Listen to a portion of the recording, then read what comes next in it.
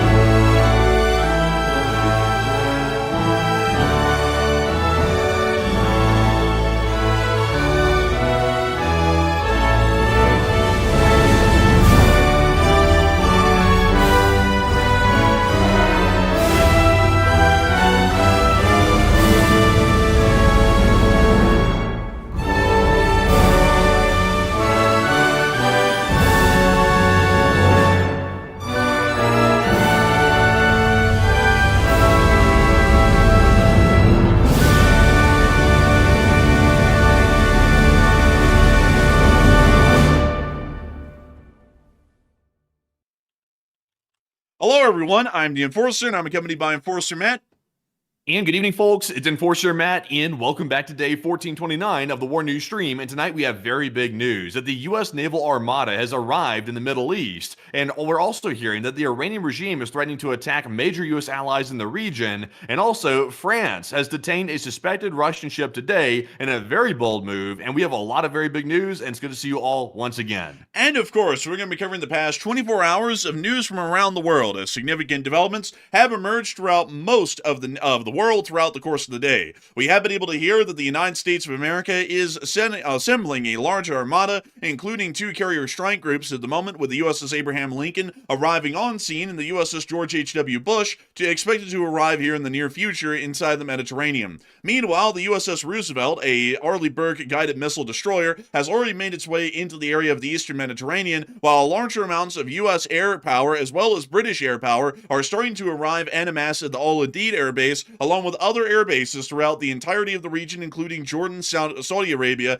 and others. It does appear that all indicators are showing that an eventual strike will be conducted on the Islamic Republic of Iran, but the question is when. And at the moment, we are believing that it will most likely be conducted over the course of this weekend or over the course of the next weekend. We're not entirely sure yet, but we were going to be playing that by ear as much as we possibly can, as we did get to see a heavy indicator showing that strikes must be happening soon, as a quiet wave radio channel is to be activated inside of Israel, coming up here incredibly soon within the next few days. Additionally, the Islamic Republic of Iran has openly started to threaten countries throughout the Middle East, considering that they may be supporting U.S. sanctions in the future. The countries included in that were Iraq, Kuwait, Qatar, Bahrain, the United Arab Emirates, Oman, Saudi Arabia, Jordan, and basically everyone else in the region as well, possibly including Turkey, meaning that the Iranians are threatening literally every other country in the Middle East at the moment for their possible support and basing of U.S. forces to conduct strikes on the Islamic Republic of Iran. Meanwhile, the revolutions do still appear to be going on to some extent within the streets of Tehran, and we were able to see that security forces were continuing to fire into the crowds while the protests were still ongoing. Additionally, we have also been able to see that the situation in Syria is continuing to evolve, and it appears that the U.S. foreign policy situation in the country has devolved into what can only be described as an absolute mess or complete chaos, as we have been able to hear that Jelani has broken the ceasefire that was negotiated largely with the president's blessing by the U.S. Special Envoy to Syria, Tom Barak, and we've also been able to hear that the U.S. is now possibly considering a complete and total withdrawal from Syria, as ISIS is now beginning to gain strategic footholds in areas like Raqqa, Idlib, and Palmyra. We have also been able to see that apparently the special envoy to Syria, according to some alleged reports, lost patience with our allies in the SDF in the midst of trying to negotiate the ceasefire, which has already failed with Jelani, and apparently slammed his fist on the table and screamed, "What do they want?" at him, while we were trying to figure out how in the world to stop the Jelani regime, which has now largely gone rogue at this point, from crushing the U.S. ally within the northeastern part of the country. Outside of that, we have also been able to hear that the armed forces of Ukraine have continued to hold their lines today, but while they have been holding their lines, a major development happened near to the coast of France, as French forces have boarded and largely detained, in the process of seizing, a Russian shadow tanker called the Grinch. So while the Grinch stole Christmas, it appears that the French are stealing the Grinch. So it's a bigger fish world. There's always a bigger fish, and we understand that at the moment the French are going through a legal process internally to finalize the detainment of the vessel and turn it into a full-blown seizure at the moment. As it is stated by Emmanuel Macron, the president of France, that the vessel is a Russian shadow tanker, which is operating in violation of sanctions, according to his own words. We have also been able to see that President Zelensky, in a bit of a shocking development, actually left Kyiv in the midst of the major electrical damage and infrastructure damage that's been caused in the country, and actually arrived in Davos, Switzerland, apparently due to vehement demands by the President of the United States. Zelensky then took the stage and absolutely railed against the President of the United States and the United States of America for not providing any significant support to the state of Ukraine in the ongoing war, while the Russian Federation is conducting larger attacks at scales that have not been seen throughout the entirety of the war, stating that the President is blind and clearly not looking at the realistic situation. The Russian Federation is not pursuing a peace, but as a matter of fact, using that to pull wool over the U.S.'s eyes while they continue to try and strike the Ukrainians even harder during the winter months. Apparently, a complete backfiring.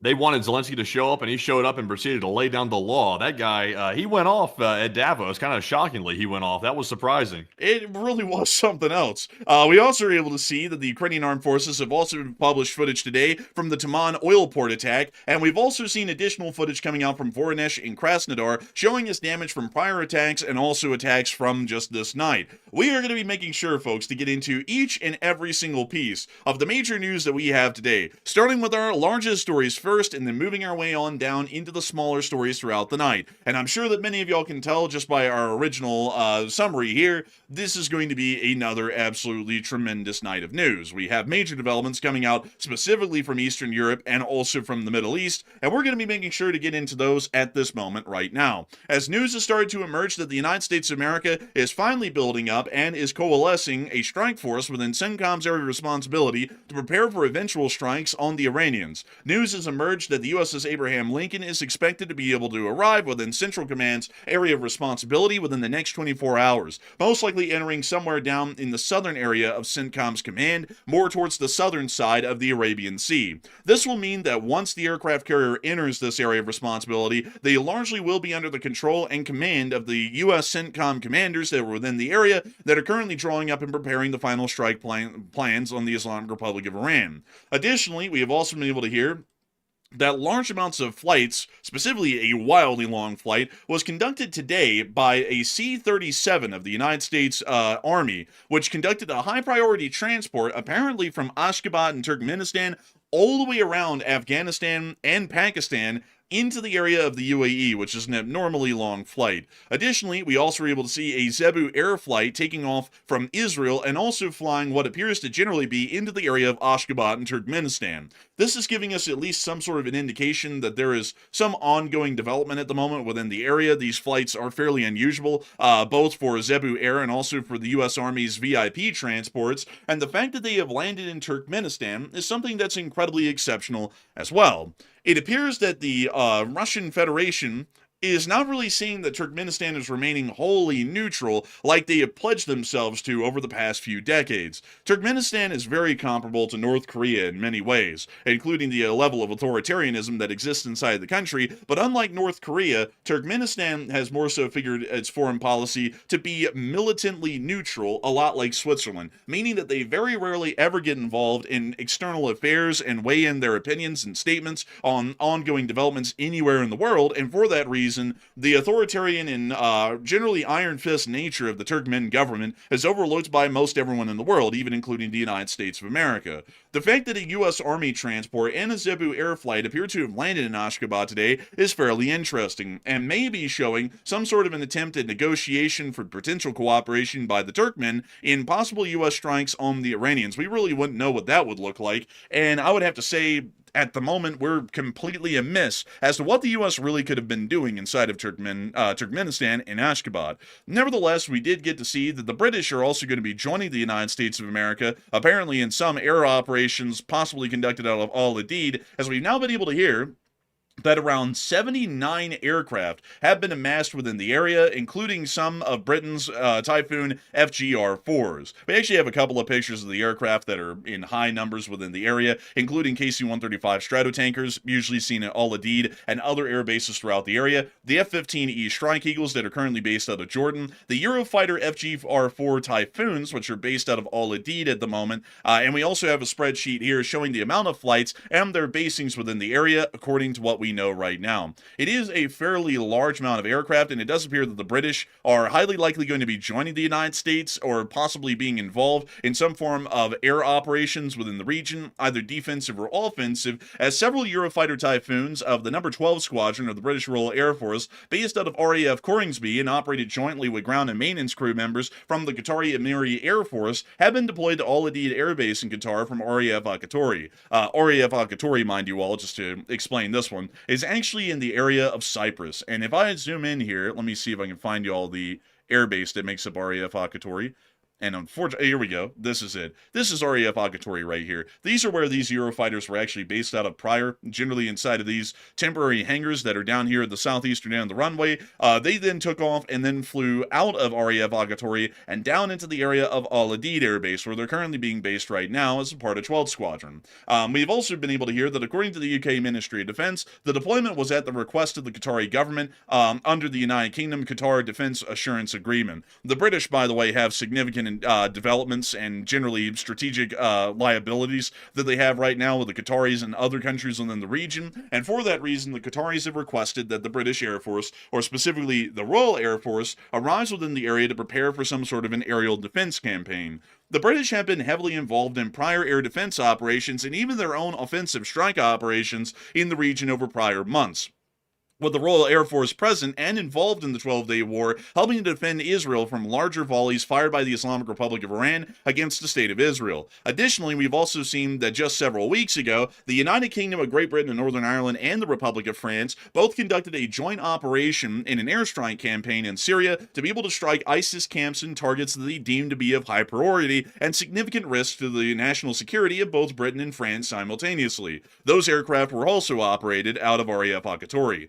It seems as though at the moment, this larger development, especially the fact that the British are moving in to Al Udeid in Qatar, is giving us a fairly strong indication that the Qataris, at least at this moment, have been tipped off or given some form of information that there are going to be strikes conducted by the United States in the near future, and for that reason, the Qataris are calling in their friends, the British, to help them to be able to defend their skies if the Iranians try and retaliate against Qatar for basing U.S. forces within their territory.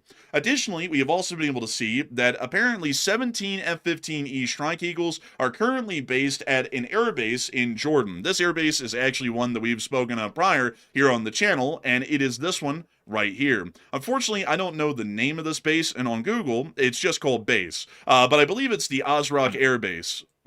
Is it the one that sounded like the F-bomb, the one, the MOA, you know the one I'm talking about, right? Oh, yeah, it is that one, yeah. Man, what's up, my MOA? Muafaq. Yeah. Muafaq, that's the right way to say it. Yeah, it's the Muafaq Air Base. Sorry, correction, everyone.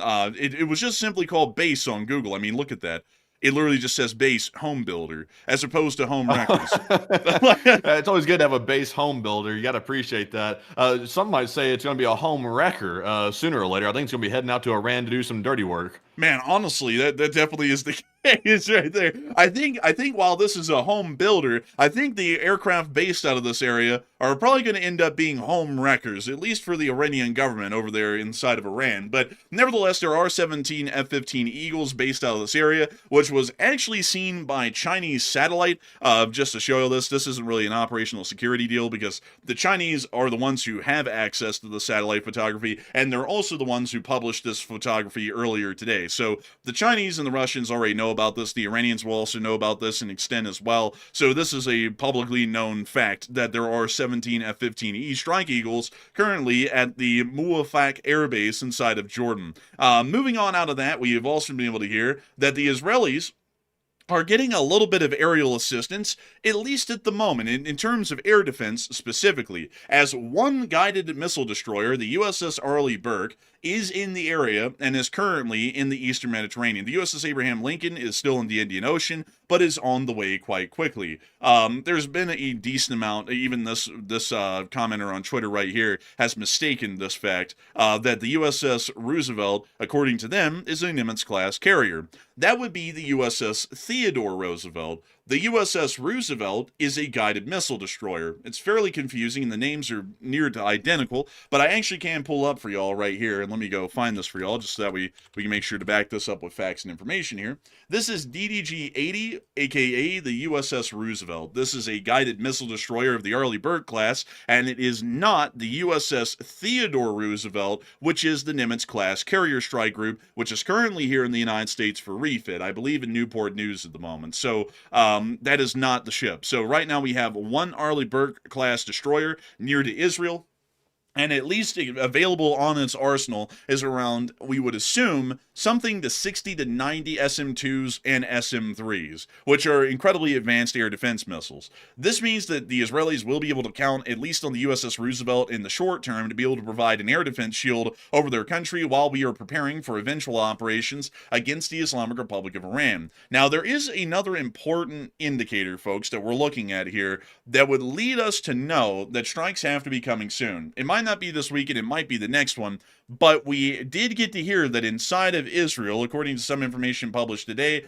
apparently Israel's Home Front Command just posted on Instagram that they're activating the Quiet Wave radio channel this weekend. That's an emergency broadcast system that's only been used in wartime scenarios, including the 12-day war of last year.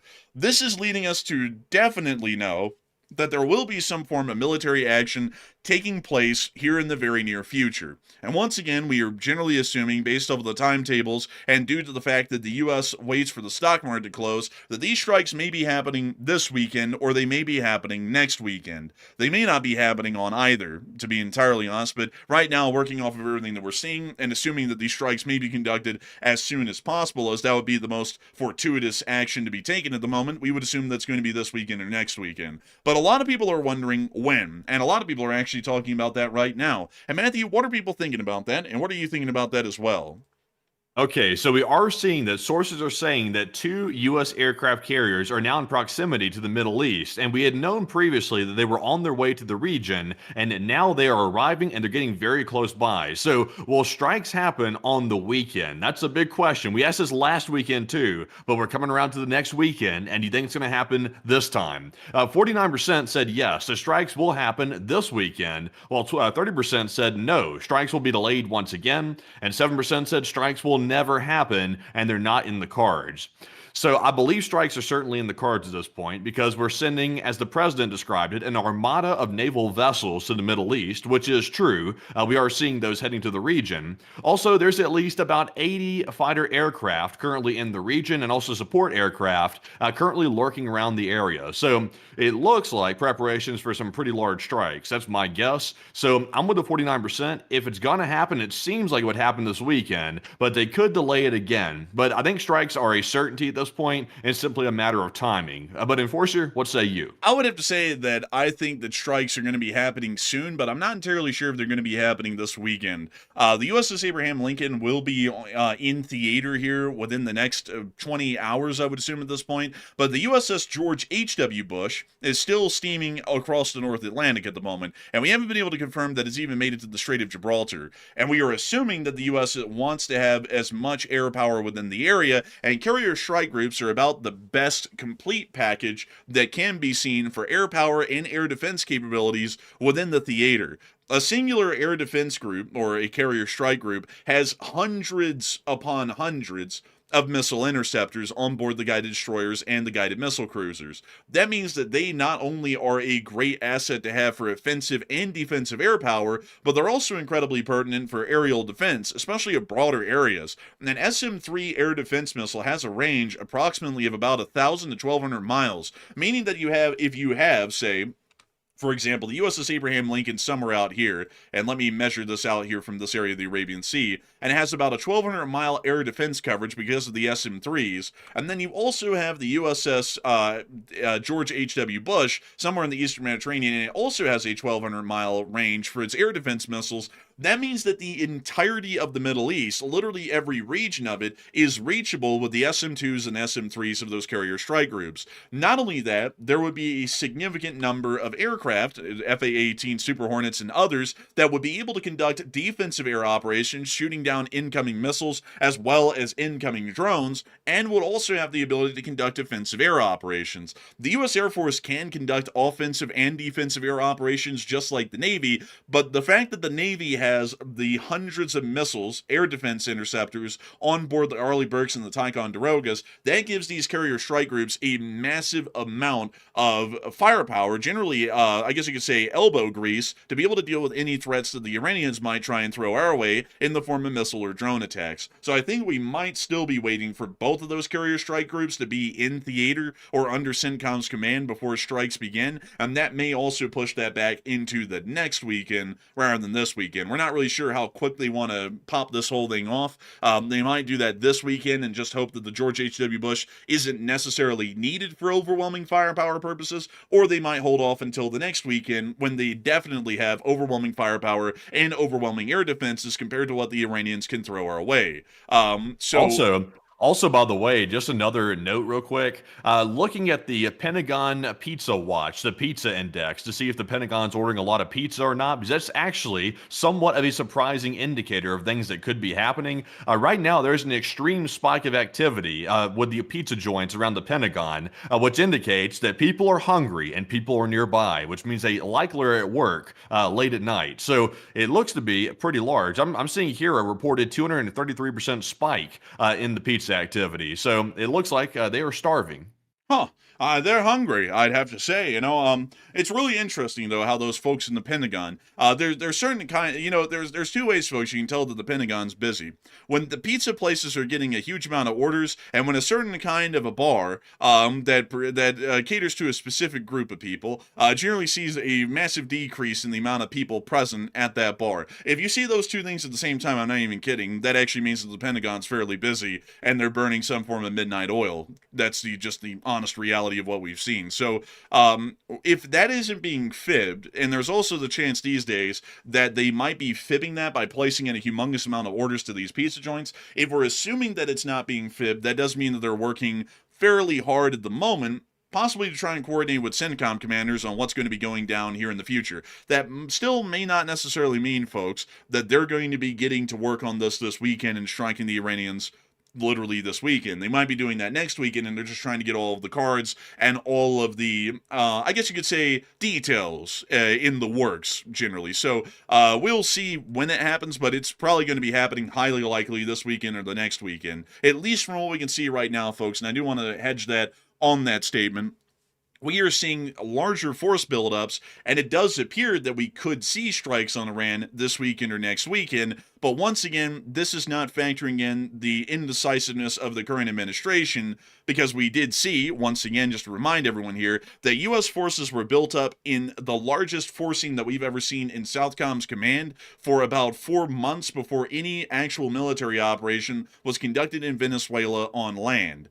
we could see something similar here. I mean, if we're just going off of the sense of it all, a large force buildup will usually precipitate armed action happening as soon as it's readily available or possible. That might not happen, though. So that's why we're saying it's going to be the next weekend or this one. But once again, that might not even be the case, and it might be much farther out than that. But moving on from that news, we are also going to be moving us in directly into Iran to see the picture that's still developing inside of their country. For one, the Iranian security services are still firing into the crowds. We were able to get this footage apparently from the 8th or the 9th of January, which actually showed some form of a pickup truck, apparently rigged up as a technical, firing into a crowd down the street with a machine gun. Interesting. That doesn't look very peaceful to me. It looks like they were putting people down. You know what's interesting is the U.S. keeps making a big deal about the executions allegedly being canceled inside of Iran for the protesters. The big deal to me is they literally mowed people down the streets. Like you see there, a guy with a machine gun clearly firing at probably civilians off camera. I mean, they're literally mowing people down the street. So what's the difference between an execution or a street-style execution? It's all the same thing. So, I mean, it's in the tens of thousands. Like, that's the current estimate. The Iranians wiped out tens of thousands of people in the streets. So they may have allegedly postponed 100 executions, but they've wiped out way more than that in the street. Yeah, I would have to definitely agree. And we also got some more footage out of Iran tonight as well, which is showing once again that machine gunner from the 8th or 9th of January, a duplicate of it. But we wanted to make sure that one was accessible because sometimes these get deleted on Twitter for unknown reasons.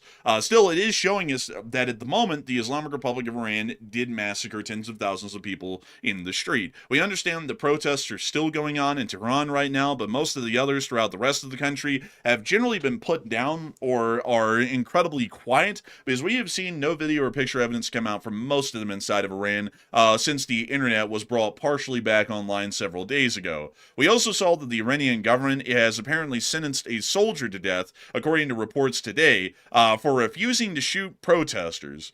So the soldier is now being held on charges largely of insubordination by the Islamic Revolutionary Guard Corps for refusing orders from superior officers to fire into the crowds, striking and killing protesters in some city within the country, and for that reason he has now been subject to the penalty of execution. And we do not know if he's been executed at the moment, but that is the statement currently coming out from inside of Iran, that a soldier is going to be executed for not following orders to execute civilians. Just giving you all a little bit of an idea of what's going on inside of Iran and what kind of a government and what kind of a country they're generally running up in there. It's not one that you really want to look at and say, that's the way to run a nation. We also were able to see that the IRGC put out a little video today, which I've got to say, shiver me timbers, folks. This was so scary. They put out this video today. We'll have to mute the garbage music. But they showed the Islamic Republic of Iran here on this map. And then they started showing all of the U.S. air bases. But I'm about to tell y'all that they got this wrong, because one, there is no U.S. base near Idlib. Two, the Assad air base was also handed over back to the Iraqis, and there's basically no U.S. forces left in the whole of Iraq right now, so they also got that one wrong. They also put a marker in Ankara, and then that would make you think, okay, well, maybe they're just mapping out allies of the United States inside the Middle East.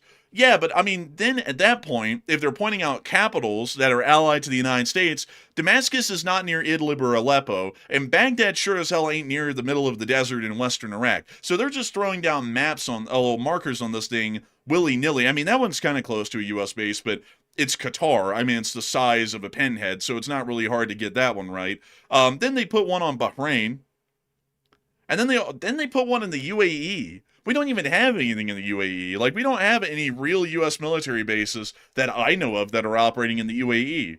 But they put one up near kind of Dubai, and then they put one in the middle of the desert. Like this is the stupidity of it. This one went near Haima, in the middle of the desert. There's nothing here. If U.S. forces were in Oman, we would be near Muscat, or we would be near the heavily populated coastline of the northern part of the country, because there's actually the ability to have a supply line there to operate our forces from. They just put that down in the middle of the desert in Oman. Then they put this one in the middle of Qatar. That's pretty close to Al Adid. Apparently they got that one right.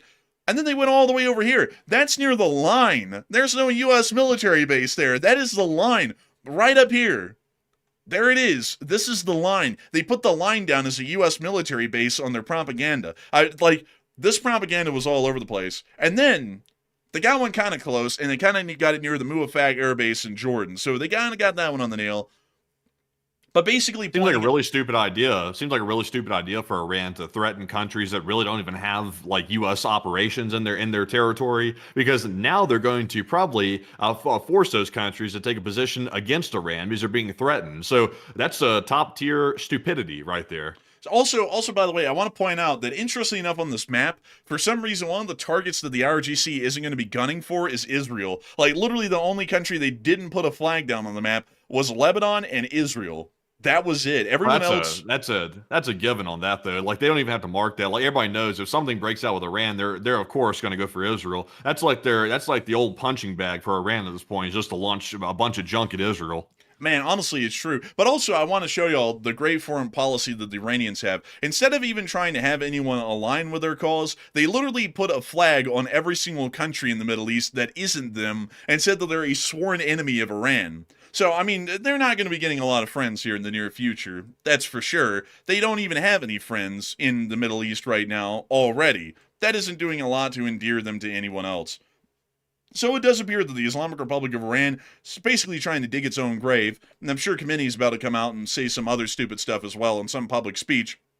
Well, he holds that stupid little paper water cup that he loves so much. I don't really know why he loves that paper water cup so much, but there's something in that thing. I think it's lean, or something along those lines. God. I would assume. Oh man, I'll tell you what. Because when he comes out there, folks, he sounds like he is absolutely lost in the sauce. He's like, like he's not even speaking Farsi properly or Persian really. But anyways, beyond that, we have heard a lot of people currently talking about the Iranians threatening to strike everybody in the Middle East over this situation. And a lot of people are wondering, is that going to hurt him or is that going to help him? And Matthew, how's it going to hurt him? And how many people are thinking that's going to hurt him?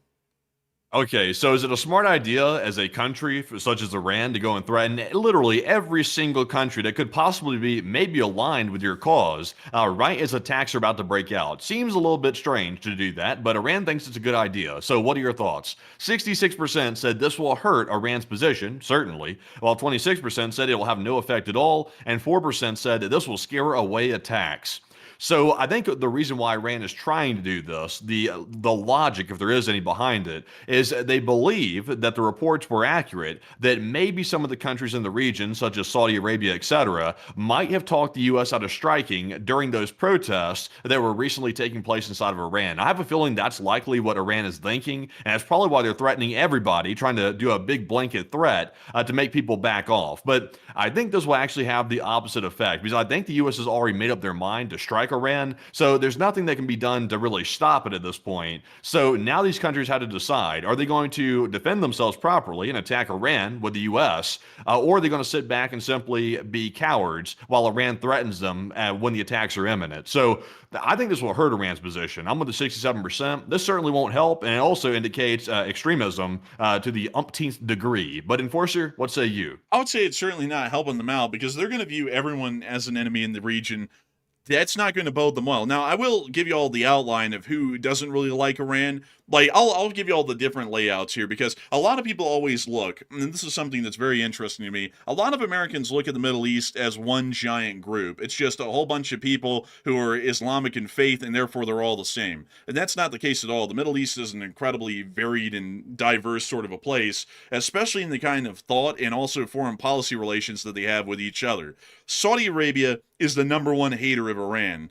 Nobody in the Middle East hates Iran more than Saudi Arabia, or except for Israel, but they don't really count in the rest of the Middle East picture for the larger part. But Saudi Arabia is the biggest hater of Iran. Iran also hates Saudi Arabia the most outside of Israel and the United States. Another country that generally does not like the Islamic Republic of Iran would be Kuwait. Then all the other countries are kind of unfriendly to them, but also getting towards the line of indifference. The UAE is somewhat indifferent to them. The Qataris are a little bit unfriendly to them, along with Bahrain. Oman is kind of in the middle ground, and they try and remain generally neutral in that affair. The Syrians are neutral from what we know. We haven't really seen them make a lot of statements against Iran, so take that for what you will. The Iraqis are largely neutral because they have no air defense, so they really don't want to, go cruising for a bruising from anybody in the region, the United States or Iran, so they generally stay out of it. And the Turks are generally somewhat like mildly unfriendly to Iran, but they will provide humanitarian assistance whenever the Iranians need it. So, and also, by the way, I forgot to mention, Jordan is also a huge enemy of Iran as well and does not like them at all. Lebanon is basically aligned with Iran because Hezbollah basically runs the country and Iran funds Hezbollah, so they're largely aligned with the Iranians.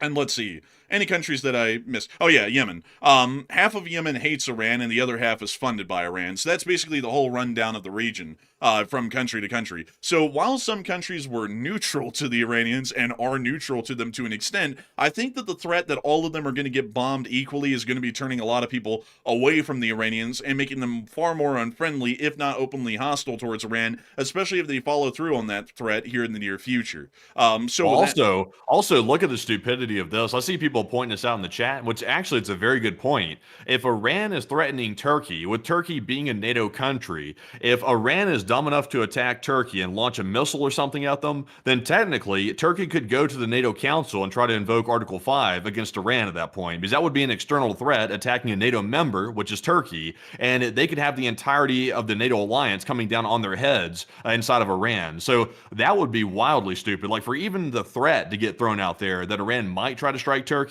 is really, really stupid, especially considering that Turkey has provided assistance before. So it seems really wild to do that. Yeah, I would have to say that would be a pretty bad idea for them. And that actually would fall within Article 5 invocations, folks, because Turkey is one of the key founding members of NATO way back in the late 1940s. And while they are a fair weather NATO ally, they generally do whatever they want, whether it aligns with NATO's interests or not. If they do get attacked, they do have the ability to call up Article 5, because it is well within the parameters that would lead to an invocation of Article 5 due to the Charter. So, highly unlikely the Iranians will do anything to Turkey. And on top of that, Turkey is not a joke. Turkey actually has a fairly significant military force, especially compared to the Iranians. And the Turks could probably curb stomp the Iranian military any given day of the week. So I think the Iranians probably understand that and would just stay out of that or back off from possibly attacking Turkey, because that really wouldn't go too well for them. And also, Turkey would like to show everyone in the region what they can do to protect them. because if Iran is attacking everybody and Turkey's interests are trying to grow their sphere of influence in the Middle East, what better way to show everyone in the Middle East that Turkey's a buddy that you can count on, rather than bombing the hell out of Iran at that point? And that would be the perfect excuse that they could get to do that. And then have a whole bunch of other countries start leaning more towards Turkey and leaning on Turkey for military and economic assistance. But moving on out of that, we have also been able to hear some further concerning results that have been coming out of Syria over the course of the day. In the midst of everything else that's going on in the region, there's a sideshow that is going to be becoming a fairly important show in the next few months. I can almost guarantee all that. ISIS is pretty much skyrocketing in its abilities inside of Syria at the moment, and while that is still fairly small on the radar, it is going to start becoming a major problem as time continues to pass. We have gotten word that Jelani's regime has broken a second ceasefire today that was negotiated by the United States, and to quickly give you all an idea of how that one was going, because it wasn't going good at all, we were able to hear that the U.S. envoy to Syria, Tom Barak, apparently, according to sources from the Associated Press, slammed his hand on the table, demanding that Abdi clearly state whether he actually wanted the deal to go forward. And Abdi, by the way, is the leader of the SDF faction within northeastern Syria. This was in the midst of the United States trying to negotiate a second ceasefire in between the Jelani regime and the SDF. So a lot of people are probably wondering, when in the world did the first ceasefire even happen? And that's a great question, because it basically never happened, and I'll explain when that was. Y'all remember back when the fighting was going on in Sheikh Massoud, and the SDF and Jelani's forces were fighting near Deir Haifa? That was when the first ceasefire was written, and the first ceasefire stated that the SDF would give up all of its positions to the west of the Euphrates and fall back to the other side of the Euphrates. They didn't even have time to do that before Jelani's forces attacked again, completely breaking the ceasefire on their own, and starting an offensive that would then take Ar-Raqqa and Deir Ezzor directly along the Euphrates River. Since then, the Jelani forces have been conducting a rapid offensive throughout northeastern Syria, taking over as much control of SDF territory as possible, and liberating prisons that held thousands of ISIS fighters, and releasing them back into Syria once more, completely out of custody of anyone for that matter. We have now seen that a second ceasefire was negotiated earlier this morning, but much like the last one, it was completely ignored by the Jelani regime. And what's even crazier is that Tom Barak, who is the special envoy of the United States to Syria, lost patience and started roughshotting our allies in the SDF to get them to agree to a ceasefire that didn't even last a couple of minutes because Jelani never had the intention of following through with it. So we put all of the pressure on our ally in the region, none on our open enemy now, which is Jelani, to accept this ceasefire. The SDF then accepts it, and then they get screwed over again because Jelani doesn't listen to it. Here's some footage here, actually, of the Syrian interim government's artillery firing at SDF forces within the northern part of the country.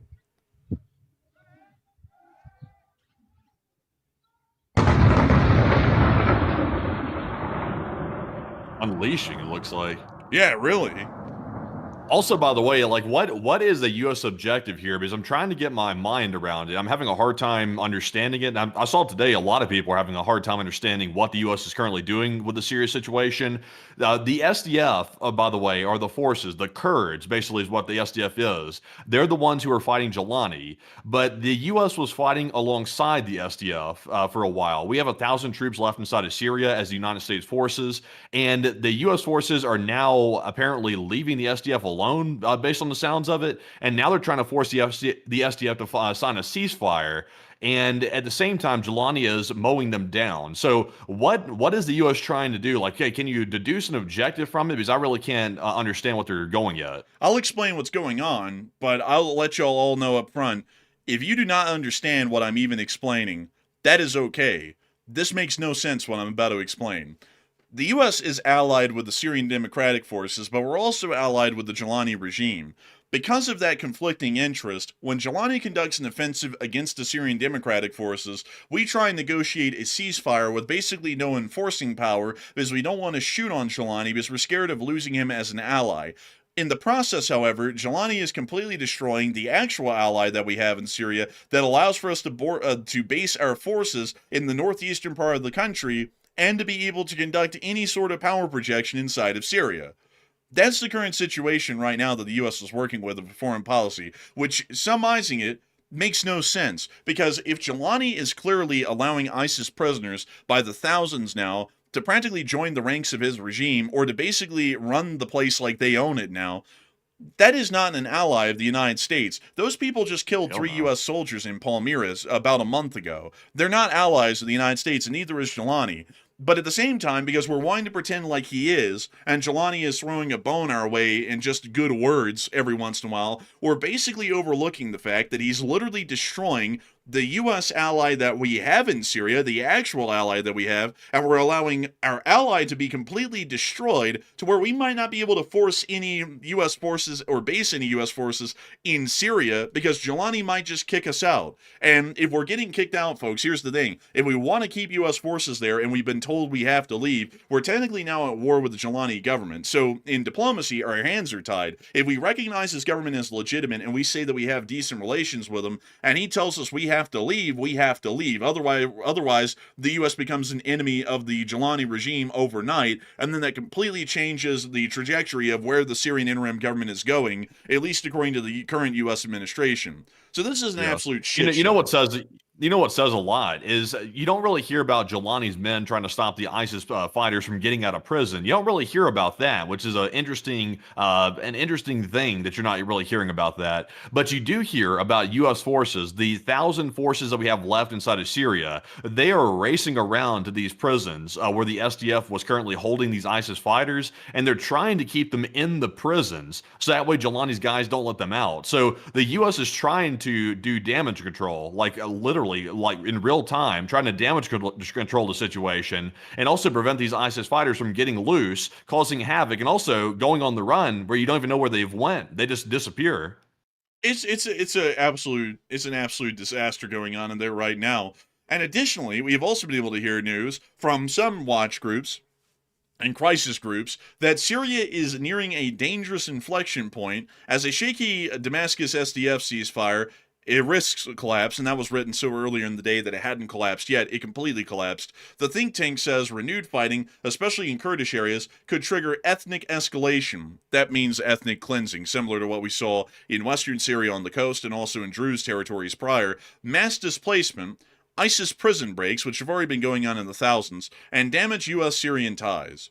That's from a crisis group, and I don't really think we even need the crisis group, actually. Huge shout out, though, to Phytux Network for getting that. We don't even need the crisis network or crisis group to know that. We've already seen what the Jelani regime is capable of in other parts of the country that they control, and they do nothing but massacre anyone who's not a Sunni Arab in the country, and they pretty much run the nation on a reign of terror. It's like ISIS took over in its own right, and now they're releasing thousands of ISIS fighters to carry out whatever form of justice they believe is appropriate within the areas that are under Jelani's control. And we've seen absolutely no attempt by the Jelani regime in video or picture evidence or even official government statements to reel that in and completely stop it. As a matter of fact, they're acting like it's not happening, and basically ignoring the situation at large that they are starting to produce. A lot of people have also been able to hear that a fairly interesting development has also occurred here as well, in that, according to an exclusive report from the Wall Street Journal, the United States is considering a complete withdrawal of the remaining battalion of American service members who remain in Syria, numbering about 1,000, as Syrian President Ahmed al-Shara, also called al-Jelani, has moved to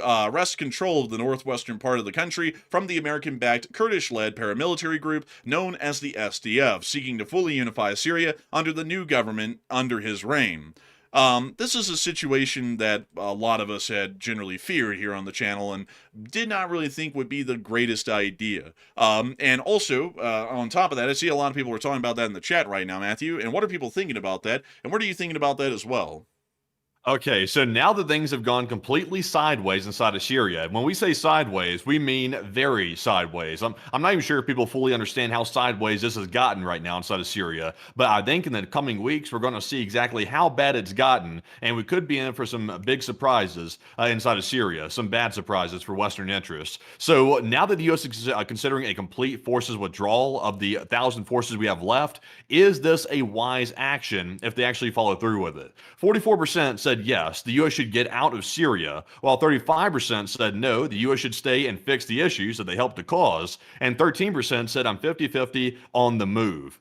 So this one is tricky because here's the problem. If Jelani is intending to turn on U.S. forces, we don't want to let our guys get caught in a bad situation where they end up getting surrounded by Jelani's regime and then massacred. We don't want that to happen. But at the same time, though, it really does have the appearance of the U.S. basically tucking tail and running out of Syria because we screwed up. I think at this point it's very clear that the situation has been screwed up really, really badly, and it needs to be fixed. But what is the solution at this point? The U.S. has put a lot of stock behind Jelani, a lot of it. They've also tried to raise sanctions. That way he doesn't have any sanctions bothering him anymore economically. So he's gotten a lot of favor, but it looks like Jelani is leaning a bad direction at this point where it could go really sideways.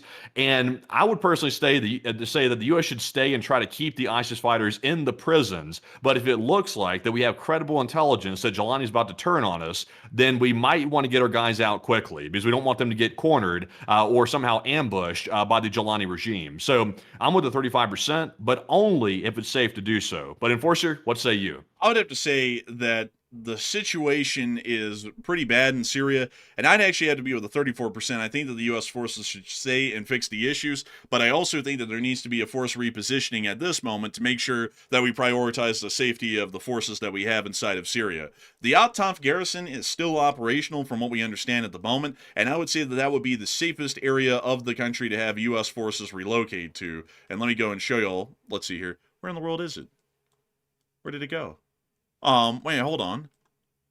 Oh, here it is. There we go, the At-Tanf garrison. I was about to say, wait a minute, it was like right here. I was like, did they just pack up and leave? But beyond that, the At-Tanf garrison is right here. This is the safest area that we can have U.S. forces rebase while remaining in Syria, and will allow us to have a future base of operations into the indefinite future. It's basically operated under a quasi sort of a U.S. controlled zone at the moment, and generally Jelani's forces have no control over that area, and I think that that should remain this way. We can allow the small amounts of U.S. forces that we have in northeastern Syria remain there because they are going to get surrounded and they're going to be in a very tough position to resupply. So we can't have them there, but we have to have them somewhere because let me tell you all what's going to be coming down the pipe here in the future. ISIS is going to explode. It's a fact. they are going to skyrocket in terms of membership numbers and control inside of Syria over the next year. It's a guarantee. If they do that, they are going to start getting huge amounts of money from operating those oil fields again in northeastern Syria that were formerly under SDF control. They're going to start making money. And when they make money, that allows for them to be able to give people the time and the ability, part of their ranks, to get on the internet and start radicalizing people in Europe and the United States.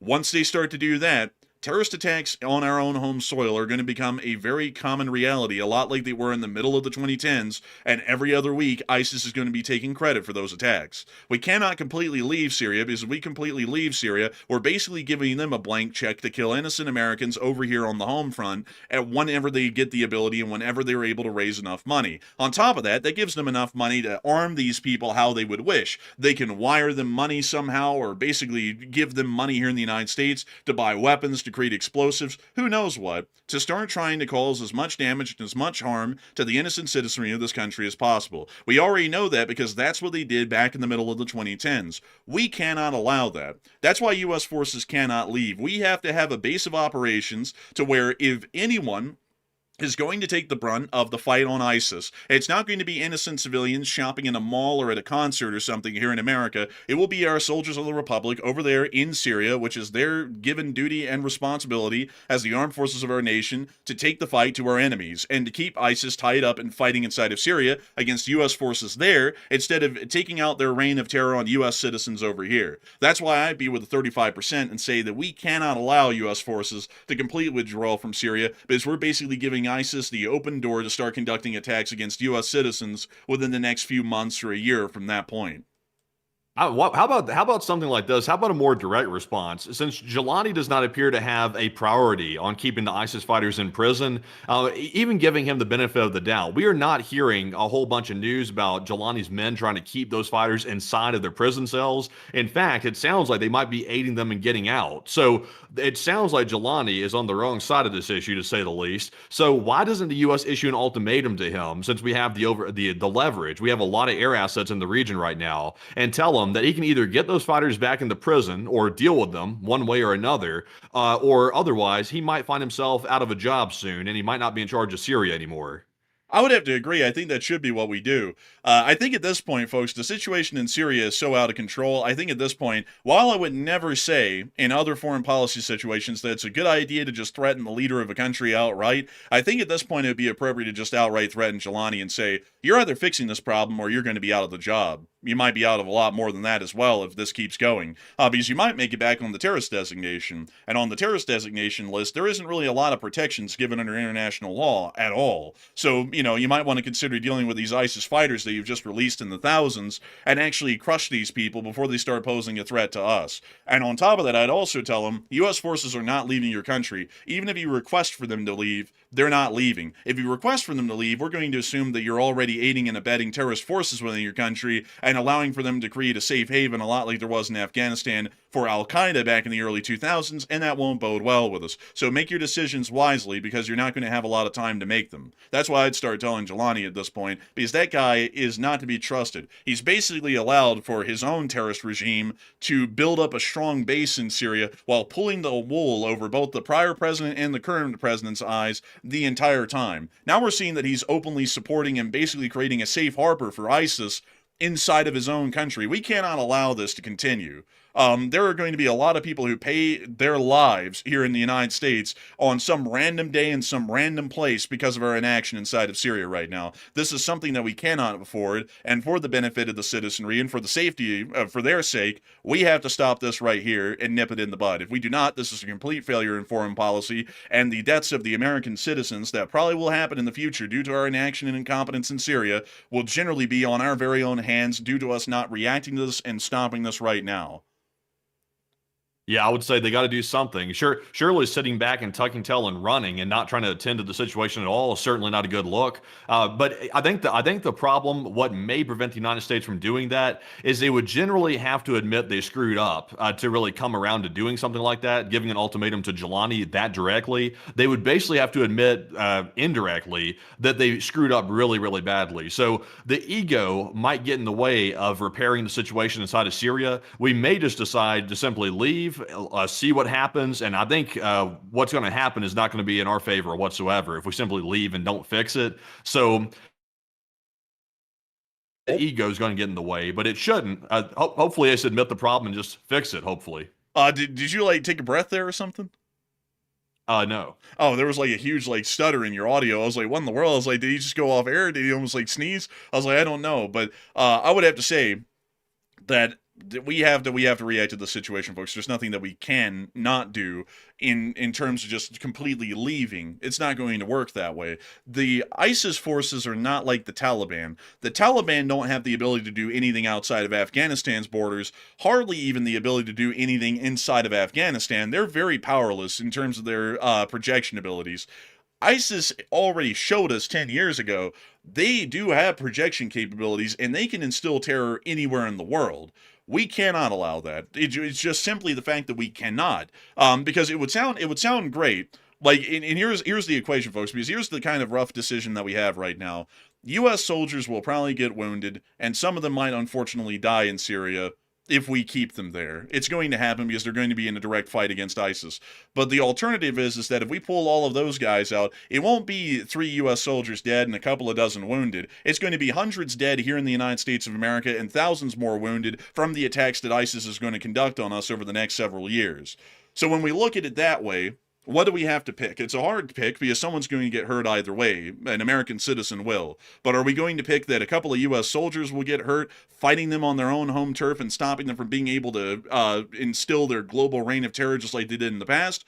Or are we going to allow that to come here to the United States and then lament our inaction later after many more Americans have died due to us generally sitting back and letting it once again fester and happen all over again, just like it did a decade ago? Yeah. Do you want some top tier cynicism? Like, I'm about to be very cynical here, and I don't mean to do this to bring people's spirits down, but I just realized something. If the U.S. is planning on striking Iran, let's say it goes really well. Let's say the U.S. strikes Iran. They cause enough of an opening, enough of an advantage for the Iranian factions to rise up and overthrow the Ayatollah, and then they have regime change inside of Iran, and therefore the proxy groups funding in the Middle East starts getting cut off, and the proxy groups die off. We've got a brand new problem that's now rising up because if ISIS rears its head again, it really won't matter if the proxy groups are no longer funded because now we have a much larger monster that we have to deal with, which is the resurgence of ISIS at that point. So we'll basically be getting rid of one problem to then take on a much larger problem on a different front. So not trying to be super cynical, but it could possibly go that direction if the U.S. doesn't fix the Syria situation while they're trying to fix the Iran situation. You know, that's exactly what I said yesterday, man. I actually said that almost word for word earlier on air. I was like, we're basically replacing one evil, which is Iran, with another evil in Syria because we're blind to it. It's literally growing right under our nose right now. You can literally see it happening. They've already, by the way, folks, they've already shown that they can conduct terrorist attacks outside of Syria directly. They conducted a terrorist attack in Kabul and killed about 6 people just a couple of days ago. So they're already starting to stretch their legs on conducting these larger attacks throughout the rest of the world. And also, before anyone says, well, the Iranians are going to start funding ISIS, Iran doesn't fund ISIS. This is actually what's the shocking thing about ISIS.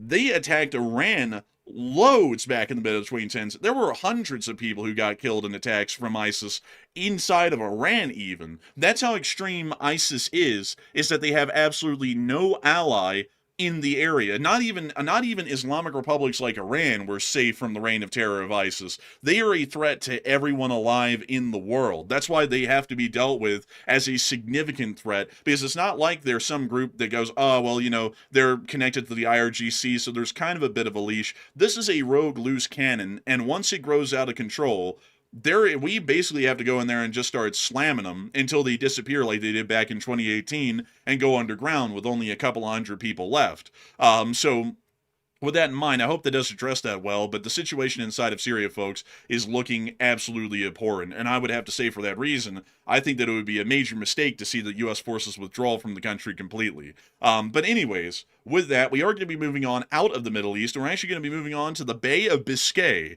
which sounds like a wondrous name. That sounds like some sort of a pastry. But before we get on into that news of the seizure of that Russian shadow tanker today, or more so, technically it's a detainment, but it's pretty much the process to completely seize the vessel that the French are going through at the moment. Before we get on into that, though, I do want to make sure that we thank everyone so much for watching so far. We've had about 16.2 thousand people here at the peak tonight, and 70,000 people have watched the stream within the first hour. We're entirely honored and greatly appreciative to all of y'all for watching so far. We hope that y'all find our news coverage to be of high quality. And make sure to stick around, folks, because we're going to be moving on out of the Middle East, and we're going to be moving on up into generally the NATO alliance and also the war in Ukraine up in Eastern Europe. But before we get on into that, Matthew, what kind of questions do we have in the chat? Let's take 3 of them, but make sure to stick around, folks, because there's going to be a humongous amount of major news to come after this.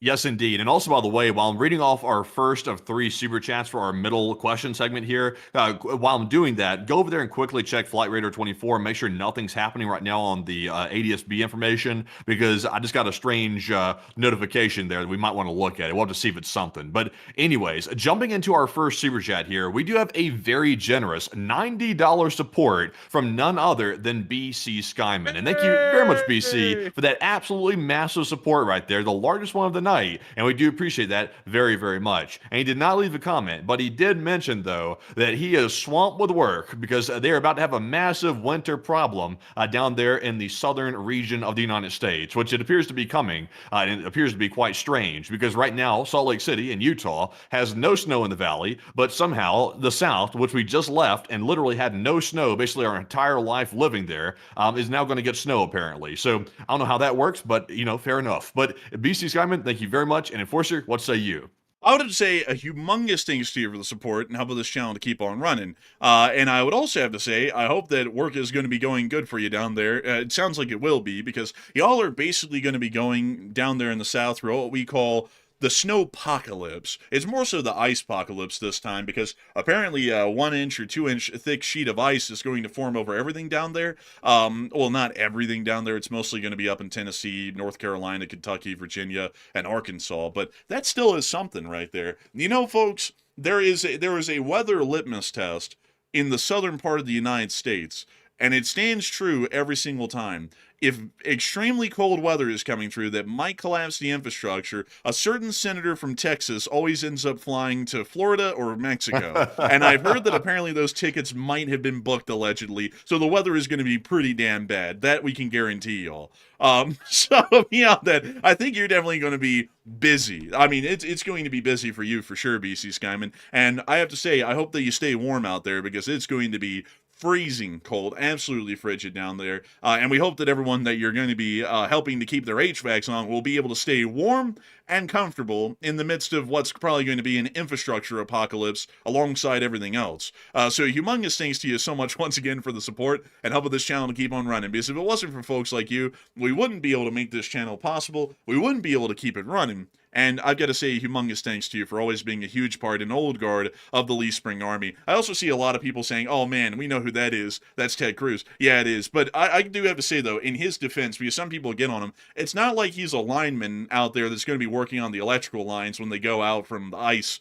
So it's like, I get that he's a senator for his state, just to run defense here for a minute, to be fair. I get that he's a senator for his state, but in that sort of a situation, there really isn't a lot that he could do. And I mean, if anyone had the ability, I would just say move out of, go out of the area for a little while to warmer weather and then come back when it's over. If you had that ability. If you don't, then, it's going to be pretty rough.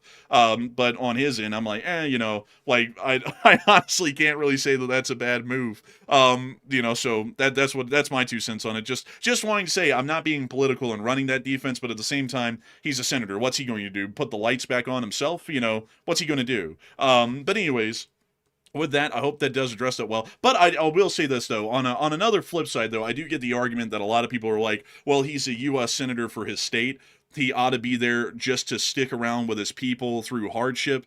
And that I also get, because someone just said solidarity. Yeah, I get that argument, too. Honestly, it really just depends on your preference. To me, though, he's not really like the governor. If he was the governor, then I'd say, why the hell is he leaving? Because he's the governor of the state. He should be there while the state's in hardship. But he's more so on the federal level, basically. And while he's a senator of Texas, he's more so in the Senate of the United States, in the federal government's level. So, it's kind of like a little bit of a gray area to me, where you could really make either argument, and it would kind of stick to me. I could definitely see the argument there. But anyways, with that, I hope that does address that the best I can. And humongous thanks to you so much once again, BC Skymer, for that incredible support. And with that, we're on to the next one. And our next super chat is going to go to Ella MC Wheels Anafo. And thank you very much, Ella, for that $50 support. And we do appreciate that generous support very, very much. And Ella said, salute from Wichita, Kansas. Long live the LSA, slava Ukraine. And thank you, Enforcers, once again for all you do. Wichita, Kansas. Why, Wichita, Kansas is a very interesting place because of McConnell Air Force Base. Look at that right there, all those KC-46s. They look so good down there on the tarmac. What is that? That's a trainer. That isn't a KC-46. That's a Trojan. Like a Trojan horse almost. Like that's the actual name of it. But beyond that, I do have to thank you massively for the support all the way from Wichita, Kansas. And I got to say that we're happy to have you on air tonight. Hopefully you won't be hit by the cold burst that's coming through here soon, like everyone else is going to be hit in the southeast. And I got to thank you massively for the support and helping this channel to keep on running. Because if it wasn't for folks like you, we wouldn't be able to make this channel possible, and we wouldn't be able to make it through the snow apocalypse together. And so a humongous thanks to you so much once again. I hope that does address that incredibly well. And with that, folks, it's time for us to move on to the final question of this segment, and then we're getting on into the rest of our news for the night. And so, Matthew, what do we got? All right, so our last one of the segment here is going to go to none other than Chris Feilbach. And thank you very much, Chris, for that $50 support, and we do appreciate that very, very much. And Chris said, I'm curious what system you guys use for responding to breaking news when you're sleeping, and if Iran gets obliterated at 4 a.m., we got to know ASAP. And mostly kidding about that, but still curious if a system exists. And the way we keep up with that, generally, Chris, is I have mainly X as my way to check things. And sometimes I check the system late into the night. So I'm always looking at it. So generally we'll see it on our own accord. But if somehow we miss something, we do have viewers that are actually up and awake in different time zones that usually are very diligent about notifying us of something happening, usually while we're asleep. And we can get that notification. But I'll be honest, though, if it happens like in the early morning hours, the odds of us covering it is going to be slim to none. Thankfully, though, pretty much nothing happens ever during those time frames right there, so we really don't have to worry about it for the most part. But if it was something crazy, like if the world was getting nuked, we might wake up and get some coffee and make an exception for that. But Enforcer, what say you? I'd have to say, one, a big shout out to everyone for clarifying. Misstatement. It's a Texan 2, not a T-28 Trojan. I said it was a Trojan a minute ago. This is a Trojan. This is a Texan 2, very different looking, and this is the trainer for the Air Force. So a big thanks to everyone who corrected me on that. Secondly, though, I would have to say, as far as sleeping, whenever we get breaking news, there are people who will let us know, but generally we kind of just have to be on high alert at Enforcer HQ. And that brings the question, what does high alert at Enforcer HQ look like? Well, I can tell you all that it basically, in my opinion, is the equivalent of purgatory. We basically just have to sit at our computers all day, doing absolutely nothing, watching everything, and if anything happens, we immediately start going live. Like, literally anything that looks like it's a major event, we start going live. That's really the only way that we catch major breaking news, because not a lot of stuff happens spontaneously. There's usually kind of like a build up to it, and when it's about to happen, you kind of know that it's about to happen if you pay attention a lot, so then you can go on high alert and basically wait for the event to happen. So that's really the best way that we know about it, and beyond that, there really isn't a system. Also, if it happens like in the very early morning,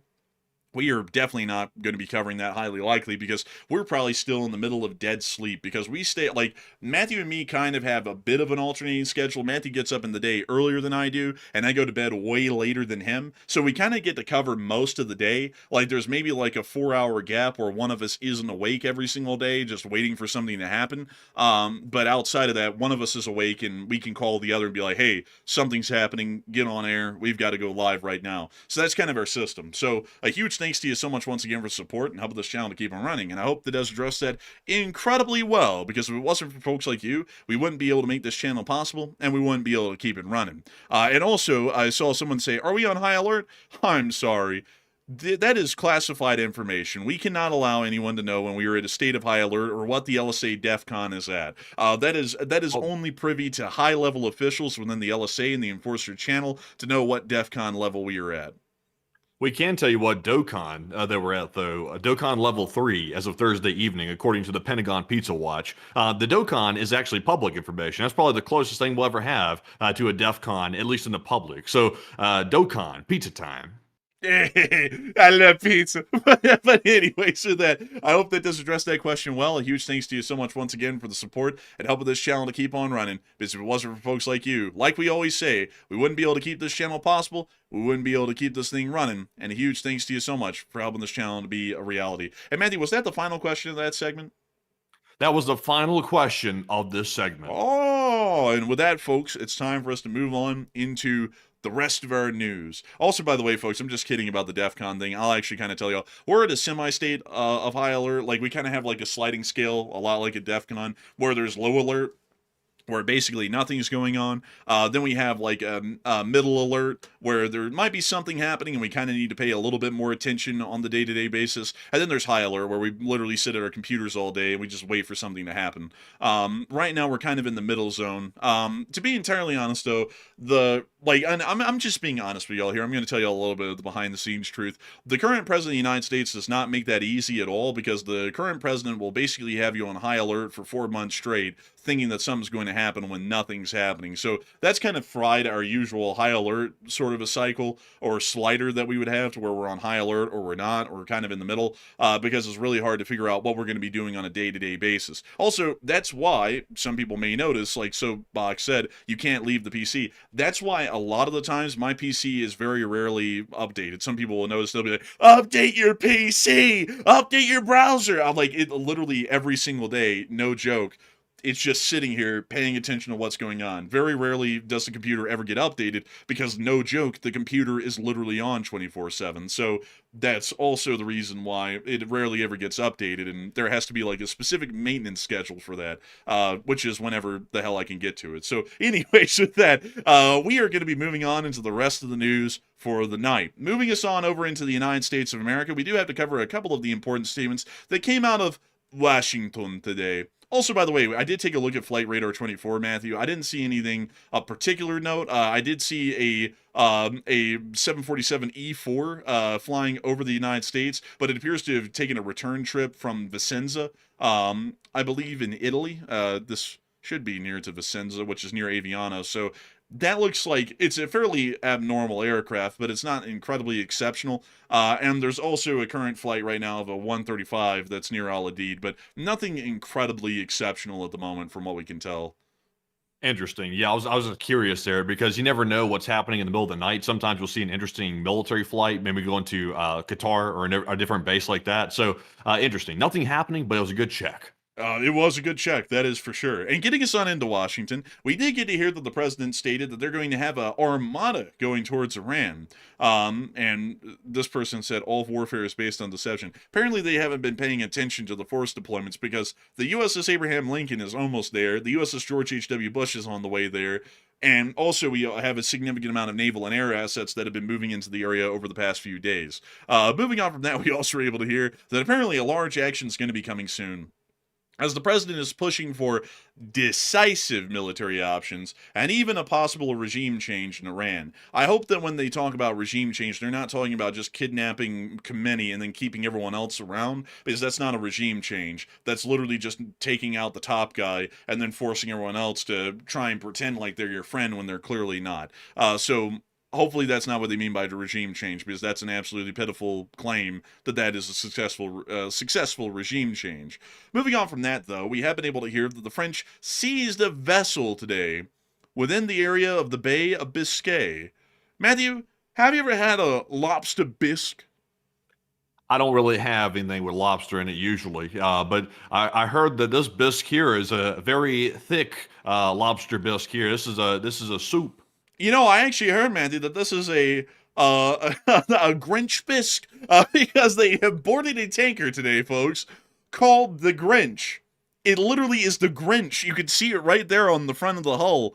It's literally called the Grinch. You can see the French helicopters in the NH-90s hovering over the deck of the Grinch as they boarded. And while the Grinch stole Christmas, the French are stealing the Grinch. So it's a dog-eat-dog world out here. We can see the French on board going, your papers are not up to a speculation or a specification.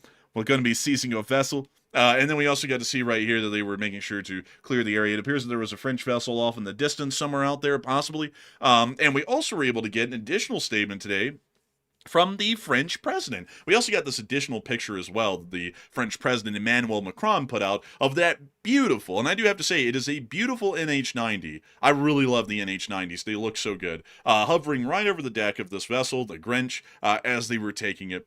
Who the hell calls his ship the Grinch? I have no clue. That'd be like calling it Santa or Krampus or something. Is this the Grinch that this one didn't steal Christmas? I don't think. Only this one stole Christmas. We don't know exactly what else it was doing, but at least it didn't steal Christmas. This one right here. Also, it wasn't green either, so kind of a strange name. Bruh, Macron was out there, man. I heard while they were taking the ship, he was going, "You're a mean one, Monsieur Grinch." Like, it's like, yo. But anyways, this is a statement from Emmanuel Macron over the seizure of the vessel. "We will not tolerate any violation. This morning, the French Navy boarded an oil tanker coming from Russia subject to international sanctions and suspected of flying a false flag. The operation was conducted on the high seas in the Mediterranean with the support of several of our allies. It was carried out in strict compliance with the United Nations Convention on the Law of the Sea. A judicial investigation has been opened. The vessel has been diverted. We are determined to uphold international law and to ensure the effective enforcement of sanctions. The activities of the Shadow Fleet contribute to financing the war of aggression against the state of Ukraine." That was the official statement from Macron today, which appears that they're, at the moment, going through a legal process to begin official seizure of the vessel. Right now, it's technically detained. The French have boarded and largely taken control of the vessel, but it's technically not seized yet. It's detained. But it seems as though from the statement that Macron is making, they basically know that it's a shadow tanker, and they're going through the process to legally seize it inside of France with a legal framework backing up the action. So that's currently... It sounds like France is trying to give themselves some leeway with this, just in case Russia responds strongly against this action here. It sounds like they're trying to give some wiggle room. So that way, if Russia decides to retaliate, like, and do something crazy to France, that way they can say, "Oh, well, we decided to let it go after detaining the ship." So that way we don't, cause World War III or something. It sounds like that because the U.S. isn't making any bones at all about detaining and seizing vessels. We're literally boarding it with special forces. We're taking the ship. We're keeping the ship. We're keeping the oil. And nobody's saying really much about it at all. But France is a little bit more finicky with it. I think they know they're a little bit more vulnerable. Yeah, I would have to agree. Meanwhile, someone's hot rodding it outside. Hopefully you can't hear that on the mic. But beyond that, I would say that it does seem like they're kind of giving a little bit of leeway on that for the larger part. And also, it does appear that a lot of people are kind of talking about why they might need to give leeway on whether or not they think that the Russians will retaliate against this action of the seizure of the oil tanker. And Matthew, what are people thinking about that? And what are you thinking about that as well? All right, so we did see that this ship here was detained. It came from Russia after it left a port. So will Russia retaliate on Europe? 47% said no, they will not risk a NATO conflict, while 35% said Russia will probably retaliate in a sneaky way, yeah. While 14% said yes, Russia will make an example out of France and turn them into buttered croissant. But I don't think Russia's going to do that. I don't think they really can do that because, once again, France is a nuclear-armed power, so I don't think they're going to be picking a fight with France like that. They may try to do something against another NATO country, though, because that's usually what Russia will do. They'll take out their anger on Ukraine, perhaps, or they'll take it out on a NATO country. So they could decide to ramp up strikes on pretty much civilian targets inside of Ukraine, or they could decide to do something like they did before, like send drones into Poland or something like that. So they'll do it in a sneaky way. I'm going to be the 36%. They will retaliate, but they're not going to go too crazy. But Enforcer, what say you? I would have to say they're definitely going to do it sneakily, because the reality, folks, is that if the Russians try and do anything against France, Macron's going to say again, "We do not want a world war. However," like, bro, he's going to whip that one out again. And oh, man, nuke. man, French nuclear weapons, they do work from what we know. So I don't think the Russians would want to chance that one. So I think that they're probably going to do something a little bit more on the covert side. I also got to say, isn't it a little bit funny, folks, when you think about it, that there were Russian drones spotted everywhere in Europe? In Germany, in Belgium, in the Netherlands, in Norway, in Denmark, in Sweden, some in Finland, some in the Baltics, some in Poland. But then there was like literally no spottings. I think there was one or two that happened in France. One of them was generally unresponded to because it was basically along the French-Belgian border. The second one that happened near to the naval base, let's see here, where in the world was it? It's somewhere up here. Oh yeah, the naval base right up here, the Ilong, or Long Island. They shot at the drones, and then it never happened again. It's making me think, I think the Russians were not wanting to mess with Britain and France all too much, because while they always talk that stupid propaganda talk about how Britain and France are weak, they do have nuclear weapons, and that means that messing with them is getting into a different ballpark because they're nuclear armed. So I think that might be the reason why we didn't see that many drone incursions. But outside of that, though, I don't think that they're going to be risking a larger war with NATO over this, because the U.S. has been seizing them by the basket load lately, and the Russians have done basically nothing, and they are in a general situation with France and Britain that's very similar to the United States, so they'll probably do nothing rather than some form of covert espionage or some form of actions like that, but nothing overt that could be traced directly back to an official element of the Russian armed forces or the Russian government. So with that, I hope that does address the seizure of that vessel somewhat well.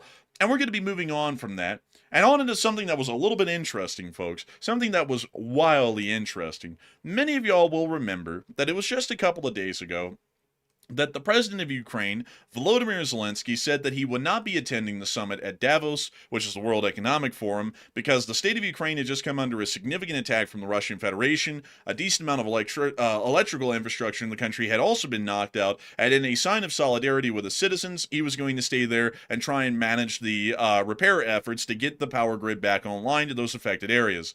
The president of the United States then said that Zelensky was going to talk to him today in Davos. That appeared to go completely against the grain of what Zelensky had officially stated to the Ukrainian citizenry and the world just a few days ago. From what we can tell, this is what we're thinking, folks, right now. This isn't the hard and fast facts, but this is what we're thinking. The president apparently made some sort of a stink or something and started bitching behind the scenes about how Zelensky wasn't showing up, and apparently pulled some form of leverage on Zelensky to basically threaten him to show up or else. So then Zelensky had to show up, and he showed up at Davos today on in towards the later part of the afternoon. I think it was around 1 o'clock our time or so, from what we know. And then Zelensky showed up and he just completely railed against the president and generally the current U.S. administration for their complete lack of support to the Ukrainians and generally Europe as a whole, in the fact that they're pretending that the Russians are our friends, but they're really not. And, I mean, he went off. Like, we have the video right here. I don't really know if we can show this. But can we show this, Matthew? Can we? Let me go do some checking real quick and see if that's if we can show that. While Matthew tries to see if we can show this, we are going to try and see. Go pull up the president of Ukraine's YouTube channel. I didn't check there earlier. He might have actually put that up there. But I will read to y'all exactly one of the quotations that we have. Here in Europe, we are advised not to mention tomahawks, not to mention tomahawks to the Americans, not to spoil the mood. Europe looks lost, trying to convince the U.S. president to change, but he won't change.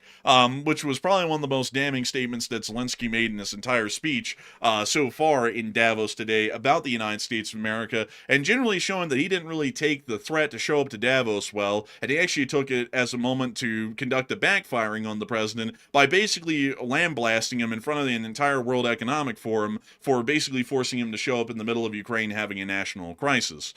So I gotta say, one, I'd have to respect Zelensky for generally sticking to his guns here on this one, because trying to force a national leader to leave their country in the midst of an ongoing crisis after a major energy infrastructure attack just to show up and get to say hello to him is something that I would take great offense to if I was a Ukrainian and if I was the president of Ukraine. Secondly, I also got to say that it's something else they used the moment to basically backfire on the president by then lambasting him in his current foreign policy actions that have been going on inside of Europe with the ongoing Ukraine war in mind. So a fairly interesting development to say the least, and I'll be entirely honest with you, although the United States might be able to try and snap back at the Ukrainians by cutting off some intelligence sharing support and the very little military support that we're giving them over the next 2 years, which is $400 million a year, I have a feeling that that Zelensky's pretty much getting fed up at having to play the stupid hanky-panky back-and-forth game on foreign policy with the United States and pretend like the Russians actually mean well, while at the same time they're getting hit with larger airstrikes than we've seen over the entirety of the war so far. And Matthew, do we have that video? Can we find one that we can show? So yeah, I see it. It's here on the YouTube channel of the Office of the President of Ukraine. It appears to be a copy of it here. But the problem is, though, it's a 24-minute long video, and I'm not sure the exact point in which he said that. I'm trying to scroll through here to find out exactly where this is. So let's see here. So I found it right here. So generally around the 12-minute mark or so in this speech I just sent you on Discord, if you go look at that on Discord right now, you'll see it. Around the 12-minute mark, it appears to be where he started making these statements, these very pointed statements toward the United States. Got you. And let me put that on theater mode, and let me try and get the setup for everyone here. And that was around the 12-minute mark, you say? Yeah, it's around the 12-minute mark. You'll have to turn on the subtitles too, I think, possibly. I think he was speaking in English, so I think we might be good. So, without further ado, folks, here is the statement that Zelensky made today in Davos. Без більшої кількості санкцій ми вдячні. Do we have one where he's speaking in English like he was instead of the translator talking over him? Let's see here. I don't know. Let's see if I do here. Hold on a second. Let me see. I'm going to So sadly not. I think that might be the only one we've got. Hold up. Дорогі друзі, Damn, they only have the translated one. That's unfortunate. So unfortunately, добре, що існує I will have багато to let y'all listen to this translator here that's speaking over Zelensky, which for one of the few times ever did the speech entirely in English. And I will let y'all see the subtitles down below of what exactly Zelensky was saying. So here is the statement that was made by Zelensky in the day, today, about the United States. санкцій. Російська нафта дешевше, але потік не зупинився. Російські компанії, які фінансують путінську машину війни, досі працюють. І це не зміниться без більшої кількості санкцій. Ми вдячні за весь тиск на агресора, але будемо чесними, Європа повинна робити більше, щоб її санкції блокували ворогів так само ефективно, як блокують американські санкції. Чому це важливо? Тому що якщо Європа, якщо її не вважатимуть глобальною силою, якщо її дії не лякатимуть поганих гравців, тоді Європа завжди буде реагувати, наздоганяючи нові небезпеки і атаки. Ми всі бачимо, що сили, які намагаються знищити Європу, не втрачають жодного дня. Вони діють вільно, навіть діють всередині Європи. Кожен Віктор, який живе на гроші Європи і в той час намагається продавати європейські інтереси, заслуговує на потиличник. І якщо він почувається комфортно у Москві, це не означає, що ми повинні дозволити європейським столицям перетворитися на маленькі Москви. Ми повинні пам'ятати, що відділяє Росію від усіх нас. Найбільш глибинна лінія конфлікту між Росією та Україною і всією Європою така. Росія б'ється, щоб люди нічого не значили, щоб впевнитися, що коли диктатори хочуть когось знищити, вони можуть. Але вони повинні втрачати владу, не здобувати її. Наприклад, російські ракети виробляються лише тому, що є шляхи обходу санкцій, це правда. Всі бачать, як Росія намагається загнати українців зараз, наших людей, загнати українців у холодну смерть при мінус 20 градусів за Цельсієм. Але Росія не змогла би виробляти жодних балістичних чи крилатих ракет без критичних компонентів від інших країн. І це не лише Китай. Надто часто люди прикриваються тим, що Китай допомагає Росії. Так, допомагає. Але не лише Китай. Росія отримує компоненти від компаній у Європі, Сполучених Штатах та Тайваню. Зараз багато хто вкладається у стабільність навколо Тайваню, щоб не було війни. Але чи можуть тайванські компанії перестати вкладатися електронікою в російську війну? Is there any way to jump around майже to нічого не the other каже. part where he made the statement? Let's see. I wouldn't really know. I think we'd have to kind of just bump on through and see if we can find it. Oh, here we But are. there it is, right There here. it is. Right here. Here it is. Holy moly. It was literally just like 30 seconds Look, later. look, we found it. We found it. Look, It's right here. look. Look. All right, here it is, folks. Не згадувати томагавки. Не згадувати томагавки американцям. Щоб не псувати настрій. І нам кажуть не питати про ракети «Таурус». Коли йдеться про Туреччину, дипломати кажуть не образьте Грецію.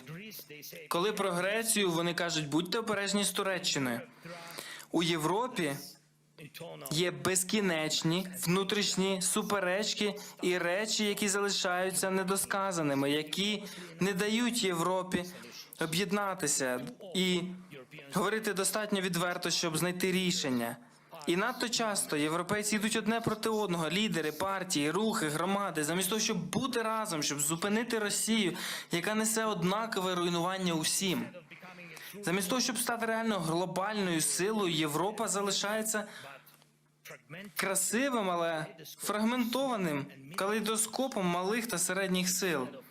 Замість того, щоб стати лідером у захисті свободи по всьому світу, особливо коли увага Америки зміщується в інше місце, Європа виглядає розгублено, намагається переконати американського президента змінитися, але він не зміниться. And that's generally the larger statement that we were concerned about right there. We will show the rest of this speech at this point, 17 minutes in, later on in the show, but we do want to make sure to get to the rest of our news tonight. But it is showing that Zelensky is wildly frustrated, not only with the United States of America, but also with Europe as well, for their general inaction and ineptitude in actually supporting the state of Ukraine, so that way they don't end up having to go through an incredibly horrendous winter like they are right now, with a decent amount of their energy infrastructure being knocked out daily, because they don't have enough support in terms of air defense fire or any other form of fires to be able to effectively deal with the Russian army and the attacks that they're opposing against their country. And for that reason... It sounds generally like Zelensky is he's pissed with the EU, not because he doesn't like the EU. He's pissed with the EU because they won't necessarily, in his view, basically say, you know, that they've had enough from the U.S. with their perspective on things. That's what he's really angry about. That's what I'm detecting. Yeah, I would agree. And we do know that at the moment, folks, that's a fairly large sort of an issue inside of Europe, is that a lot of European countries are kind of getting caught in the middle ground right now, to where the U.S. is largely threatening them and they feel like they really can't take actions freely in their own interests. But at the same time, they're also trying to find a way to do that at the moment by moving out of the Western sphere in general. So for that reason, right now, Zelensky is basically being hamstrung on all ends because the U.S. president doesn't really know what he's doing in foreign policy, and then the Europeans are scared to do what they know is right in foreign policy because they're scared of what the president's going to do in moaning and bitching about all of it because that wouldn't be in the U.S.'s mind a good idea. So that generally seems to be the sort of point of contention that we're hearing from Zelensky right now, and I'd have to generally agree that's definitely the case at the moment. And also, a lot of people have been talking about whether or not the U.S. should provide Ukraine with Tomahawk missiles to be able to strike the Russian missile production facilities that continue to rain hell on Ukraine on basically a near daily basis. And Matthew, what are people thinking about that, and what are you thinking about that as well? Okay, so we do see here, and also by the way, for all the people saying this, we cannot go show a speech from like the AP or Reuters or something. We cannot show that on the air. That would be a huge copyright issue for us to show that. So that's why we can't go grab it. That's why we were showing that Ukrainian version of the speech, because that one there was from the Ukrainian president's office, which is generally okay to show. But we can't go get like a major news network and show that, or otherwise we're going to have some major issues. But jumping into the poll, though, Zelensky is now saying that the USA is stopping Ukraine from striking Russian targets by refusing Tomahawk missiles. And what are your thoughts? 66% said the USA should give Ukraine the Tomahawks and let them do what they have to do, while 21% said the USA should not give those, and 8% said I'm 50-50 about this one. And y'all might recall, this strategy by the United States has a very, very similar tone to it that we saw during the last administration when they were slow walking the aid to Ukraine. They would not give Ukraine what it needed to finish and be decisive with their attacks against Russia. This administration is doing the exact same thing that we're hearing from Zelensky. So that's really insane to hear that. A very similar strategy behind the scenes with not giving Ukraine, for example, the Tomahawks. Ukraine's wanted those for a long time, and they simply haven't gotten them, and I would really doubt that they're going to get them in the future. So I'm going to say that Ukraine should have them because they could hit the Shahed factories if they had Tomahawks, but they can't do it right now because they don't have weapons that reach long enough with a large enough payload to take out those facilities. So I'm with the majority. But Enforcer, what say you? I would have to say that I would be with the 65%. The United States should be giving Ukraine Tomahawks. We should be also giving them a lot more than $400 million a year. I would say that how we're seeing the foreign policy conducted in Eastern Europe right now is a far cry from what I was generally expecting when the new administration took over. Because I generally thought, folks, just to remind everyone, of what was going on or what was being said about 2 years ago, that we expected that the president of the United States was going to come in with this absolutely ridiculous notion that the Russians could be negotiated with, and after the Russians spat in his face enough times, he would drop that notion and then he would get into supporting Ukraine heavily to see the war end by those means. Because if you can't negotiate your way out of a war, then you bomb your way out of a one. That's how it works. Instead, the president has basically been stuck in the same stupid limbo for a year and a month at this point, and has been spat on in the face by Putin about enough times that you can make a face mask out of the spit. And we have seen that still no difference in foreign policy approach has happened. The definition of an insanity, this isn't the correct definition of insanity, but this is the modern one that we use, is doing the same thing over and over and expecting a different result. And at this point, the president's foreign policy prerogatives with Russia have entered the realm of insanity, as we've seen the same attempt conducted over and over again for a year and a month, and nothing has changed at all. You would think that at some point, you would realize that if you can't make it through by peaceful means, you would make it through to the Russians by allowing the Ukrainians to bomb them a whole bunch extra. That's how I would do it, but that's not how it's being done right now. I would say that the U.S. shouldn't just be giving them tomahawks. We should be going back to the congressional drawdowns that we were doing in the past to get rid of old equipment and get new stuff for the military. We should be giving Ukraine as many old and near retired Abrams that we can as possible. We should be giving them as many shells as we can from our arsenals and stockpiles that are soon to expire and are going to be destroyed anyways. We should be giving them anything and everything that they can to bring the war to the Russians, not the Russians bringing the war to Ukraine. It's a ridiculous sort of a notion that we're seeing right now, that's sort of a mindset that the president has had, which is basically just getting spit on in the face by Putin 900 times, is hamstringing the Europeans as well. Because the Europeans are going, oh, do we want to blow up the entire NATO alliance because the president doesn't know what he's doing in foreign policy? And that's a really ridiculous sort of a thing that Zelensky's having to deal with. Because not only is he having to deal with literally a drip feed at this point from the U.S. and $400 million a year, he's also having to deal with the Europeans being fairly lenient on providing any massive floodgates worth of support to Ukraine because they're scared that the U.S. might view that poorly. So I just gotta say, I think that we should be doing more than just giving them tomahawks. And it's a ridiculous sort of a notion that we're here at this point right now. And it's also absolutely stupid, folks, that Zelensky basically had to be forced to fly out of Kyiv in the middle of a larger crisis in Ukraine with the power grid being out and fly to Davos, which he mentioned in the speech, to go talk to everyone about something that is generally status quo, and it's not really going like a picnic. I mean, the Ukrainians aren't losing the war, but they're also not winning it, at least they're not really in a good spot at the moment. The front line is a dead-on stalemate. The Ukrainians' energy infrastructure is getting knocked out. Unnecessary suffering is being caused to the citizenry, and all of this could end a lot sooner. It's not going to end overnight, but it could end a lot sooner if the Ukrainians just got enough bombs and weaponry to be able to obliterate the Russians with, to where they couldn't even pose to fight a war any longer against them. Because if they're not going to negotiate their way out of it, the only other thing to do is to bomb them into submission. And that's what we're seeing that the Ukrainians are at the impasse of right now, is that is the clear answer, and yet that's not the decision that's being made, with the answer being clear. But anyways, moving on out of Davos and the statements made from Zelensky today, it is time for us to move on into the Ukrainian front lines themselves, as we did get a large amount of news out of this area over the course of the day. Before we get into that, though, I do want to cover a little bit of the strike information that we've gotten from behind the lines, as we did see video footage finally showing us the attacks of the Ukrainian drones on the port of Taman, which apparently caused about $50 million in damages. Here's the clips published by the Ukrainian GRU. When you see the drone flying on in, and oh, it hit an oil tanker. Oh, actually, it hit the oil loading crane. Well, that's a big hit. That's actually a very important one. We can also see them going. Look at this thing just flying around, hunting for trouble, hunting for targets. Oh, it looks like it got it. And another one. Oh, and there's a fire cooking up down there now. Dang, I mean, they're absolutely taking this oil loading platform out. And now we can see the fire here from another angle at the end of the clip, confirming the damage. Moving on from that, and on further on down and into the area of the city of Novorossiysk, satellite photography has shown that Rostov-class submarine that was walloped by the Ukrainian underwater drone in the Vostochny Rayon has not moved for about 3 weeks. Really almost a month at this point. We're guessing that it's been heavily damaged because they're not even willing to move this thing at all anymore. So we're thinking that if they try and move it, they're believing that a bulkhead might collapse inside the sub, and then basically it's going to go under for good, and then they'll have to refloat it. So they're just keeping it there until they can figure out something to do with it.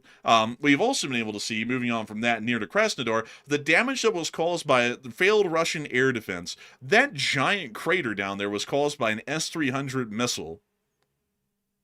That's crazy. That's a lot of damn damage on that. That thing got wrecked. In the words of, let's see, Phil Swift, that's a lot of damage. I just sawed this building in half. But beyond that, pretty impressive hit right there. And it seems at the moment that the Russians are seeing a larger amount of air defense failures like that across the country.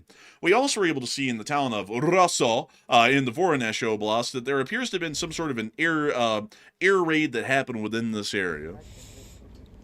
Up to your mate, bleh. What? Oh, it's a house, bleh. It's a house, bleh. We also get to see a video of the fire right there as well. Look at that. Oh, they had to clear their throat. Sorry, everyone. Someone having a little problem back there. Man, someone clearing out that phlegm. They went, it's like, ugh. It's like, ugh. Also, by the way, unfortunately, we will not be able to show the English version of that World Economic Forum video. Apparently, they reserve the rights in all their videos, so we can't do that. Oh, dang it. And also, folks, we can't claim fair use on that stuff. Just someone's about to go, it's fair use. Believe us, we're in the business. We've been doing it for 4 years. That doesn't actually work that well. But moving on from that and on up into the area of Sumy, we have also been able to see them bombing the Russians with hammers. They've been hitting them with hammers. I call these the French hammer. I was about to make another joke there, but we'll hold off on that one. But here they go. The Ukrainian hammer. The Alabama? Like, huh? But also, we can see those hammers hitting them effectively. Look at that. Well, that's the end of that clip, but nice to see. We also were able to see, moving us on down from the Sumy front. Also, by the way, did we have any news in Moskva? No, we didn't. I just had to double check, folks. But moving on from that and on down into the area of the location unknowns, we also get to see a Lyuti taking off, which was a pretty cool clip. There it goes. Off into Russia to do all kinds of amazing work and great deeds. We also were able to see that a Panzerhaubitze 2000 was photographed in Ukraine with some cope cages on it. I gotta say, every single vehicle gets a cope cage in Ukraine, and the Panzerhaubitze 2000 looks very interesting with a cope cage on it. It's really unique looking. We also got to see the Russian casualty report over the past 24 hours as well, which was quite interesting. No Bobcats, sadly. Oh, but Miss Nisa... no! Oh, no, it's so sad. But Miss Nisa, a keeper of the records, has said the following. 669 drones is the 16th highest daily loss. 178 supply trucks is the 14th highest loss. Impressive Ukrainian, UA destroys so many tanks and AFVs. Recently, correction. Again, submarines is a total of 2, which hasn't been corrected on this infographic in a while. Hopefully, they'll get around to fixing that eventually. But with that in mind, we will be going over the past 24 hours of casualties. 1,070 Russians have been wounded and killed, along with 5 APCs, 178 supply trucks, 9 main battle tanks, 53 artillery pieces, 669 drones, 2 MLRSs, and 3 anti-aircraft warfare systems. All in all, a pretty good time, and we love to see the Ukrainians are still making sure to make the Russians pay dearly for the terrible war that they have conducted. Also, by the way, to cover a couple of things before we get on to the front, a major substation was hit in Melitopol today. You can see the air defense fire in the distance, and soon the impact. Well, hit him, Reginald. Oh, and there went the substation, and there went the power. Like, Пизда, блядь. That's crazy. They call that cause and effect. You saw the explosion happen, and that caused the effect, which was a damn disaster. Pizda, blядь. And there's the substation that was hit. Right down there in southwestern Melitopol, the power's out. Boo-hoo-hoo. Crimea River. The Russians' logistics hub in the south is out. Oh, terrible. Oh, what a shame. No power for the supply. Oh, that's terrible. But anyways, moving on from that, we also got to see, just to show you a little bit more of a realistic reality of what's going on in Ukraine, to get you all an idea of why Zelensky was so unhappy with the situation in Davos and basically being forced to show up. We got to see that a Shahed 136 almost hit an entire crowd of people in Dnipro today. I don't know why they were out there. Let's see here. Apparently they were just standing around, but the Shahed basically almost came down in the midst of the crowd and almost took everyone out. But here's the clip. О, лети!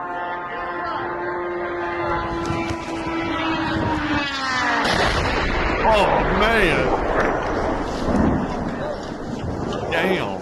And we see the civilians running for it.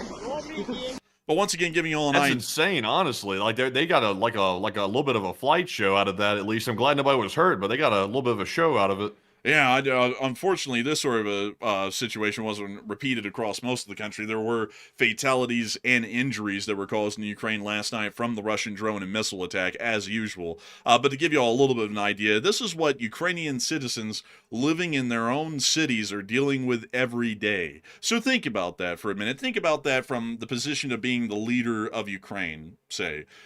Every day, everyone living in any city in the country can come under a bombing, basically, and any one of them could die. It doesn't discriminate. It could be a man, a woman, a child, it could be anyone. And every single day this is happening. And it's getting worse. It's not getting better. The drone attacks have been getting larger recently, and the Russians are launching roughly about 1,000 drones or somewhere around that number every day. There's tons of these situations going on in Ukraine every single day. And yet the United States, just to remind all of you, the United States says that Putin actually wants what's best for Ukraine and that he actually likes Ukraine and that the Russians really do love Ukraine and want to have a good peace with them. In the midst of all that, though, people are having to run from flying bombs in Ukraine that are trying to kill them every day that are launched by Russia. So I think all of y'all can kind of get the frustration that Zelensky has at Davos about the ineptitude that's going on around most global governments, given the fact that everyone basically wants to deny the reality of what's still going on in Ukraine and kind of act like it's more so of a tabletop discussion, more so than one of life and death for millions of people still inside of Ukraine. But moving on out of that, we are finally going to be getting on and into the front lines, as we did get to see that near to the area of Kupiansk, the Ukrainian 4th Battalion of the 13th Guards Brigade did clear out another pocket of Russian forces within central Kupiansk, which had been encircled for several weeks at this point. We're going to have to mute the Chad music, but we can see them running through the town and making their way towards the next pocket of Russians to start clearing them on out. We see them lobbing grenades into some of the rooms and making sure to clear them out a little bit more. Blind firing around the corners is generally a safe move to make. This is an airsoft, folks. There are no rules stopping it from blind firing around a corner. We can see them moving into the next rooms and continuing to clear them. We also see some sort of a possible explosion that just happened right there, and a fire that's burning in the stairwell now.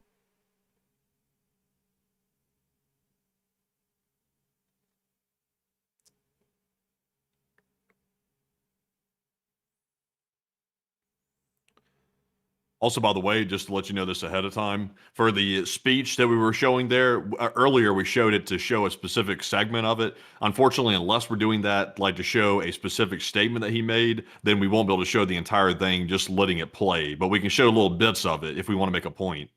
Interesting. But we also got to see this 116th Motorized Rifle Brigade also targeting Russian forces with their drones on the outskirts of the city of Kupiansk, near to the areas north. We were able to see a Mista S, which is incredibly rare these days, getting hit, along with a Sklad, which is a... Oh, it's a Russian position. Oh, ho. And we also got to see an Automobili getting hit, and another Automobili. Automobili, itni kruni, Automobili. And they're about to hit it right through the rear door. Ooh, actually on the axle. Ooh, and then they took out a Russian recon drone.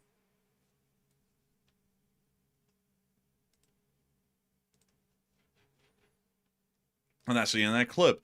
Moving on from that, we also got to see, moving further on down out of the Kupiansk area, more towards the center of the Svatovi front, the Ukrainians, using their Drummond base, were able to locate the Russians via echolocation, and were able to fly a drone on into the pipes. As you can see, the Russians were in the pipes. Oh, look, there's one right here at the end of the sewer pit. Oh, and it looks like Looks like he became a part of the sewer. But moving on from that and further on down the front and towards the area of the Severonsky Forest and the Lehman front, we also got to see that the Ukrainian Lazarus group of the 27th Brigade was actually able to locate an attempted Russian offensive building up of around 16 armored personnel carriers and dugouts that were being built. And not only were they able to destroy the special equipment building the dugouts, but they were also able to destroy all of the vehicles that were soon to be used in the attempted offensive. And we can now see the drone that's coming on in. Look at that. A swarm of them coming in, literally. It's a swarm. What do you mean, a lumpy pillow?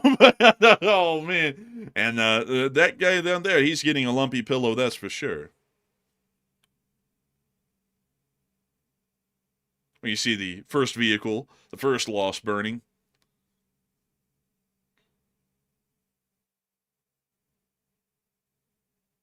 We also see him dropping another.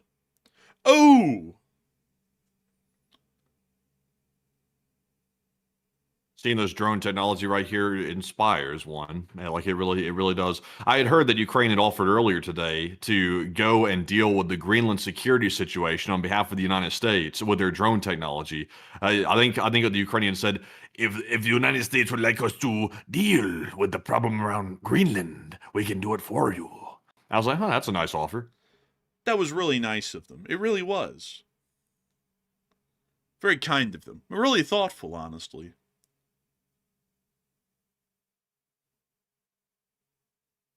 And we see them continuing to knock out these Russian vehicles.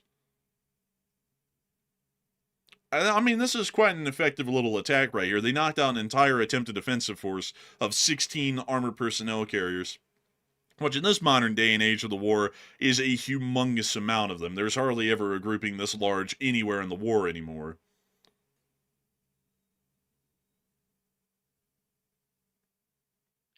They said, do not group up in two group, do one group. When the Russians have a chance to gather up in the two group, we blow them out of the water 2 by 2. But if they went on their own, then they might be able to surrender to the Ukrainian army. They go 2 by 4, not hardwood. They go 1, 2, knock on the wood, 3, 4, open the door, 5, 6, pick up sticks, 7, 8, get blown away. I guess, I don't know. You see them continuing to drop the bomblets. And someone said, I guess war is just a joke. No, it's just you. Like, Oh, it's just them. It was just them.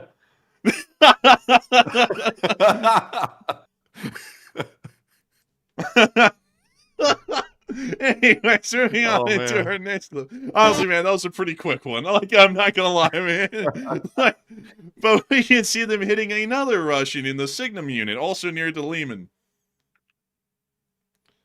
This guy tried to hide in a blanket. Didn't really work for him. Oh, these Russians don't even know what's up. And they now know what's up. That guy tried to, I think, pray or something. We can see these guys right here, just waiting for everything to come around. This guy just kind of rolled over, kind of accepted it. We can see this guy just laying out as well. It's not really good to lay out in the middle of a field, folks, when a drone has an infrared camera. It's never a good move. This guy tried to run down in a basement. That ain't working out. This guy is also... the Russians and their endless efforts to recruit Russian civilians told them that if you join the Russian military, you can get laid. And they said, really? They said, that sounds fantastic. That sounds wonderful. Where do I sign? So they signed their paperwork. They went out here. They lasted for about 2 weeks, and it turns out they didn't get laid. They got a little bit of a different type of laying, it sounds like. Bruh, the Russian recruiters these days, man, they go, listen, if you join the military in the Russian army and go to Ukraine, you'll get blown. And then they go, oh, that's great. And then they sign on the contract, away. What? Like, and then it's like, oh no. It's like, this is not what I signed up for. Yes, it is, Blair. You just didn't wait for me to finish my sentence. But moving on from that and down on into Touretsk, we also got to see them striking some Russian forces and the Queen Hornet unit. or the Wild Hornets as they call them, with that pack of C4 under that drone. Damn, that's serious. Oh, Oh, well, I oh mean, dear. it is quite serious indeed. Moving on from that and on into our next clip near Konstantinivka, we also got to see, unfortunately, that Konstantinivka is getting hit by glide bombs. The city has been evacuated, by the way, folks. The Russians are, of course, doing what they usually do, and it is once again giving us an idea that the Russians are getting quite frustrated with their lack of progress and are once again resorting to an attempted use of heavy ordnance to try and clear out the Ukrainian defensive positions. Not really working. It hasn't really worked before, but it still doesn't stop them from trying nonetheless. Moving us on down into the Pokrovsk area, we also get to see a Russian attack that was thwarted by the 59th Assault Brigade of the Ukrainian Armed Forces. Here they come, on their ATV with a couple of guys trailing behind. Oh, and the drone's getting on in there. Uh-oh. Is that a dirt bike with a whole bunch of trash bags? Oh. What's malevolent me? Well, it's that. These drones are not malevolent. These things right here are malicious. What's malicious? What is malicious? Man, what is malicious? What malevolent? Man, I was, I was watching that movie, that Maleficent, and I was thinking, why is he so malevolent? But anyways. Hey, kid, have you ever considered a career in the boxing profession? No, I haven't considered a career in the boxing profession. But also we got. You're already pretty advanced, but you sound like you got CTE. Well, I didn't have to get punched in the face for that. It's like it came free with It came as a freebie. Listen, you gotta understand. I got it because I got effed up in the ring a couple of times. You got it because you just effed up. Like it just came with the territory for you. You're special that way. If you don't like that, turn off your damn station. But anyways, the 25th Brigade was also hitting the Russians out here near Pokrovsk. There's the city. Oh, a Russian drone! Get him! That's it. And now the fight is on. They're both trying to hit each other and kind of dodge each other. And the Ukrainians got it. Let's go. And another. I don't know how they're seeing these, actually. Oh. Damn. The dogfights. I feel like those Russians are like they're getting so confused because they're getting knocked out of the sky so often by Ukraine. They're like, how is Ukraine doing so well? It's just insane. They're losing every day.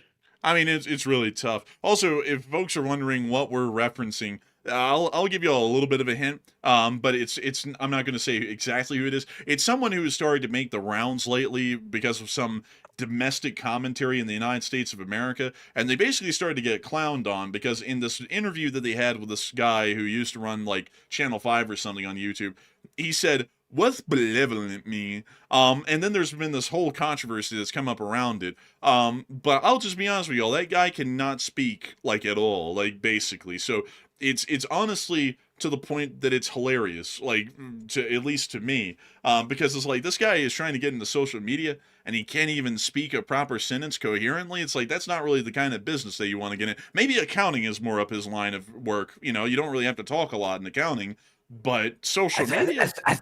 I thought you was a nice guy, but really you was a rat piece of shit. You know, I thought you was a nice guy, but you're really just a rat piece of shit. Oh my god. Nah, F you, man. F you. Turn off your station. Well, Mike, we're gonna have to go, but it was great having you. F you. Yeah, I met the mayor. Listen, I met the mayor. What you gonna do about it? Oh. Oh man. But anyways, folks, with that we have one last piece of news to cover because we can't show the full speech from Zelensky, unfortunately. But Zelensky did offer, Matthew brought this up a little bit earlier, to save Greenland and fight Russia in the Arctic. If Russian warships are sailing freely around Greenland, Ukraine can help. We have the expertise and weapons to ensure not one of those ships remains.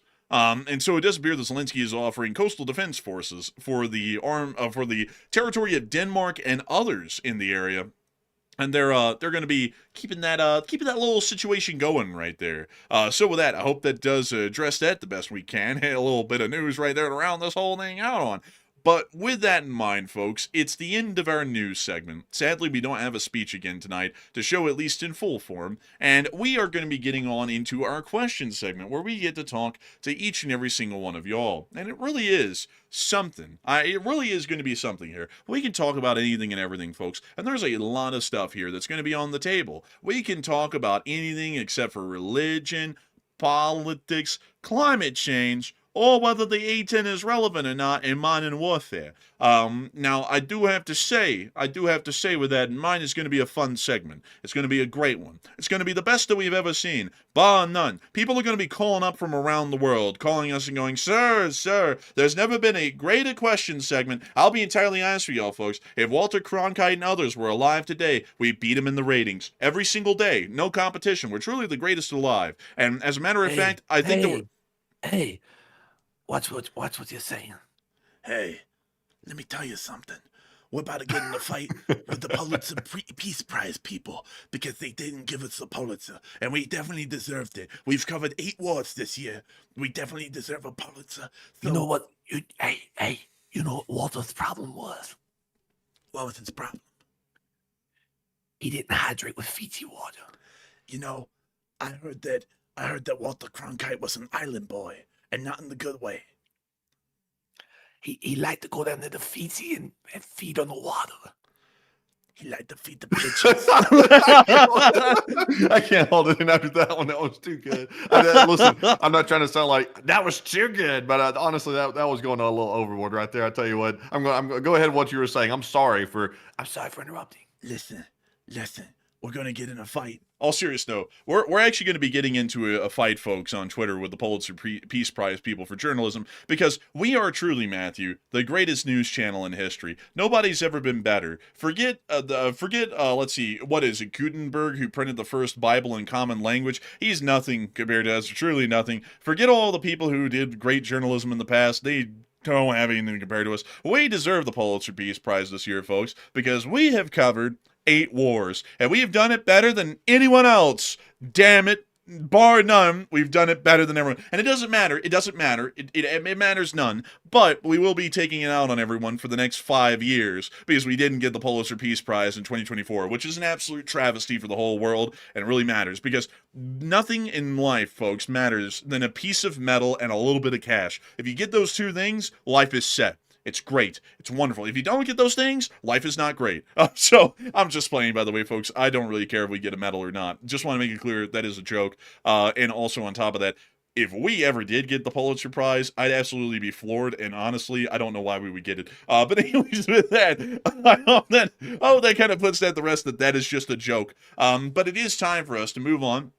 Also, I like, Matthew, how that was so on point. Someone, of course, put in the usual catchphrase right there. It's like, wait a minute. If the guy is not, like, a raging narcissist, how in the world do you know that I'm talking about him right there? Because I'm literally caricaturing a raging narcissist. How would you get that out of that?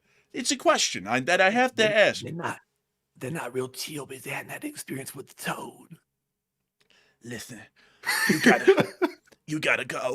I don't know why, but I'm actually, like, for the first time ever cracking myself up with my own impression. Like, that's insane. Like, I'm honestly not like this, people. I honestly don't laugh at my own like jokes and impressions, but for some reason that one's killing me. I don't know why. Man, I'm not gonna lie, man. I kind of laugh at anyone's jokes, whether they're mine or yours, just so that we have kind of like a semblance of a live laugh track, so it's not that awkward.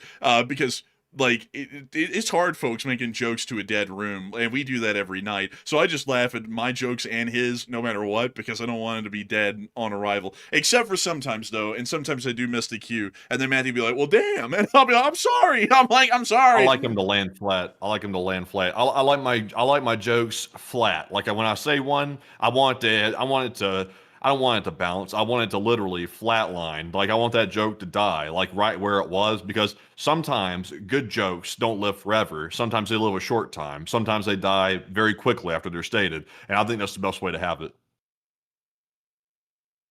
Amen. Also, lovely lyrics said, "Are you going to beat up everyone in the chat if you don't get it?" As in the Pulitzer Prize. Yes, I am. That's why you're going to have to give us $500 right now. Like, I'm just playing. Do not do that. But I'm just kidding about that. No, and also all jokes aside, we do this for the love of the game. Like, I don't, like, that's the truth of it. As long as we are able to keep our lights on and pay our bills by doing this, I don't care if we ever get recognition. We've already gotten some recognition, like in the book Conflict by David Petraeus, we were mentioning it, but recognition is fine, but you ought to do something because you really love to do it, and that's how we look at doing this. I truly do it, and Matthew does as well, just for the raw love of the game of covering news and covering major global events. We love doing it, and while the news can sometimes be rough, and also on top of that, the news can kind of be disheartening sometimes, like recently it was, we still find a high pride in being able to do this and having a lot of people count on us as news. So we wouldn't really care if we ever got an award or a prize or recognition from anybody,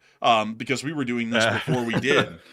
You don't have to worry about it. We're not getting any recognition, so you don't have to get your hopes up. No, we're not. Like, no. Like, we get recognition from some people, like here and there, like, and it's nice to hear it, but, you know, it doesn't, like, make or break the channel, truth be told, whether people give us recognition or not. And on top of that, the thing is that's kind of funny, folks, is that you kind of find out that the recognition's only kind of given to, like, chum up with you, because, like, this isn't for everyone. Some people actually do enjoy our channel, but with some other people out there, especially a couple of YouTubers, and I'm not going to get into who they are, but back in the day, they used to completely disrespect us and treat us like jokes. But once we started to get larger in size, like, for example, 400,000 to 500,000 subscribers, then all of a sudden they have nothing but nice things to say about us. And then you start to realize, oh, well, you know, a lot of this accreditation isn't even because you have a good show. It's just because people are trying to chum up with you to maybe get something out of it. And then it's like, well, what does the accreditation matter for then at that point? It serves nobody's purpose. Yeah. So, we were searching for recognition all these years. We were searching for it far and wide. We're like, where is our recognition? When will be our time? When will it be? And we've come all this way down all these roads to find out the recognition has been here the whole time, right here with the viewers. There's the recognition that you need right there. It isn't that deep. You see, it wasn't the treasure that we were searching for along the way. It was the friends that we made. Like, it was the friends that we made. And honestly, that is true. Honestly, the biggest thing to us, the biggest award to us, is to have an amazing community that listens to the news every night. That's probably the best thing that we could get out of this whole thing. And so with that, it is time for us, folks, to get on into the news. And I mean, not the news, the questions. What the hell am I talking? Oh, look, Jack, it's time to get on into the news or the questions or whatever. But anyways, Matthew, what do we got? All right, so jumping back into our Super Chat questions here, we have a very, very large Super Chat from ARP Bob. And thank you very much, Bob, for that very generous $100 support. Dang! And we appreciate that very, very much. And Bob said, good evening, Enforcer Matt. And we need to get rid of ISIS for good and praying for a free run. And Slava Ukraine and long live the Least Spring Army. And also, it looks like it may be repeated. I'm not sure what happened with that. But thank you very much, Bob, for that, by the way. I do agree with you. Need to get rid of ISIS. That's a horrific monster of a group right there. I'm just not sure if it's even possible to get rid of it because the group is like a plague. Like the U.S. has tried to rid themselves of the problem, and it seems like that group it gets reduced in size, and then it swells in size after it's allowed to fester again. So I'm just not sure if it's possible, but I wish it was because that group literally terrorizes everybody, not just the West, but everybody.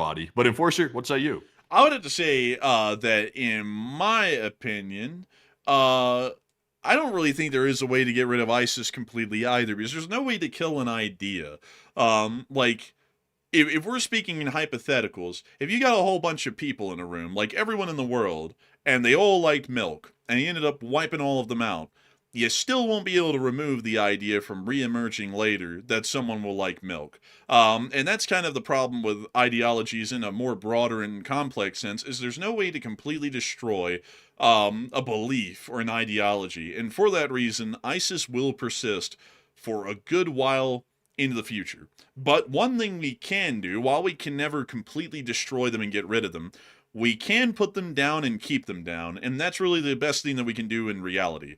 So I would have to say that, in my opinion, I think that might be the best thing that we can do. Basically, that's pretty much destroying them for all intents and purposes, is keeping the fear of, well, I can't say that on YouTube, but keeping enough of an existential fear within them that they stay within hiding like they did from about 2018 to about 2024. That would be great. I mean, that was really the ideal situation there. The ideology is still around, but they're not acting out on it because they're scared to. So I would say that's probably the best situation that we can see, and I would hope that Iran is eventually freed from its repressive government. I really do hope that. It's such a horrendous government, the fact that they've killed 20 to 30,000 people just within about a week, and I do not believe that the government like that should be allowed to stand. Also with the fact that they pose such a dangerous and imminent threat to the United States and their nuclear weapons development programs and intercontinental ballistic missile programs as well. And so with that, a huge thanks to you so much for the support and helping this channel to keep on running, ARP Bob. And thanks to your massive support, people like you help us to keep this channel running, help us to keep this thing rolling, and help us to keep this thing alive. And it really is something else to know that loads and loads of people really do enjoy this channel. And some people also, like you, help us to be able to keep the lights on so that way everyone can watch it. And humongous thanks to you so much once again. And also, before we move on, I was actually getting a little bit distracted there. Someone said, what does ISIS believe in? Well, that's actually a question that is more so an overarching question in the Middle East, as in, what does any group believe in? And generally the fight in the Middle East, I'll explain it in a more broad sense. I won't get into the exact details of them. But in the broader sense, the issue that has been a permeating one in the Middle East for about the past 100 years is, what in the world are they? Because over most of history, most of the Islamic world was generally under the banner of the Ottoman Empire. And with the Ottoman Empire, they basically had the Islamic equivalent of a pope, which was the Caliphate. The Caliphate was basically their version of like the Roman Catholic Church in Islam. So when the Ottoman Empire collapsed in 1918 and the region just completely fell apart, basically, they ended up with, and also, by the way, I forgot to mention, when the Ottoman Empire collapsed, the Caliphate, the Islamic Caliphate that basically held the whole Islamic world together, it also collapsed with the Ottoman Empire because it was a part of it. So then that brought in this humongous question that they've been trying to answer for 100 years as to what are they? And there's been a whole bunch of different answers, and if you look at the Middle East from different historical periods for the next 100 years, it's been a whole bunch of different answers. Originally, they went into this form of kind of like quasi-religious socialism. That's why you'd see that a lot of them, even today, still have Soviet-era weaponry in their army, like from like the 50s and the 60s. A lot of them lean that way, and that generally is what a lot of people consider to be one of the most stable times in modern history in the Middle East, where they were generally pretty well off. I mean, they weren't wealthy by any measure, but they were pretty well off, and it was fairly stable. But then after that, we started to see that there was a form of religious nationalism that started to emerge in the region to try and answer the question that they still really didn't find an answer they were happy for, is in what are they? And a lot of these different groups, including the one that you just asked about, want to try and reform the Ottoman Caliphate in the modern day. But it takes a far more extreme sort of a form than it did back then. And so a lot of these groups, they get into this like extremely hyper extremist religious nationalism that basically enters into what we could describe as straight fascism, authoritarianism, ethno-states, such things like that, and then they try and put that forward on the entirety of the populace. The only country that has been successful in achieving that is Iran. That's the only extremist Islamic revolution that ever exceeded, and they even had to tamp down a bit of their extremism to see that they wouldn't completely obliterate the entirety of their country because of all the different ethnic groups. But generally, these groups are wildly extreme. I mean, they are the worst that can be, and they pretty much take an ideology that if you looked at the Ottoman Caliphate, it was generally benevolently neutral, a lot like the papacy is in Rome.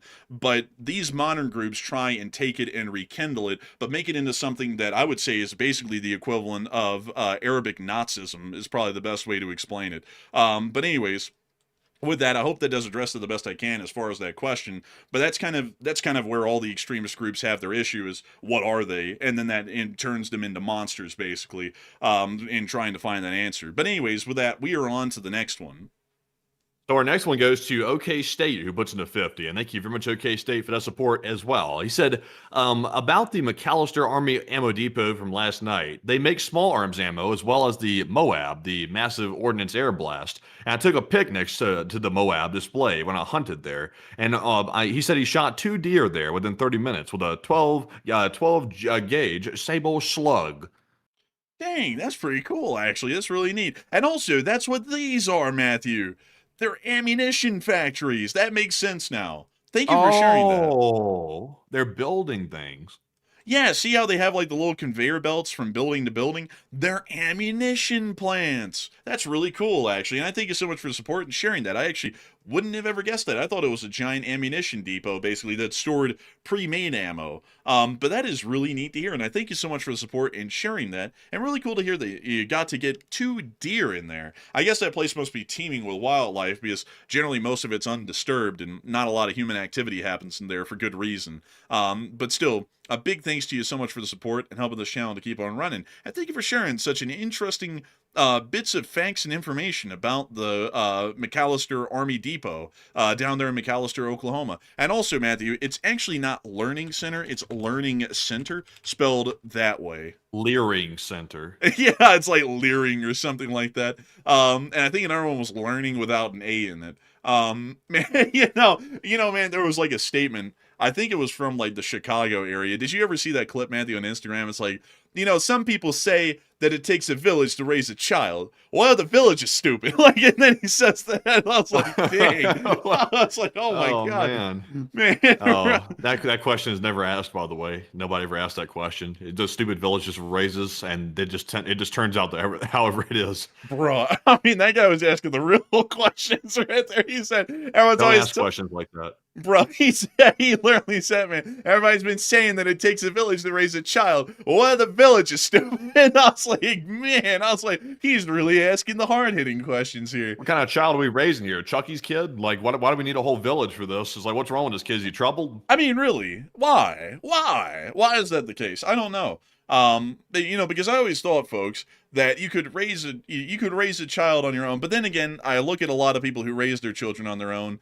And then I go, what the hell are they teaching them?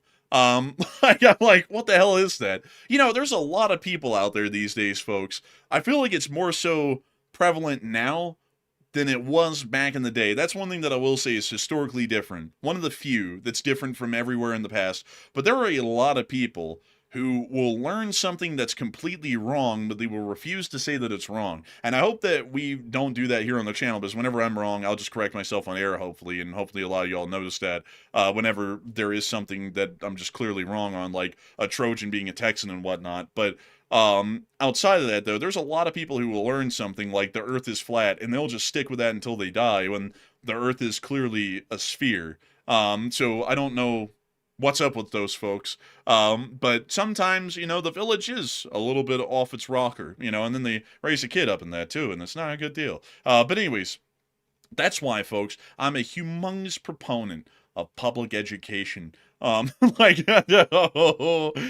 man, I'm just kidding. Like, I'll be honest with y'all, at least the public school that we went to, it was basically like hell on earth. And it was basically like the village, like, I don't want to say it for all the teachers, because there were a few that were not the case, but a lot of the teachers weren't really that much well off in intelligence compared to the students. And they were basically like, it was rough. But anyways, with that, we are on to the next one.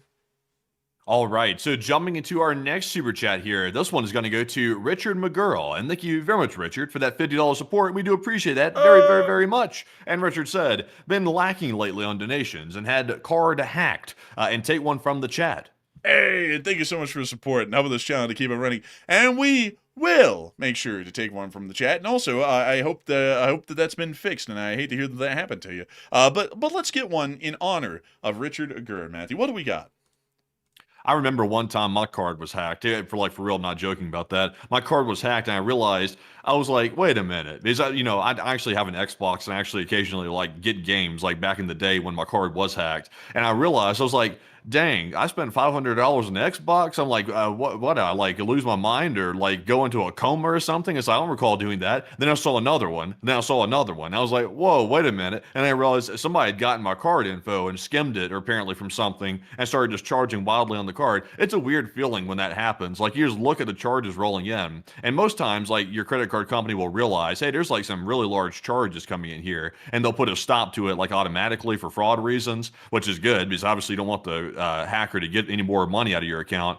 But they usually reimburse it most of the time. So hopefully they reimburse you, Richard. But anyway, getting that live chat question, this one goes to Spicy Dorito, who said, with 2 carriers in the area, how likely is it that that we also attack Iran and Syria at the same time?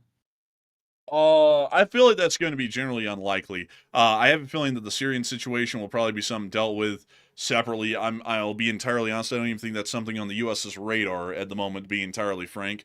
So they'll probably just ignore that situation. I'll be honest with y'all, folks. I have a feeling that this is how it's going to go. It's probably going to go in the worst way possible. We're basically just going to ignore everything going on in Syria until something happens here in the United States, and then we're going to go, oh, who would have ever seen that coming? And then we'll finally react to it then, because if you ever watch how sometimes the U.S. government just completely doesn't notice something or just never crosses their desk until something bad happens and then they finally react to it, you kind of be shocked, because we've watched that happen over the past few years. And it's always funny to me because some people always want to tell us that, oh, the government knows more than you do. It's like, okay, you're saying that people who are prone to error and fault are going to catch everything and never be wrong. It's like, that's a really big stretch. It's like, that's a pretty big one. It's like, this is going on right now. Like, ISIS prisoners are being released in the thousands. Have you ever heard the president make a statement on that, or even the Secretary of State?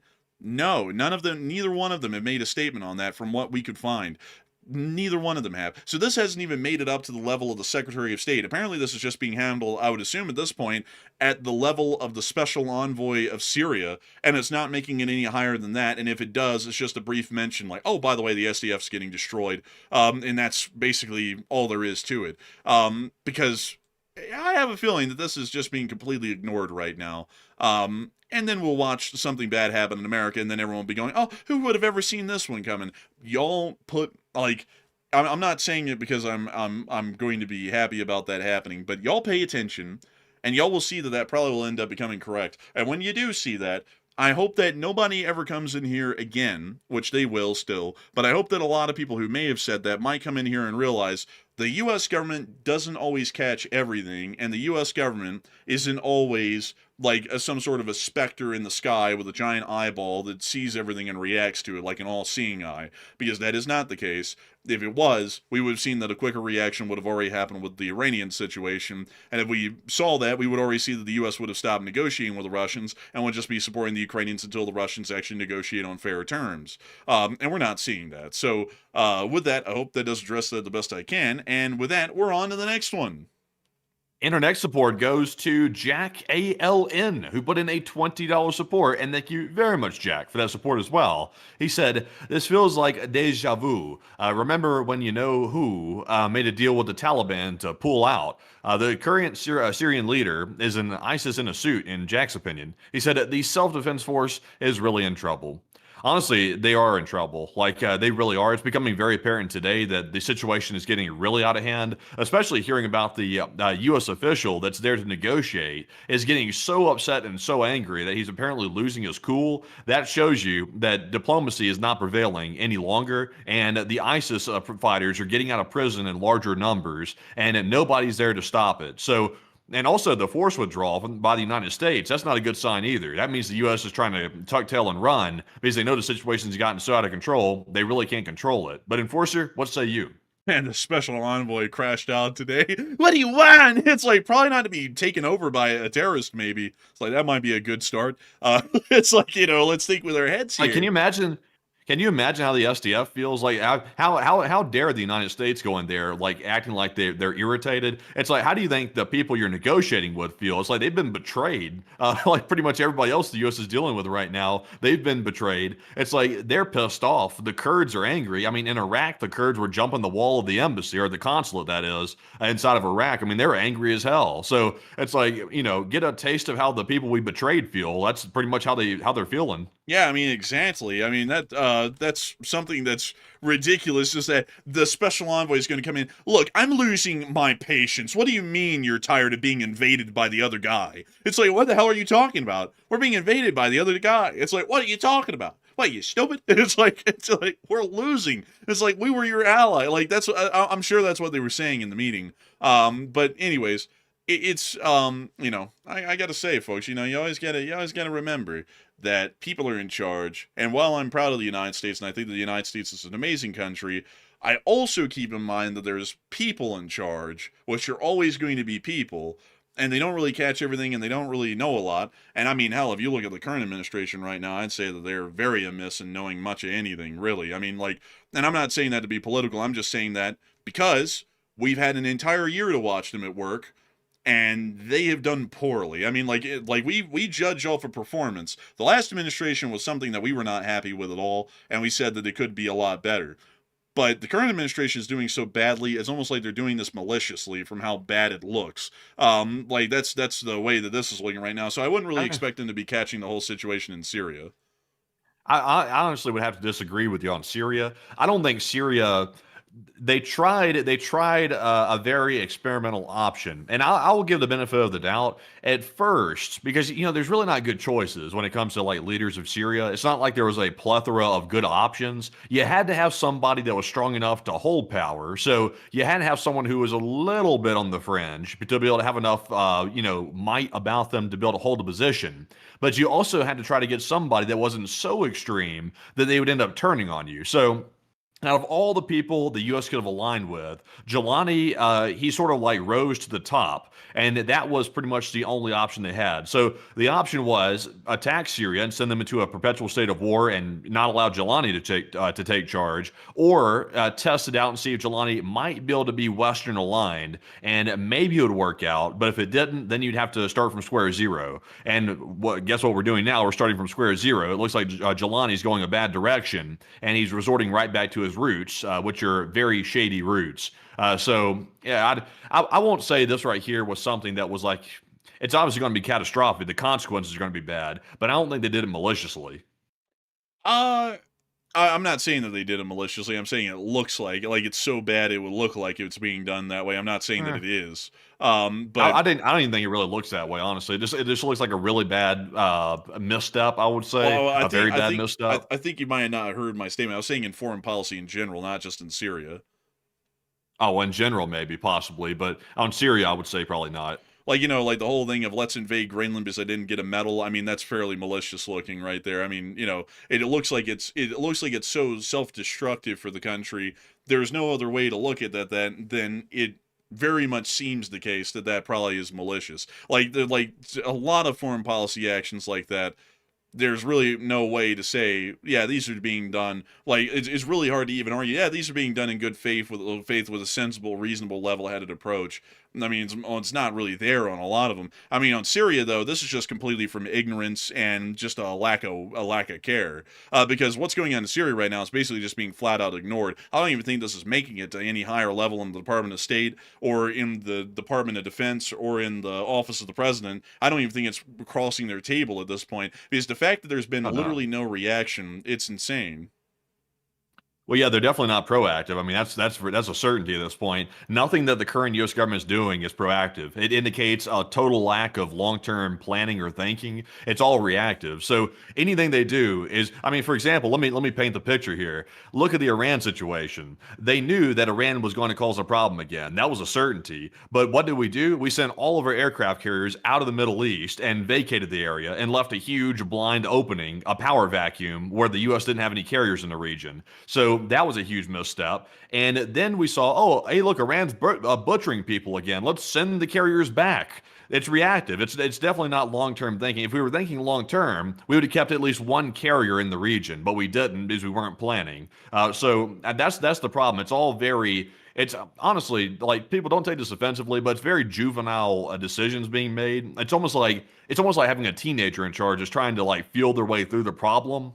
And that doesn't really work in foreign policy. That's why you pick people that have a long-term experience in these fields. Like you have a regional expert in the Middle East, you have a regional expert in Europe. You're supposed to listen to those people, so that way they can use their wealth of experience and knowledge to avoid situations like this. But if you don't have people that are advising properly, you end up in situations like this. And also really quickly, man, they don't get this person yet. I want to ask him. Someone said the usual line, TDS is at play here. Let me, this isn't political, and I'm addressing this because this is one of the most well-used statements.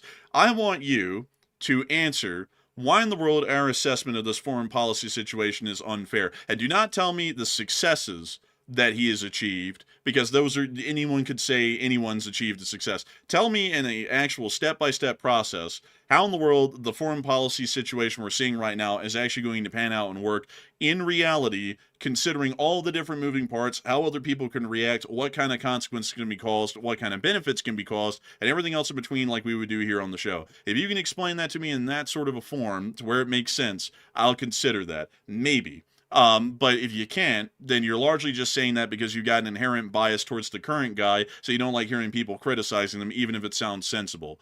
So I'm going to give you that chance. Usually a statement like that would end up getting people banned, because people sitting here and immediately saying that our analysis on foreign policy is just ingrained in either in the last administration it was being a right-wing MAGA, or currently having TDS or being a snowflake. That doesn't really fly with me too well, but considering the way you put that, I'm interested in hearing why you think that we're wrong, or why you're thinking that there's some sort of heavy bias at play here. So let me know. But anyways, I could give a damn what they think. Oh, I could give a damn, really, honestly. Like, I really could. But, I mean, at the same time, though, I'm just interested, though. Why in the world do you think our analysis doesn't really sound like it's founded and grounded in reality?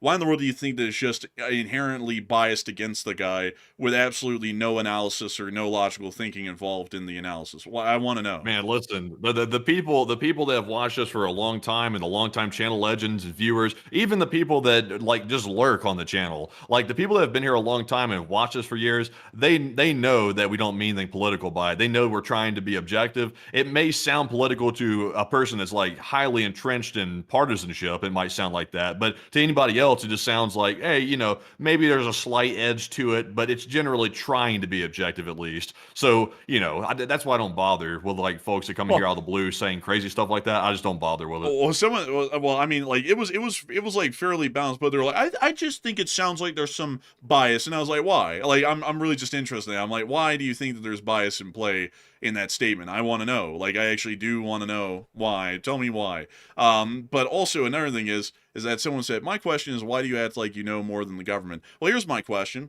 Why in the world is it, and I'm just speaking honestly here, why is it that in 2016, when the current guy ran in his first election, having been involved in the government none, so having the exact same sort of knowledge that we would have on foreign policy and internal affairs as we do right now, why in the world do you believe that he was qualified enough to even run in the election? Like, truth be, like, a real question being asked there. Why in the world does anyone ever run for a political office? You know that every single representative and senator, when they're elected in their first time, has never held a political position in their lives before. So what makes them qualified to be a representative of your district, or to be a senator inside of the U.S. Federal Senate?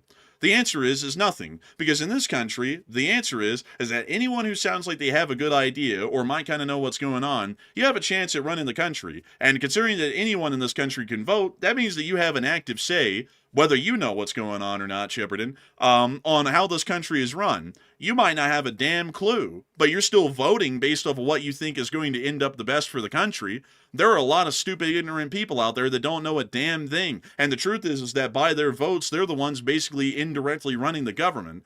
So I don't know what's up with the question of, why do you think you know more than the government? Well, the answer is that everyone in this country thinks that they know more than the government, and they know more than the other people in the government if they're in the government. So that's the answer. And also on top of that, if the government knew everything, why do they always do things wrong? We can go and point out a whole bunch of things they've done wrong lately in foreign policy. Let's see, the U.S. Embassy getting wiped out in Benghazi in Libya. That was foreseen coming around the corner for months, and they basically just left them all there to die. Let's see, what's another one? Oh yeah, that U.S. ambush in Palmyra. Why would they send them out on that patrol if the U.S. government knew so much for them to get ambushed and killed? Why in the world would the U.S. withdraw from Afghanistan and conduct a complete failure in that regard and then abandon Bagram? And we could go through the endless myriad of examples that show that the government officials don't always know what's up, and sometimes you can say, as a layman perspective like we do, that looks stupid to withdraw from Afghanistan and leave Bagram like that. And you don't have to be some sort of a secretary or a senator or a representative to be able to say something like that. You can just know it. So, that's generally the truth of it. And also on top of that, if you vote in this country, you have a right to have whatever opinion you want, and generally it's just assumed at face value, unless if it's just so stupid it's unbelievably stupid, that you have some sort of a basis for saying it, and that you have a say and a voice in this country and how it's run. There is no such thing as a feudal class in this country where we have a whole bunch of lords and kings running the nation for us, and all of us lowly peasants are too stupid to speak on internal and external affairs. That's not how this republic functions.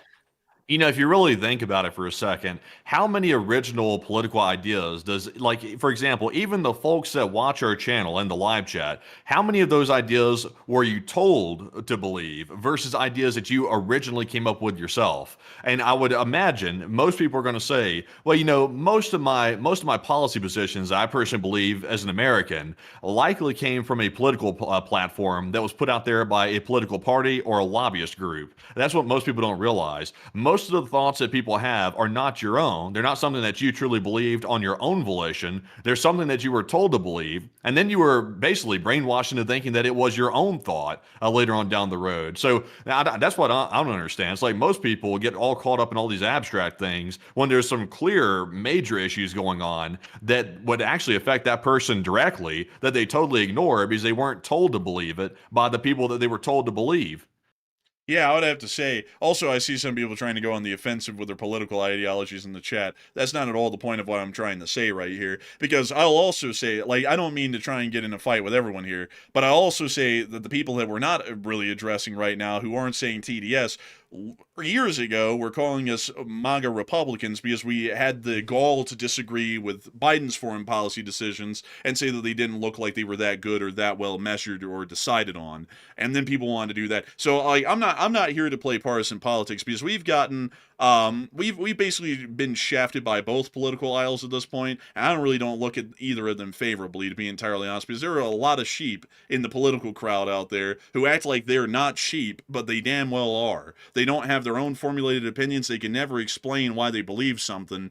And then they're also they're basically just towing their team line. If they're a Democrat, they're going to tow that until the day they die, and if they're a Republican, they'll do that as well. There's really no reasoning in there, and I think that's where people get a little bit mistaken here. When we're currently talking about this right now, I'm not saying, oh, I'm clearly left-leaning. And when I was talking about it under the Biden administration, that wasn't supposed to say, oh, we're clearly right-leaning. Because having a brain is to look at something with a reasonable mind, do some research, and then go whether something is good or not, no matter what political party they're from. Because, shocker everyone can do something stupid. It doesn't really, like the Democrats are not going to be the headquarters of stupidity, neither are the Republicans. But I can promise you that they're going to be coming up with a whole bunch of stupid ideas, the both of them, all the time. We've seen it for 4 years now. I mean, there's no ifs, ands, or buts about it. You can go back and watch all 1,429 shows that we've run over 4 years, literally daily, and you can hear plenty of criticisms throughout the entirety of the show's history on multiple foreign policy decisions,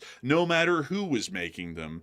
Because a bad decision is a bad decision, and there's no amount of party rhetoric and party line towing that can be done to make us say that this is a good idea just because some guy in some political party made the decision, and just because he's a part of that party, it's an us versus them mentality, and they're always right and they can never be wrong. That's just not how it works. But anyways, the way it really works, and this will be, we'll have to move on after this because we're starting to run late. We got a lot of super chats left, but the way modern politics works, and this is as new neutral as it can get. I'm not calling out one party or the other. I'm calling them all out. So you can't say that's partisan. I'm literally talking about all of them. It's like, for example, if you go to a puppet show and you have the puppet master, he has two puppets that he's operating on the stage. One of them is one side, the other one's the other side. You have the two political parties, the two-party political system in the country, and the same puppet master is doing both of them. It's like, I mean, is it really a choice? Not really. I mean,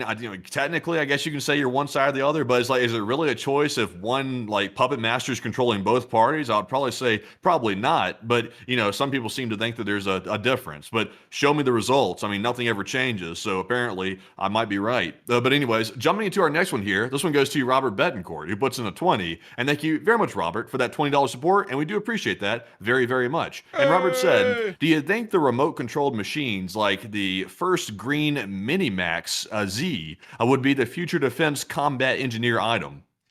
They might be, but unfortunately, I wouldn't know enough about combat engineering technology and equipment to know what's going to be bringing more of it, what they're going to be getting more of in the future. So I'd have to unfortunately do a little bit of researching on that at the moment to try and find some more info on it. So unfortunately, I don't think I'd be well enough informed to talk on that topic in great detail, because I know what combat engineers generally do doctrinally, but I don't really know a lot about their specific equipment and the tactics used with that equipment. So a big thanks to you so much once again for support, and I hope that does address it the best I can nonetheless. And with that, we're on to the next one. And our next one goes to Con45, who puts in a $20 support. And thank you very much, Con, for that support as well. And I can't read the first one, but it was the second one that he put in. He said, if I ever post anything that's considered political, I never expect you to read it at the broadcast. And the bottom line is that a lot of bad things are happening, and people always scream politics.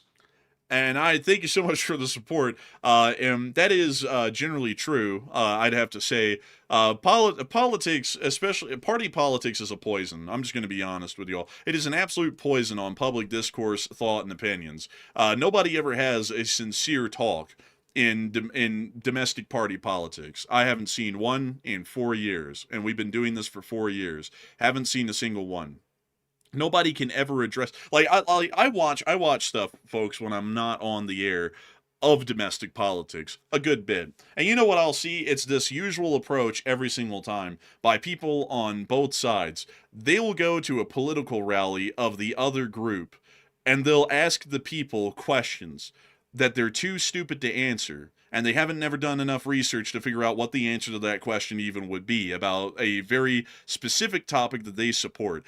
And in response, those people get angry that they look like an idiot now on camera, and then a whole mob of people will gather around this person who's filming this and basically want to try and beat them up or cause them harm. And that happens at any political rally in the country, no matter what political aisle, what political group, it happens. And it's really something ridiculous, because modern party politics has caused an atmosphere to where you can't just say what the reality of something is anymore.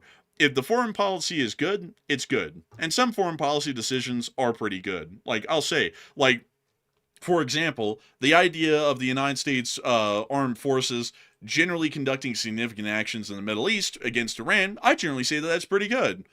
You could ask me that 2 years ago. You could watch our damn shows from 2 years ago. You could hear me saying that. That hasn't changed. And I don't change on the flip of a dime. Like, some people will sit there and say stuff like, invading Greenland is a good idea. You can hear us for 4 years say, the NATO alliance is incredibly important to the United States, and we need to make sure to have a very strong connection with them. You can hear that on our show from 3 years ago. You can hear that today. We don't change our opinions based on who's in charge and what they're saying. Some other people do, and I find those people, just to be frank, weak-minded. I don't know why people change their opinions that quickly. There's been a lot of domestic topics, like something to pertaining with certain sorts of lists, that people have changed their opinions on basically overnight. I refuse to change my opinion. Once I do enough research to come up with a decision, unless if there is something that becomes blatantly wrong with that sort of line of thinking due to new information that has been provided, I'm going to stay on the same line of thinking with that no matter what. And I thank you so much for the support, Con LSA, and supporting this channel, and really appreciating the kind of coverage that we have here, because I generally think that a reasonable opinion created by facts and information should never be beholden to a party line or what some guy higher up in a political party says. It should be remaining constant and absolute. And so a huge thanks to you so much once again. I hope that does address that well. And with that, we're on to the next one. And our next super chat goes to Old Warrior Fella, who puts in a 20. And thank you very much, Old Warrior, for that support. He said, a site, WGOWS, that is respected in shipping, posed the question, should the U.S. hire privateers to enforce sanctions? And what are your thoughts? And I wonder what that would look like, though. Would that be like mercenary groups that buy vessels and then go, I guess, board ships? I don't know. Like that seems like it could be inviting piracy to a degree. It's like if that group's doing it, what prevents somebody else from just getting a boat and doing the same thing? Like it seems like it could create a free for all situation. I think the states ought to just do it. Like the states could do it themselves and get it done without the whole need for mercenaries. It is an interesting question though. But Enforcer, what do you think? I would say generally not, because historically, whenever privateering became a common act, basically it built up an industry revolving around seizing goods from commercial vessels, and then that industry would have to subsist itself after that conflict ended, which turned into piracy. And while that would be really, honestly, there's just so many logistical hurdles and obstacles to actually conducting privateering in the modern day, I don't really think it would be successful for most anyone.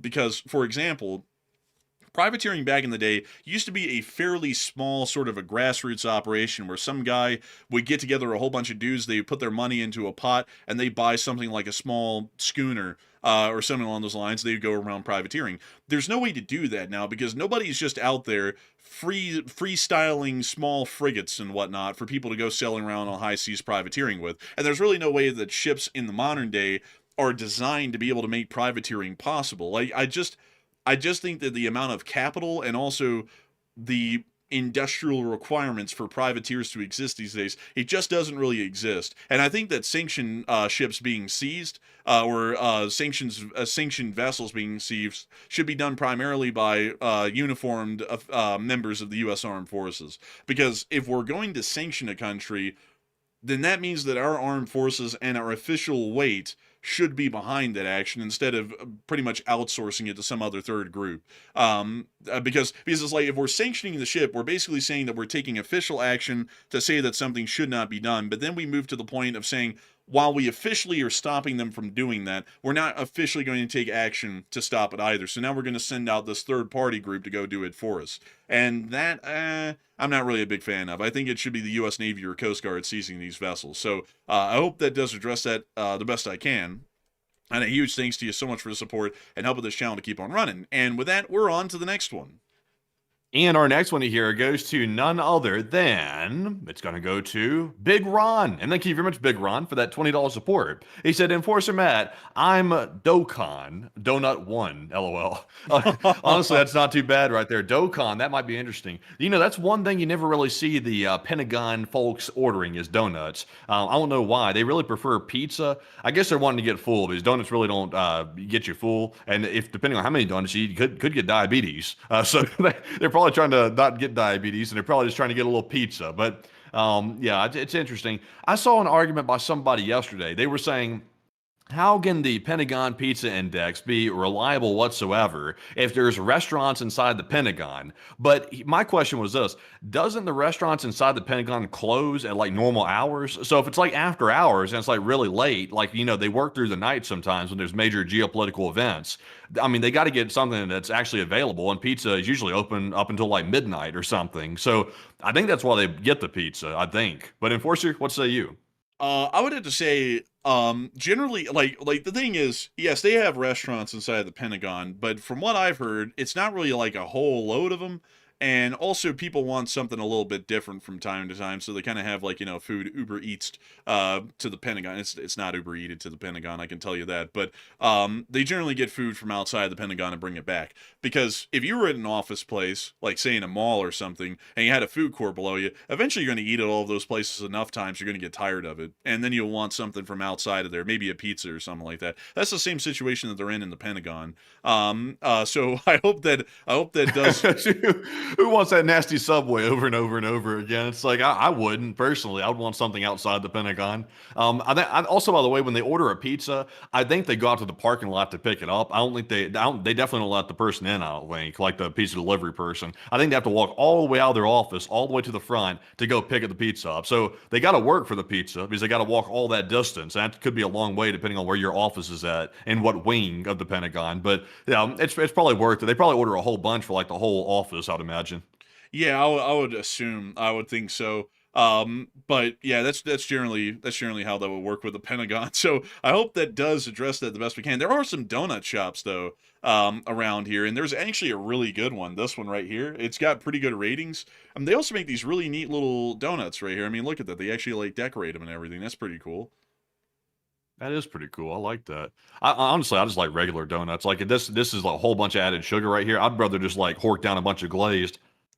Man, honestly, glazed donuts are like solid, folks. Like I think the best kind of donut is just a glazed donut, like the best. You don't have to get creative with it. It doesn't have to be anything frou-frou. It's just a glazed donut. It's classic, it's American, and it's good, and they're very cheap compared to the other ones. But Cheap? No, donuts aren't cheap these days. Donuts are expensive as hell.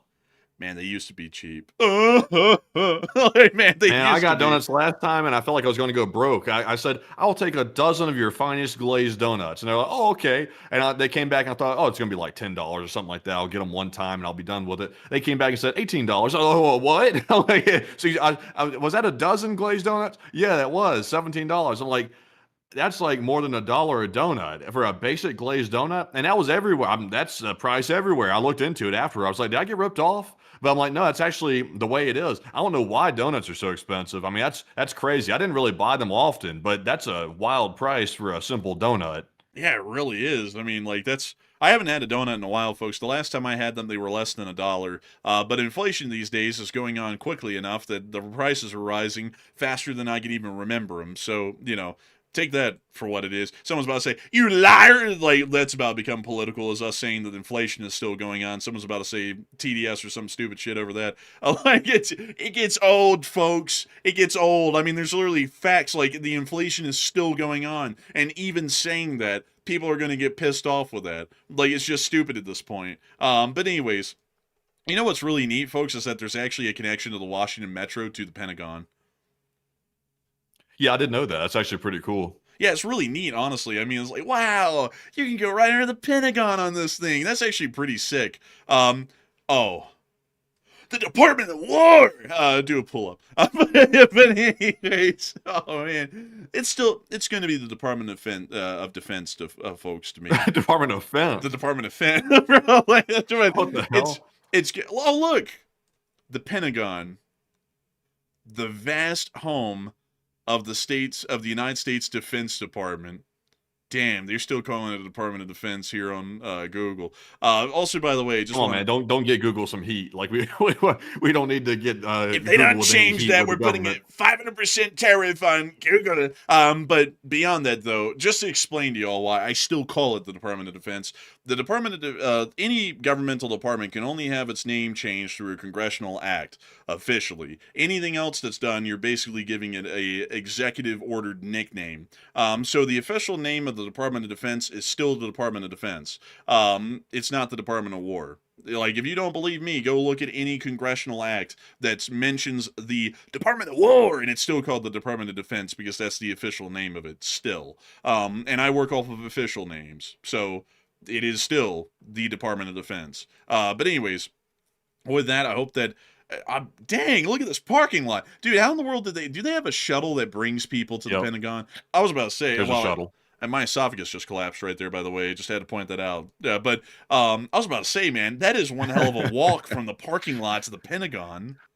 You know that bridge, there's actually a bridge around here as well that's like really low, and there's buses that go around DC. They're tour buses, and one of them is like, I think it's like Big Bus or something like that. I think that's the one we did a long time ago when we toured DC, like 15, I think it was like 10 or 15 years ago now. I can't keep it straight. It was a long time ago, but I remember there was a Chinese fella at the back of the bus, and he was holding his iPad, and he was like filming for whatever reason. I guess back in the day it was cool to like film with an iPad, so he was was taking pictures with it, and he was standing up on this open top bus. So it was a double decker. They came up to the bridge and didn't make a single announcement about the bridge coming up. And all of a sudden, you start hearing people go, "Sit down, sit down," and we're like, "What the hell's going on?" Somebody's about to get killed back there. So we turn around and look. This guy's about to get decapitated by the bridge. He's literally standing up as the bus is going on this low bridge. This thing was about to take this guy's head off, and somehow he ducked at the last minute and dodged getting decapitated. But it was wild. It was like, dang, man, they're going to drive this bus right underneath that little low bridge,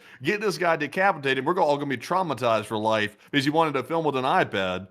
Oh yeah, remember, man? They were like, we're going to Arlington now, and we're going to be down here near the Fashion Center Mall, and you can also go to the DEA museum and see all the drugs they have on display. You remember that, like on the bus? Yeah, I remember that too. I remember they had the Spy Museum. Cool. That's still there. They've added a bunch of exhibits to the Spy Museum, by the way. A lot of cool stuff. But wow, well, that's got to be a drug dealer. Bro, a Versace Beretta in gold with suppressor. Cartels. Oh my god, bro! And they got a drum mag AK. Bro, who is this? El Chapo. It's El Chapo. I knew it. It had to be, man. Those cartels, they love these gold-plated guns, and they love to put that like prints and stuff on it. Yo, I'm not gonna lie. Honestly, it's kind of fire. If This it is weren't tripped out. such a nasty organization, I mean, they do have some wild guns. Bruh, what is up with the gas block on this? Bruh, he has an AKS 74U flash hider on the front of this thing. A gas block that looks like it didn't even come from an AKS 74U. That's like a custom-made gas block from like Khyber Pass in Pakistan.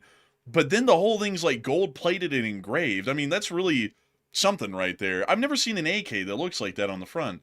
Someone find that for me and tell me, is that like a legitimate AK variant, or was this thing Khyber passed into looking like an AK? What is the deal with like bandits and loving gold, like gold-plated everything? People that are like thieves and bandits love to plate everything in gold. I don't know why that is. The cartels is one of them. That's a group that does that quite a bit.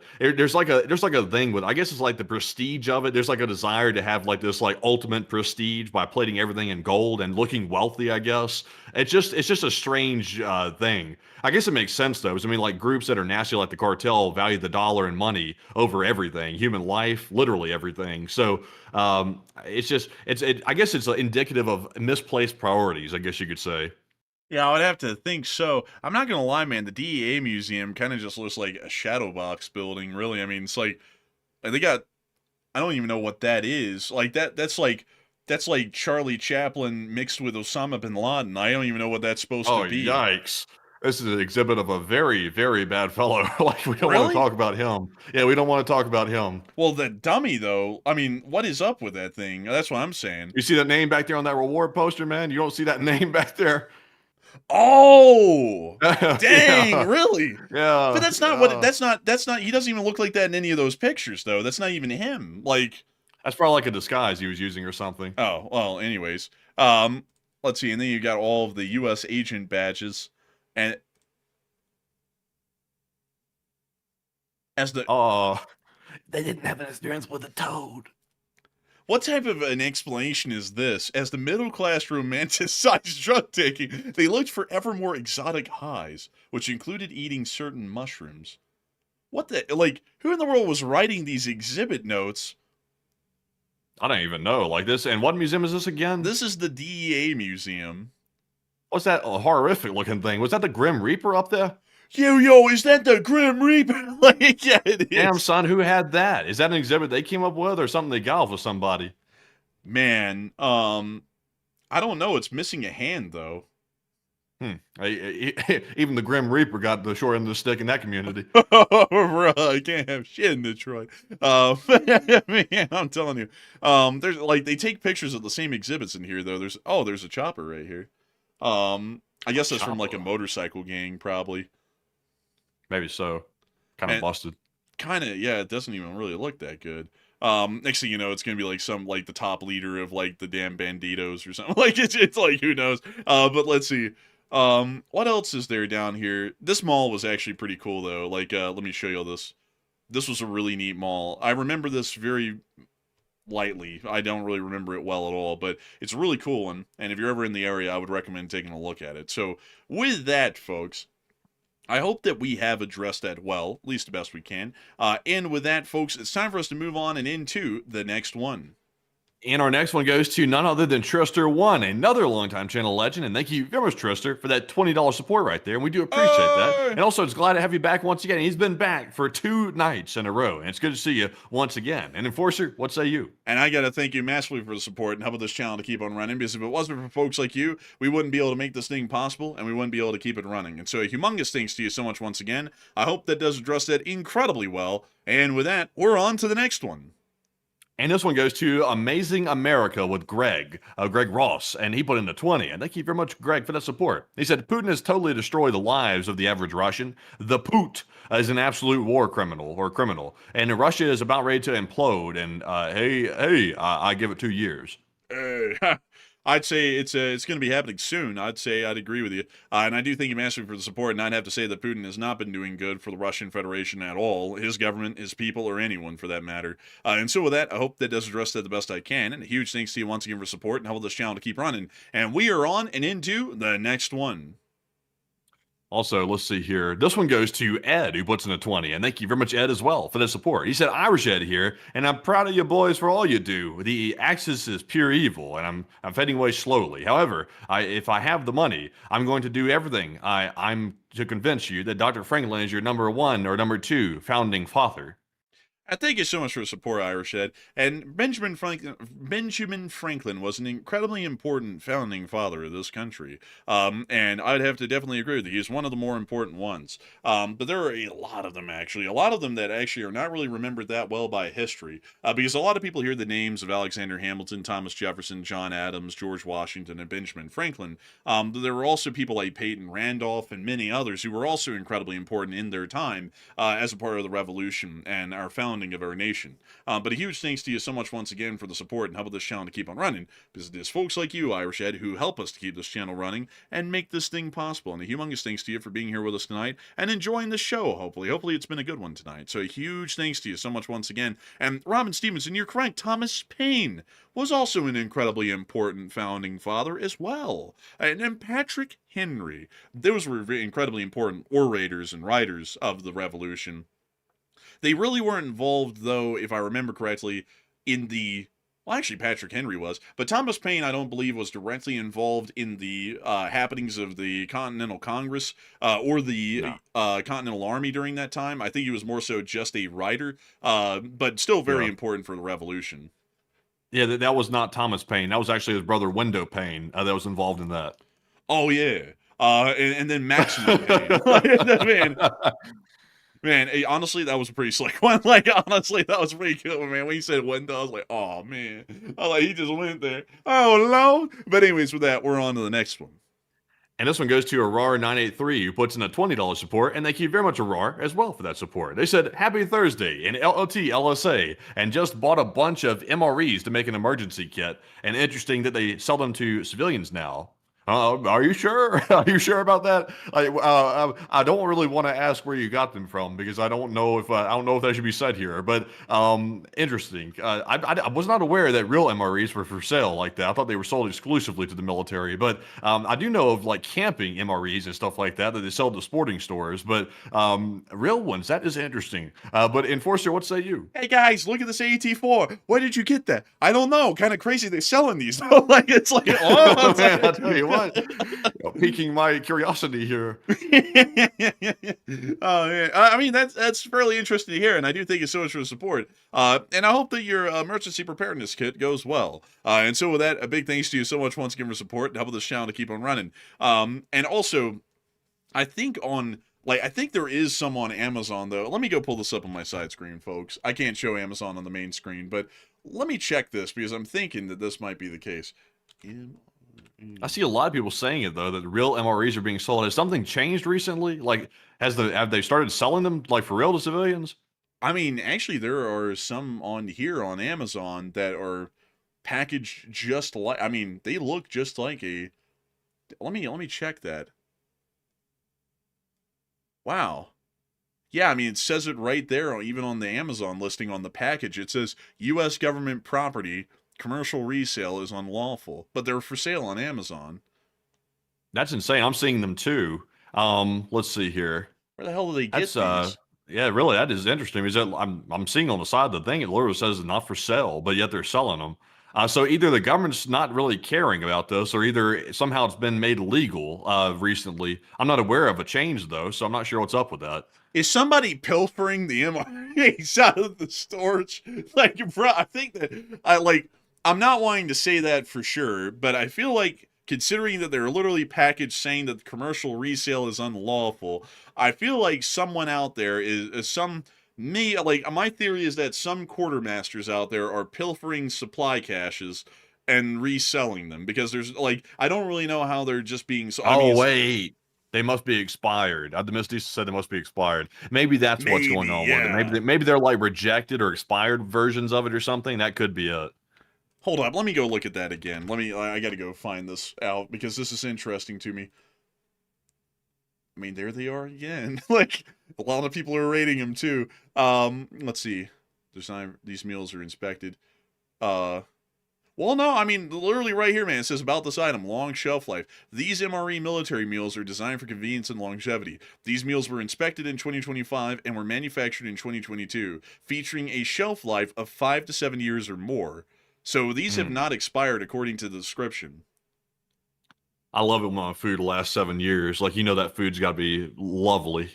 You know, man, I really want one of those pizzas though that they have in the MREs. I mean, I know that they're probably like gonna like turn my guts into stone or whatever, but like everything that's in them for preservatives and all. But I would like to try one. I'd be interested in it.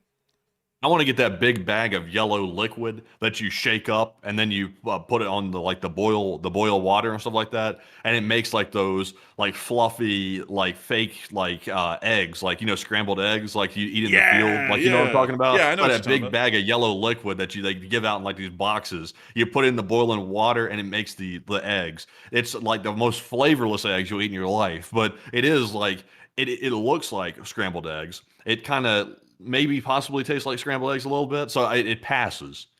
Actually, there's there one guy. It's like MRE's Steve or something on YouTube. I think he's been eating like MREs all the way back from like World War II and stuff. He's the guy who will always say, "All right, let's open it up.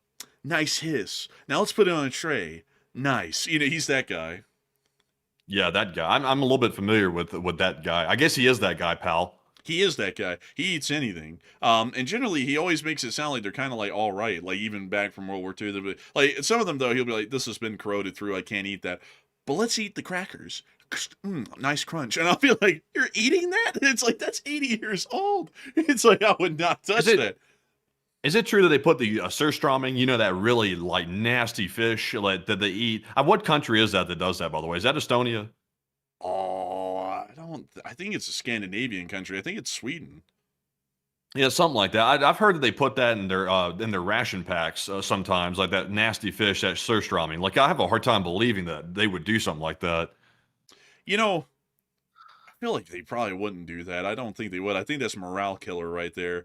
Although they like that stuff. They like that stuff. Like that's actually like a traditional thing. Although there's actually like Scandinavians that can definitely not handle that smell. Like I think that might be a tradition that might be fading. But like believe it or not, some of them actually eat it. Also, let's see, Shattenmorker said it's Swedish. I believe him. Yeah, he sounds like he could be a Swede himself. But interesting. So it is Sweden. I don't know what they ever thought that was a good idea. That stuff looks rotten. Like it looks putrid. I don't know who's eating that. I think people eat it as a joke nowadays. Like when I see people opening it and trying it. I mean, you can't even open the lid without gagging from the smell of it. I mean, I don't even want to be near it. You want to know something else from Sweden that's also absolutely irreprehensible? What? Lutefisk. It's very under-talked on, but that's what it is. And let me read you the description here. It's made from aged stockfish or dried and salted cod. The fish takes That's a stockfish. Yeah, I mean, it's a stockfish. They're in What the heck is it? Well, I mean, it's just, when you go into the lake, you go, "Hey, is that fish in stock?" And then they check the back and it's in stock. It's stockfish. But the fish takes a gelatinous texture after being rehydrated for days prior to eating. I've heard that this thing is absolutely disgusting, a lot like surströmming. I would never try it because, I mean, look at that and tell me, does that even look appetizing? That looks like a chunk of some rotted pineapple. Yeah, I don't know. I don't know about that. I don't know if I'd want that. Me either. Like, anyways, with that, Do you know, while we're on this food topic real quick, do you know there's like a Japanese food? I can't remember the exact name of it, but it's like zero, I think it might be konjac noodles or something like that. It's like this gelatinous substance that Japan makes. It's almost 0 calorie, and it's like it comes in blocks and they sell it. I've seen them making it. It's like this goo that they put into a block. It has 0 calories in it. Some people may know what I'm talking about. I can't remember the exact name of it, but it looks like garbo. Like it looks absolutely horrific. Have you seen it, by the way? ah, yes, Japanese slop. Like, I haven't seen it, but that sounds a lot like the slop we have over here. Yeah, like 0 calorie miracle noodle. I think that's what they call it, or something like that. It's not tofu. It's definitely not that. But it's like this like gelatinous substance in a brick that I think gets turned into noodles or something. And it's like people eat it over there to lose weight, and they're trying to act like they're eating food, but they're really not getting any calories from it. But it looks disgusting. I don't know what that is, but I think I've heard of that before. I'm not really sure though. But with that, we are going to be getting on and into our next one. And our next one here is going to go to My Trucking Travels, who puts in a 20. And also, by the way, I do see Danny B's, by the way. I almost forgot to grab that. It's at the top. I almost missed it. I'm getting back to yours, though, in a minute, Danny. Thank you very much for that support. We also had that 20 that I was just mentioning from My Trucking Travels. And thank you very much, good sir, for that support. He said, just little old me again, driving overnight. And thank you for keeping me awake. And thank you for the valuable information. LOSA forever, and take one from the chat, please. Hey, and long live the Lee Spring Army, and good to hear that the truckers of America are back on the road again, keeping this nation rolling. And a huge thanks to you for support. We're always glad to keep you company on your long night journeys. And also, we will make sure to take one from the chat in your honor. So, Matthew, what do we got?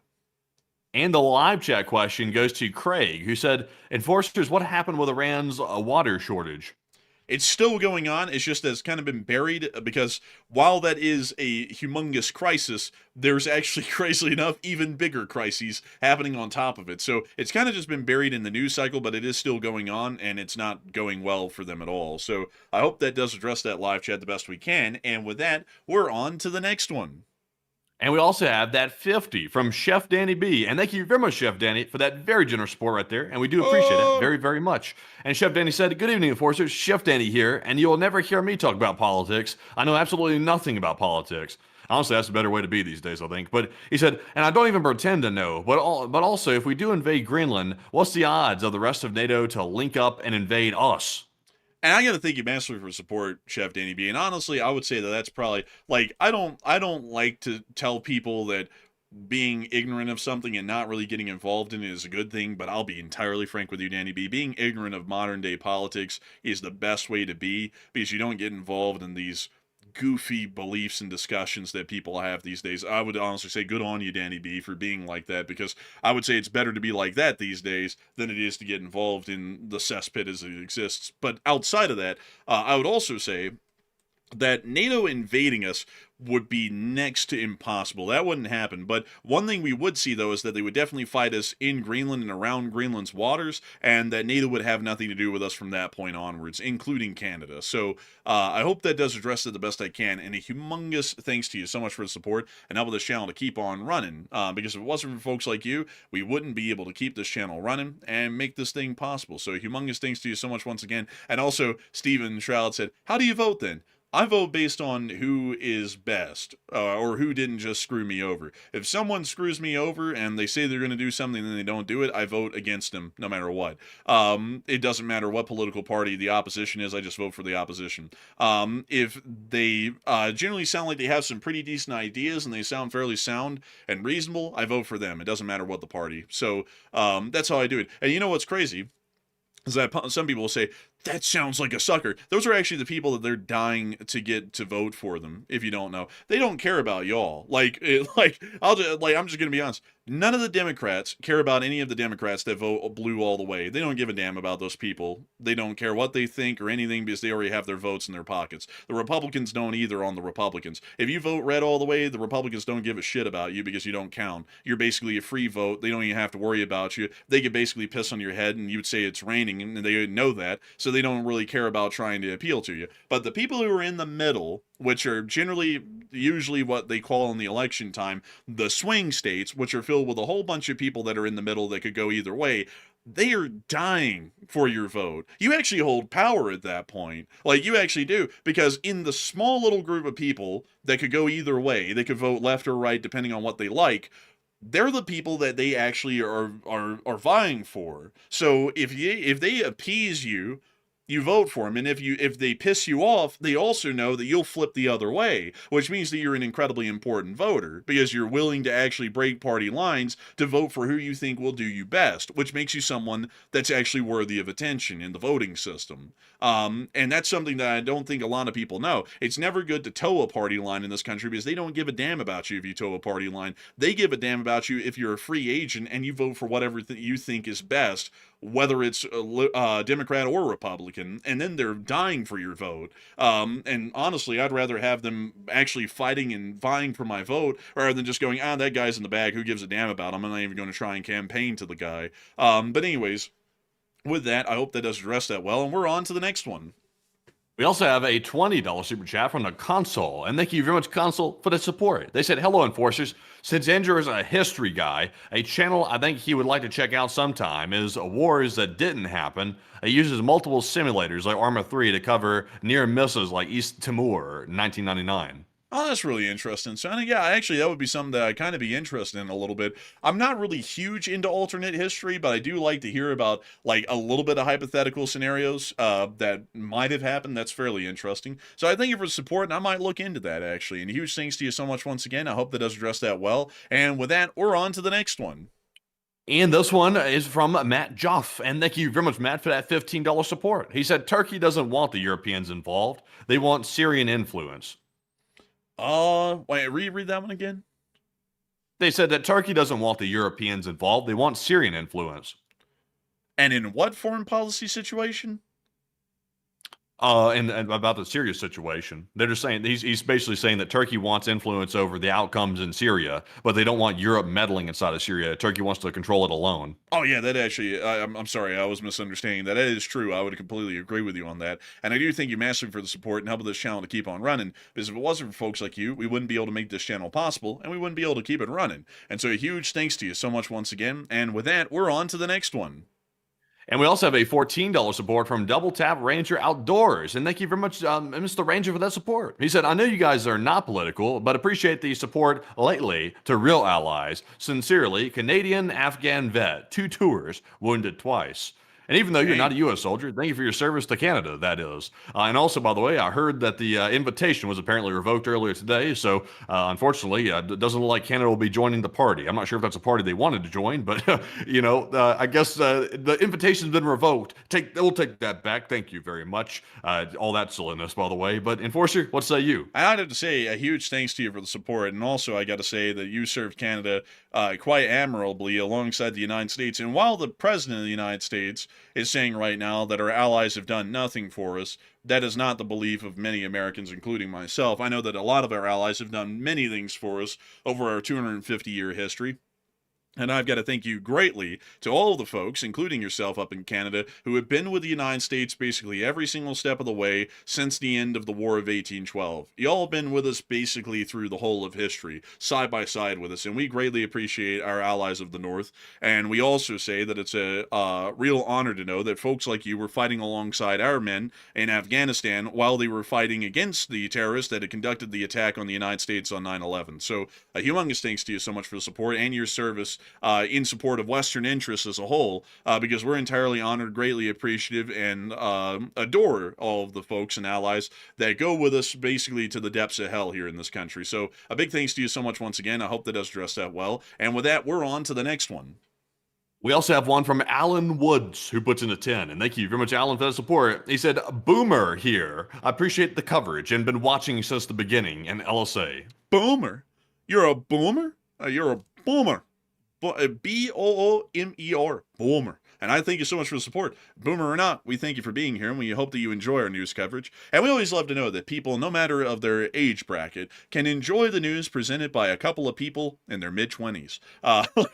We greatly appreciate that. And we thank you all so much for enjoying the channel enough to support it and help it to keep running. Because folks like you help us to be able to turn the gears behind the scenes, which are greased and oiled, basically, by the money that y'all give, because it allows for us to pay the bills, keep the lights on, and do this as our full-time job. Is that a right way to say that? Is that the right way to say that?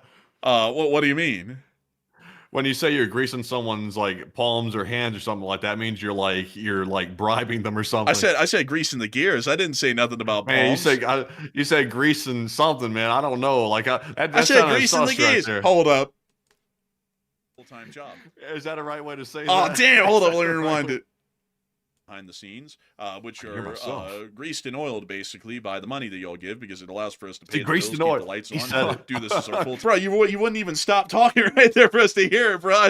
I heard what you said. Greased and oiled. I heard it. I said greasing the gears. I literally said that. Man, I heard greased and oiled, man. That's all I need to know. Greased and oiled. Man, they ain't greasing their palms. What are they bribing us for? News coverage? There's nothing to bribe us on here. What the hell would that mean? Bro, I'll tell you what, and of course, just putting it out there. He said racks, bands, hundos.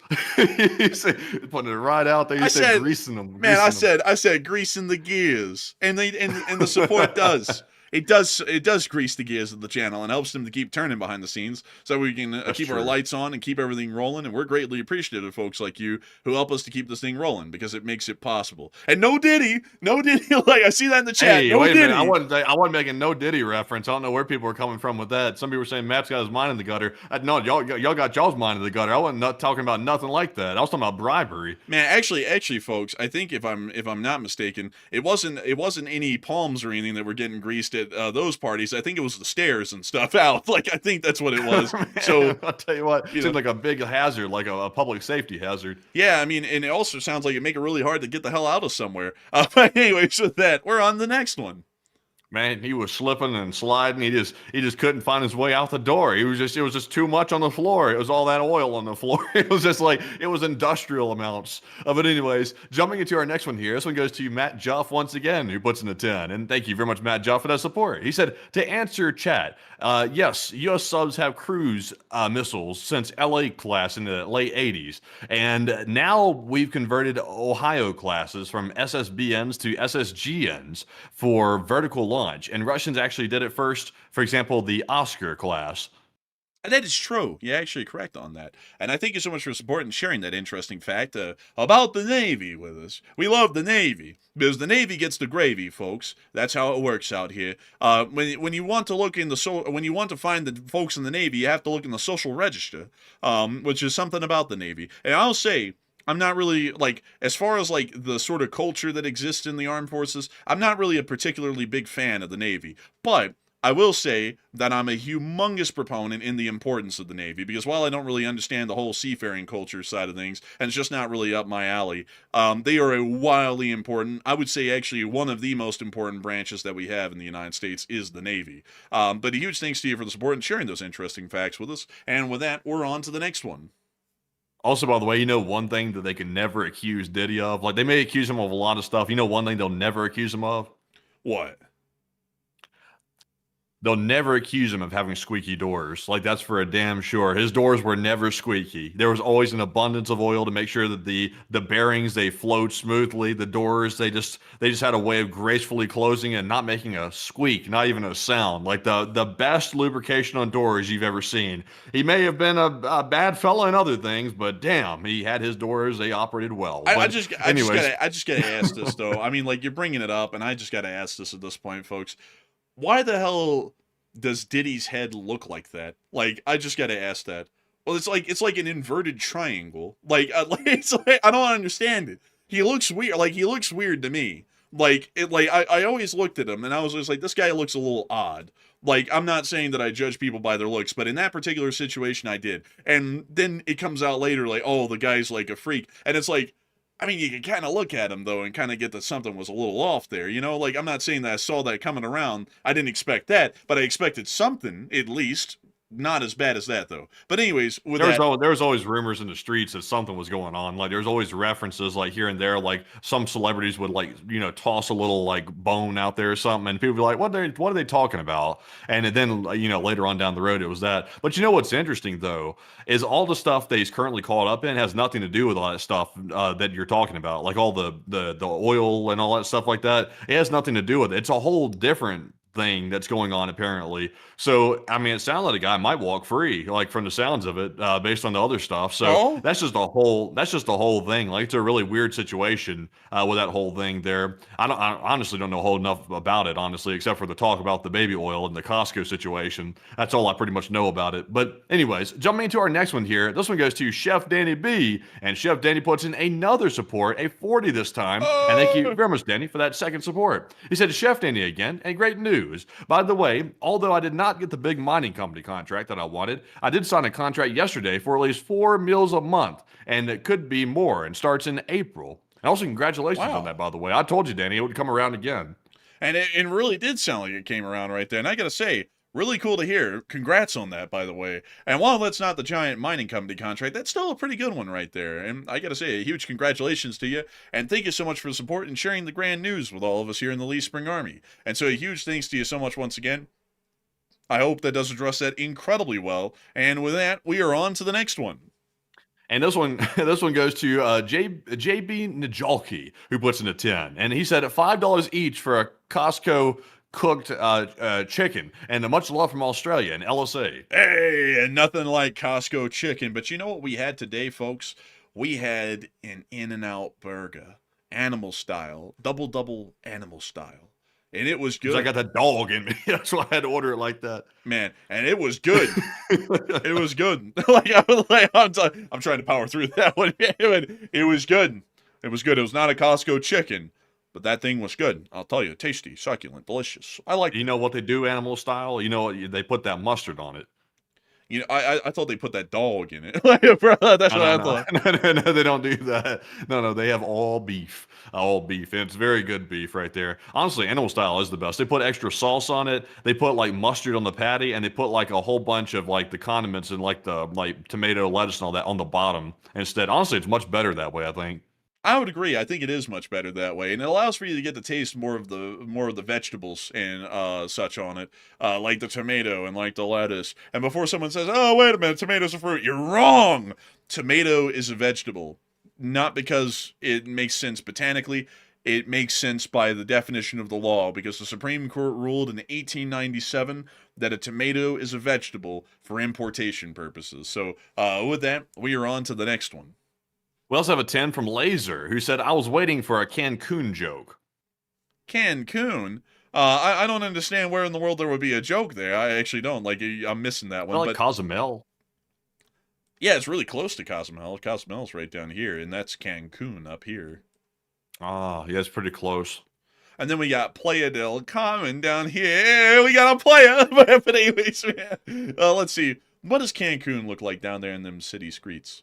They got nice beaches in Cancun, I've heard.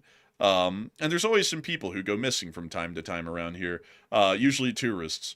And they always say, oh, Cancun's safe, until you hear 3 people went missing after they walked down some shady road in the middle of the night. And I was like, I wonder why. But beyond that, though, oh, look, they got dolphins up in this pool. Man, dolphins. And they got these pyramids.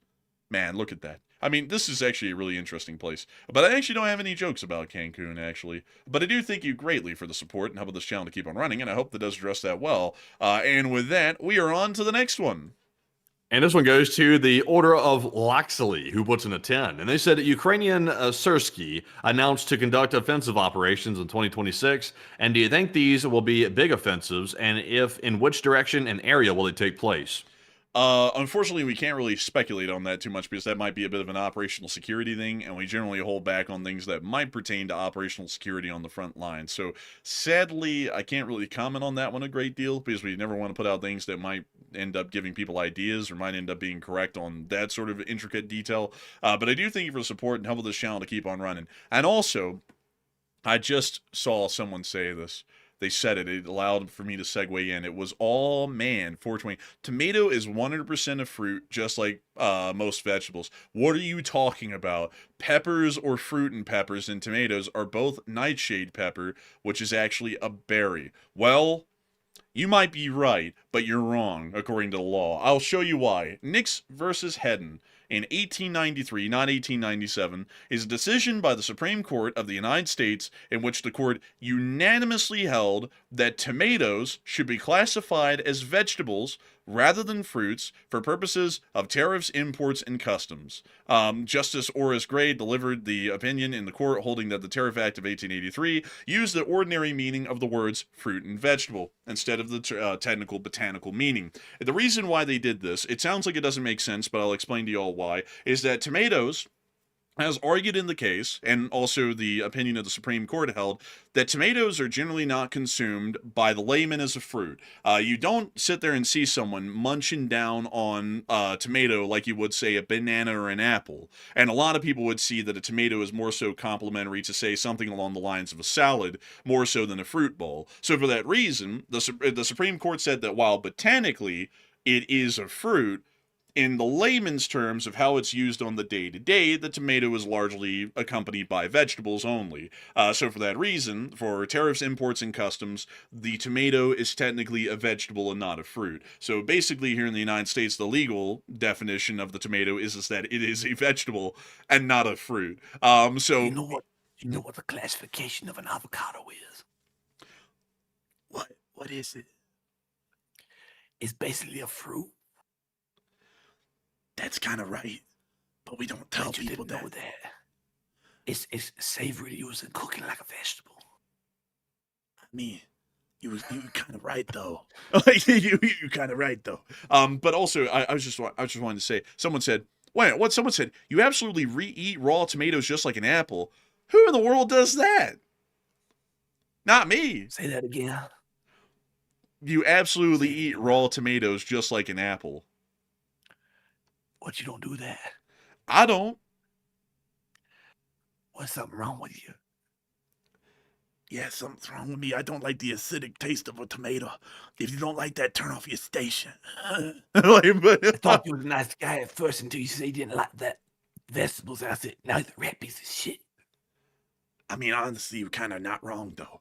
Stop talking out of turn. Man.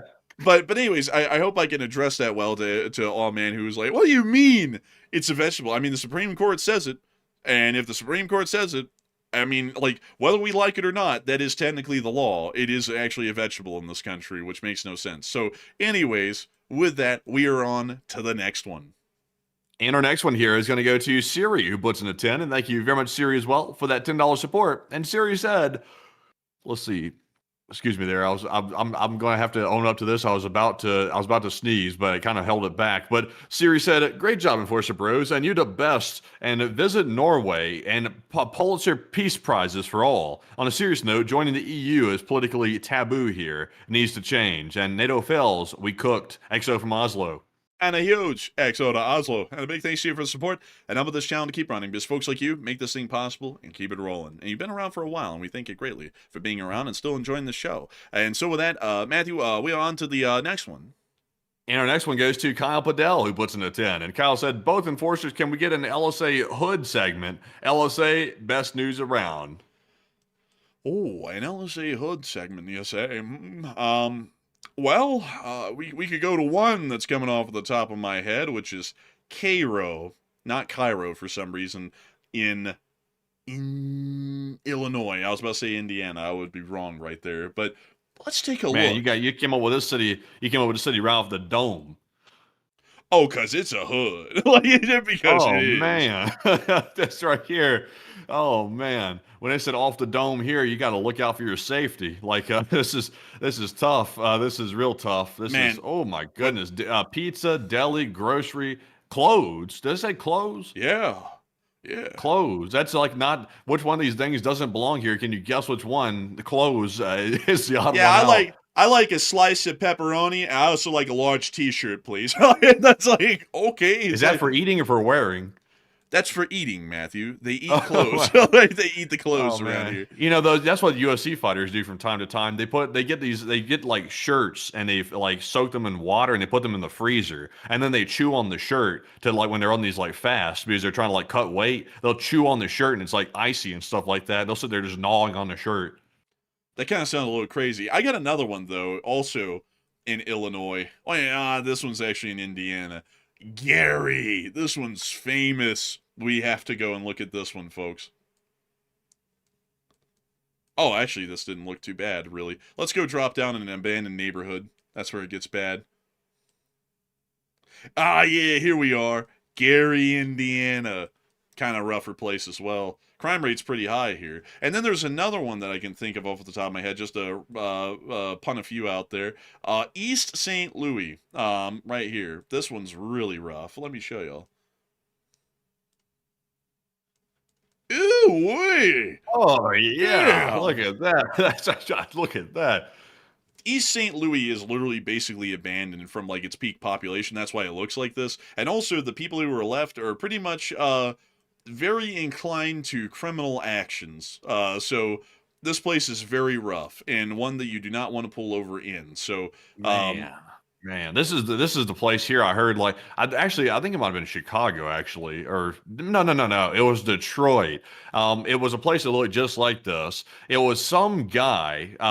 This guy like gave this kid a ride like in his car, like from like I think it was a school or something like that. He drove the guy allegedly to his parents' house. But instead, they pulled into a back lot that looked just like that. And it turns out this guy that he was giving a ride to in his car ended up pulling out a shotgun and tried to pop the kid. And apparently almost took him out. And he barely survived. That's that type of area. Like that kind of sketchy stuff's going on. man, I mean, that is actually pretty crazy. I hadn't heard about that before. You know, I can't believe that Kalamazoo is a real place though. Kalamazoo is real. I mean, that's like man, Aw, Kalamazoo. Oh man, like a kaleidoscope. Oh man, or a kazoo. Oh wah, wah. oh man, I tried to go to the loo and the Fed busted in and sent me to Kalamazoo. Like, Oh man, I got no balls. Oh man, I had none before and I have none now. Oh man, what changed? oh man, I had no balls before, and now I literally don't have them. Like they're gone now.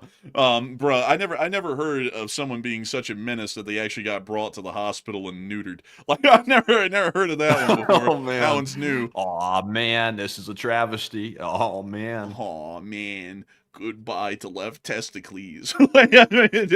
Also, Robin Stevenson said, "Why do you two ever decide to stop over in both Memphis and St. Louis as hellholes?" I mean, we just had to travel through there, getting out to the west. I mean, it was just part of the journey. In Memphis, totally unintentional. Like we drove into like literally like the hood, like the part they tell you do not drive into that area at night, you might get shot. We drove straight into it, stopped there, got out, got gas. We were just oblivious. Like I wasn't totally oblivious. Like I knew I was in a bad side of town when I pulled up in there, but we were good. Like we were good. Like we don't necessarily like we didn't necessarily want to be in the area, but we were okay. Like let's just say that. But it was definitely sketchy though. There was interesting folks just wandering the streets in the middle of the night. There was folks that were lurking around that seemed to have maybe some weapons in their hands potentially. A very interesting side of town that I would not like to revisit. There were working women. If y'all know what I mean, like there was the whole gamut, like what you hear about, it was there. But as far as like how do you know these places and why would you go there? Oh, we haven't really been through any of these by choice, and some of them we've never even been through. I just know the good and bad places in America because as an American citizen, it is my responsibility to know what places look like hell and what places are really nice. Like for example, in New York City, like basically anywhere, you just kind of gotta know the good and bad places. It just comes with living in America or really any other country for that matter. But anyways, with that, we're on to the next one. Also, Manny, how many questions do we have left? Oh, we have about 15. Oh dang! So we're gonna have to start picking this on up. And so with that, we're on to the next one. And this one goes to Bob Anon, who puts in an 8. And Bob said, "Does this channel endorse the burning of Bukes, Slav Ukraine?" Bukim threes? Hell yeah. Like, absolutely. But a huge thanks to you for the support and helping this channel to keep on running. And with that, we're on to the next one.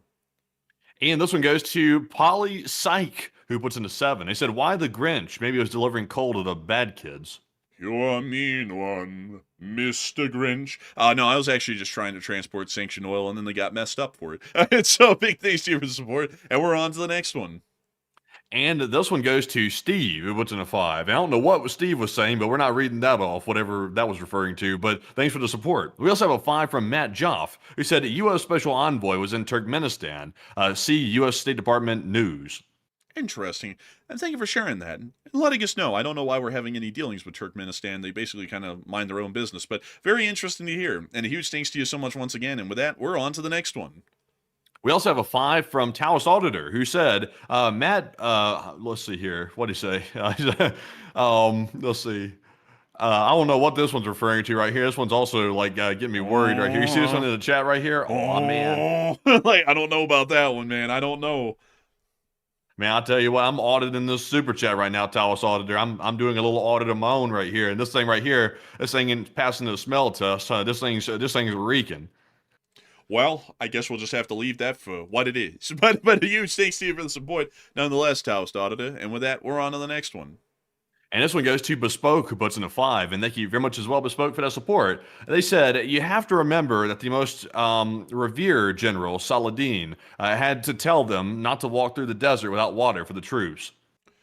You know, that doesn't, like, I would say that would make an army sound like it's stupid, but I mean, at the same time, there's a lot of people who were told on the weekends in the army, you know, don't go out and do anything stupid and get yourself arrested, and then a lot of them do. So, I mean, like, you know, like, it sounds like something that would be obvious, but then again, a lot of obvious things are said, even to people in the U.S. Army that they don't really listen to. So, I do thank you for supporting and sharing that, but I don't really think that shows anything particularly bad on that group. I think that's just more of enlisted shenanigans, I think, is the best way to put it. But a big thanks to you so much once again for support and helping this channel to keep running. And with that, we're on to the next one.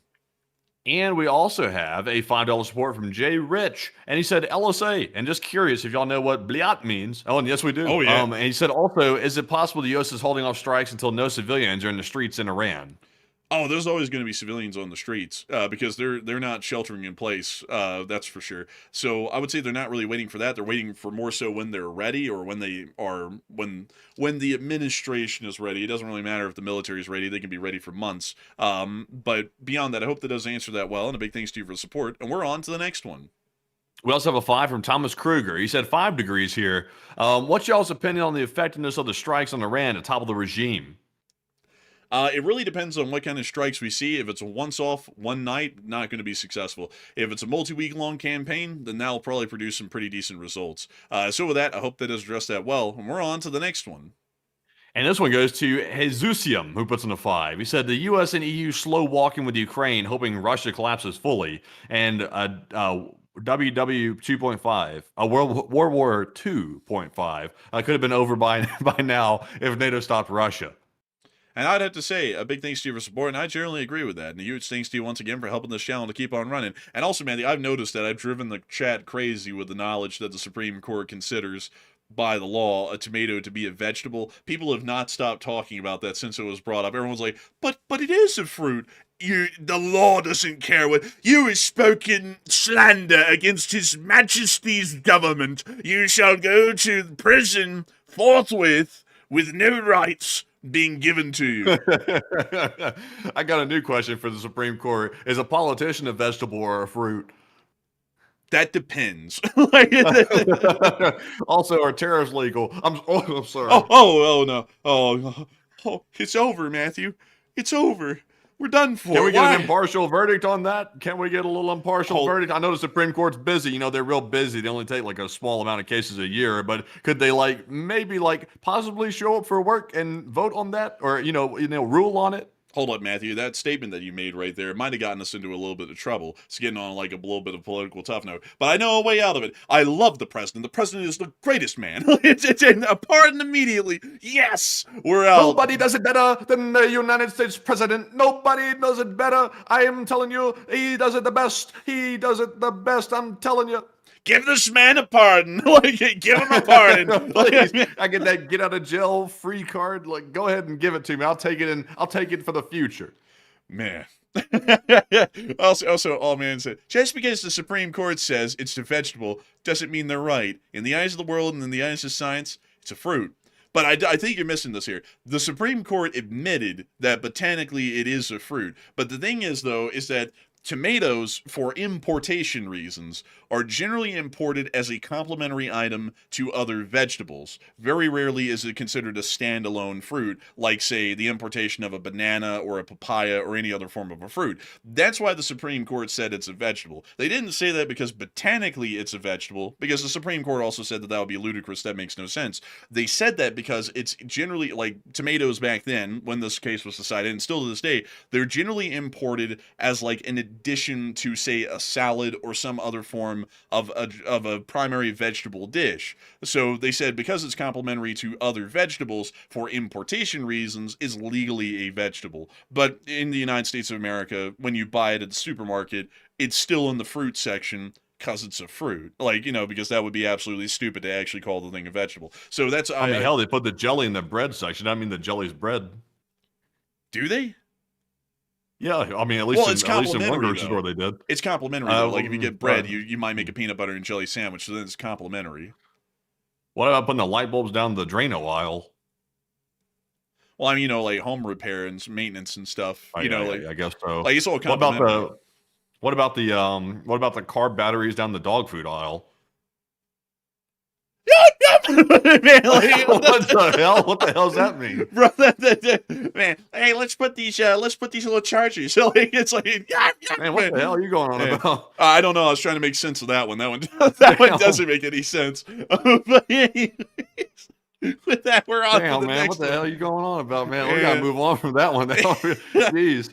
The next one here is going to go to none other than Christian Noriega, who put in a $5. Thank you very much, Christian, for that $5 support. He said, fun fact, World War III is not going to cause by the superpowers, but the small countries that have threats amongst other small countries and superpower. It's possible. I mean, that's technically how World War I kind of started. So, yeah, I would say that that's actually a pretty big risk as well. And so a big thanks to you so much for the support and helping this channel to keep on running. Because if it wasn't for folks like you, we wouldn't be able to keep it running. And so with that, we're on to the next one. And this one is going to go to none other than Coffee and Paul. That's like Cars and Coffee, but it's Coffee and Paul. He puts in a 5. He said, OMG, perfect Zelensky voice impression, 10 out of 10. And I thank you greatly for enjoying our Zelensky. We try our best, and we are always happy that people like you appreciate it. And so I hope that is addressed that well. Big thanks to you once again. And we're on to the next one. And this one goes to S. Phrase, who said, let's see what this is first. What is this, man? Let's see what this is first. I'm scared to say it. I'm not sure what this is right here. I don't know if I'm being had or not. I'm not sure what this means right here, but they're saying something has the electrolytes that plants crave. That's a Brondo reference from Idiocracy. Yeah, like that movie Idiocracy. I've never seen that. I've seen like a little summary of it on YouTube before, but that's from that movie. But a huge thanks to you for the support, and I like the Idiocracy reference, really on point. And so a huge thanks to you once again. I hope that has addressed that well. And with that, we're on to the next one. And this one goes to Taoist Auditor, who puts in a 5. And he said, Enforcer best burger, Aussie with a lot. Beetroot was added to annoy World War II US GIs. Go home, GI. But also, it was wonderful. So we kept it. It was wonderful. So he kept it as their national burger. Look it up. The Hanoi Jane reference in the middle of that is insane. Like, that is absolutely... Our country has abandoned you, GI. GI, they have left you to die. Like, bro, it's like... Honestly, I feel like I was getting to him after a while.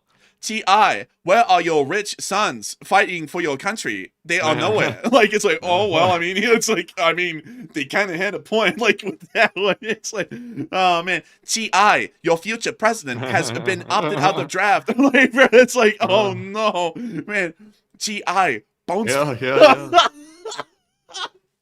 Oh, man. Hold up, man. I got one more. GI, brainworms can be used like that. So anyways, moving on from that, that's very interesting to hear about that burger. You know, in America, we have a very similar burger for prisoners. We call it the warden burger. And if you complain about it, the warden will take your butter next and save the county a couple of $1,000s. But a huge thanks to you so much for the support and helping this channel to keep on running. Because if it wasn't for folks like you, we wouldn't be able to keep this channel running, and we wouldn't be able to make this thing possible. Also, I gotta say, Ghoulish really liked the Hanoi Jane reference. They said that was straight up bars, and we thank you for that. But anyway, so that we're on to the next one.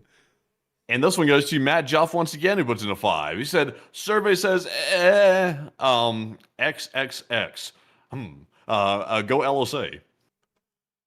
The survey was freaky like that. It went like it's like interesting, but I do thank you for the support and helping this channel to keep it running. And with that, we're on to the next one.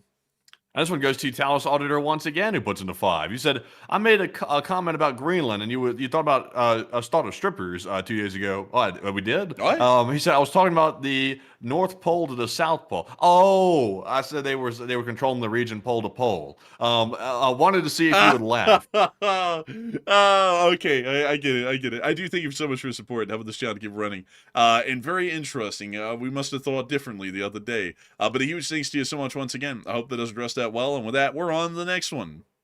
We also have a 2 from Robert Krogan, who said, Costco chicken. Hey, and thank you so much for support for the Costco chicken. We're greatly appreciative. And with that, we're on to the next one. And this one goes to Plazant, who puts in a 2, and thank you very much, Plazant, for that support as well. And also a big shout out to Mark Andre Burnett, who put in a $1 support, and we appreciate you very much, Mark, for that support as well. We also had a 2 from Turner, who said, stay safe, y'all, and be prepared for that winter storm. And I gotta thank you so much for the support, and I thank you for caring for us. Luckily, we're out of the way of the winter storm for the large part from what we know, so we should be fine out here. So big thanks to you so much once again. I hope that does address that well. And with that, we're on to the next one. And this one goes to Bruce Lee, who puts in it 2. He said, snow and ice, not that ice for all, but you because SLC, JLK. And thank you so much for the support and helping this channel to keep running. And we're on to the next one. And we also have a 2 from Jesusium once again, who said, dang it, Enforcer, I just want to be a pirate. Yeah. The job's been taken. The job is now no longer available. That job was filled by none other than Captain Crack Sparrow from Venezuela. It turns out the job apparently was laid off. He's currently now serving a sentence, or not yet. He's not, but he's currently on trial. But I don't think there's a job opening for that one. But Enforcer, what say you? I gotta say, I hate that I have to kill your pirate ambitions, but piracy in the modern day is just not what it used to be. But a big thanks to you for the support and helping this channel to keep on running. If y'all just heard that, folks, that was my kneecap making contact with the metal front of my desk. Don't worry, it's hurting. But with that, we're on to the next one.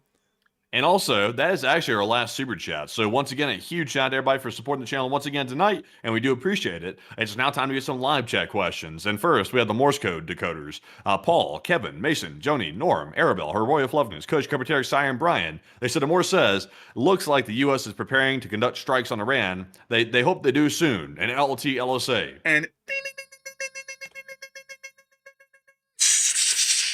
that is the sound of money. Y'all got to that's the Morse code message tonight. Congratulate y'all greatly for getting that Morse code message correct. Lee Springer Signal Corps is always getting that correct time and time again. It's truly an amazing and profound thing. So a huge congrats to y'all once again. And it's time for us to move on and into the live chats. Due to us being overtime tonight, once again, we're only going to be able to get 3 live chat questions, and then we're rounding this thing on out for the night. So we're on to the third to last question of the night.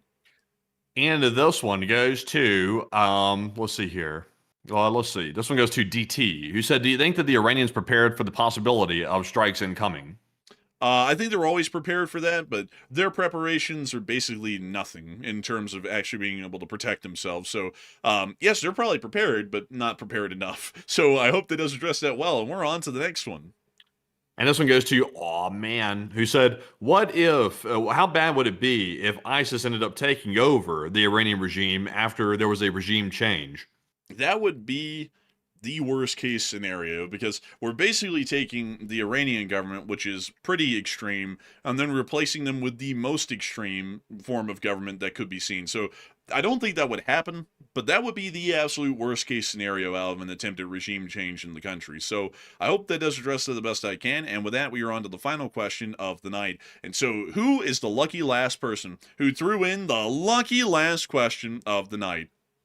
And that viewer is none other than Polizei Paul. And I wonder if he's actually a German police officer. But he said, why do they have to go to a conference for NATO? If someone attacks a NATO land, then Article 5 should be auto-invoked. It should be an automatic response, no meeting needed.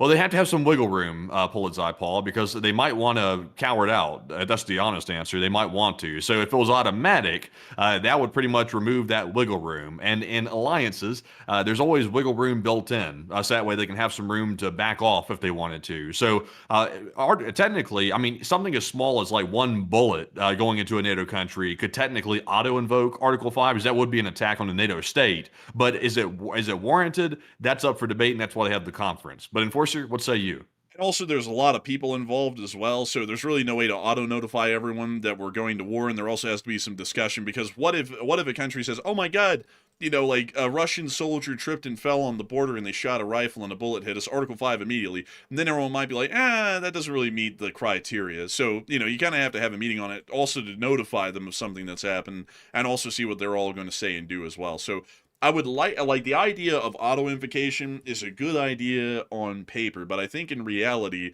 that would be really hard to implement in any way that would be would turn out with positive outcomes. So I do thank you so much for the support and bringing in such an interesting take. I'd have to say I would like the idea if it could be implemented well, but I think at the moment it wouldn't really be implemented that good. It would probably take a lot of thinking and working out to get how that would actually turn out. But with that, we have reached the end of the stream for the night, folks. And I gotta say, a huge thanks to everyone for watching tonight. We've had 120,000 people watch this stream since the start, and there is still a whopping 7,000 people here. We thank you all so much for watching. We're entirely honored and greatly appreciative to have had each and every single one of y'all here tonight, and we will see you all tomorrow at 10 p.m. Eastern Time to cover the next 24 hours of the news from around the world. And if there is a short war video to be made, it will be I, the Enforcer, who will be making the short war. I'm right on that, right, Matthew? Oh yeah, I'm not sure about that. I was about to say, are you sure about that? I wasn't totally sure. Hold up, let me check. Check it right now, because this could be, we might have to debate this. Oh, shoot, man. There's got to be something. Actually, no, it was your day today. Oh, okay. It was my day. Okay. So I'm sorry, folks. We were actually a little bit confused on that for a moment. But tomorrow, if there is enough news to make a short war video, it'll be I, the Enforcer, that is making the short war video. If there isn't enough news to make a short war video in the middle of the day tomorrow, you can always count on us to be on air at 10 p.m. Eastern Time to cover the next 24 hours of the news. And so with that, we will see you all then. Good night, good luck, take care, stay safe. Slava Ukraini, Haram Slava. Long live the Lee Spring Army, and long live the Republic. And with that, folks, we appreciate you all for joining us once again tonight. We had over 120,000 people here by the end of the stream, which is a large, whopping audience, and we appreciate all of you for choosing us as your news source. And we will see you all tomorrow at 10 p.m. Eastern on our next Nightly War News stream, and maybe on a short war video tomorrow if there is enough news to cover. But in the meantime, we will see you all then. And tomorrow is Friday. It could be a decision day, perhaps, so we might be seeing something happen after market close tomorrow evening, but there's no guarantee of that. So we will be on a high alert, a little bit at least, to see if something is going to happen. But in the meantime, thank you all once again, and of course, Slava Ukraine, Iram Slava, get some rest, and good night.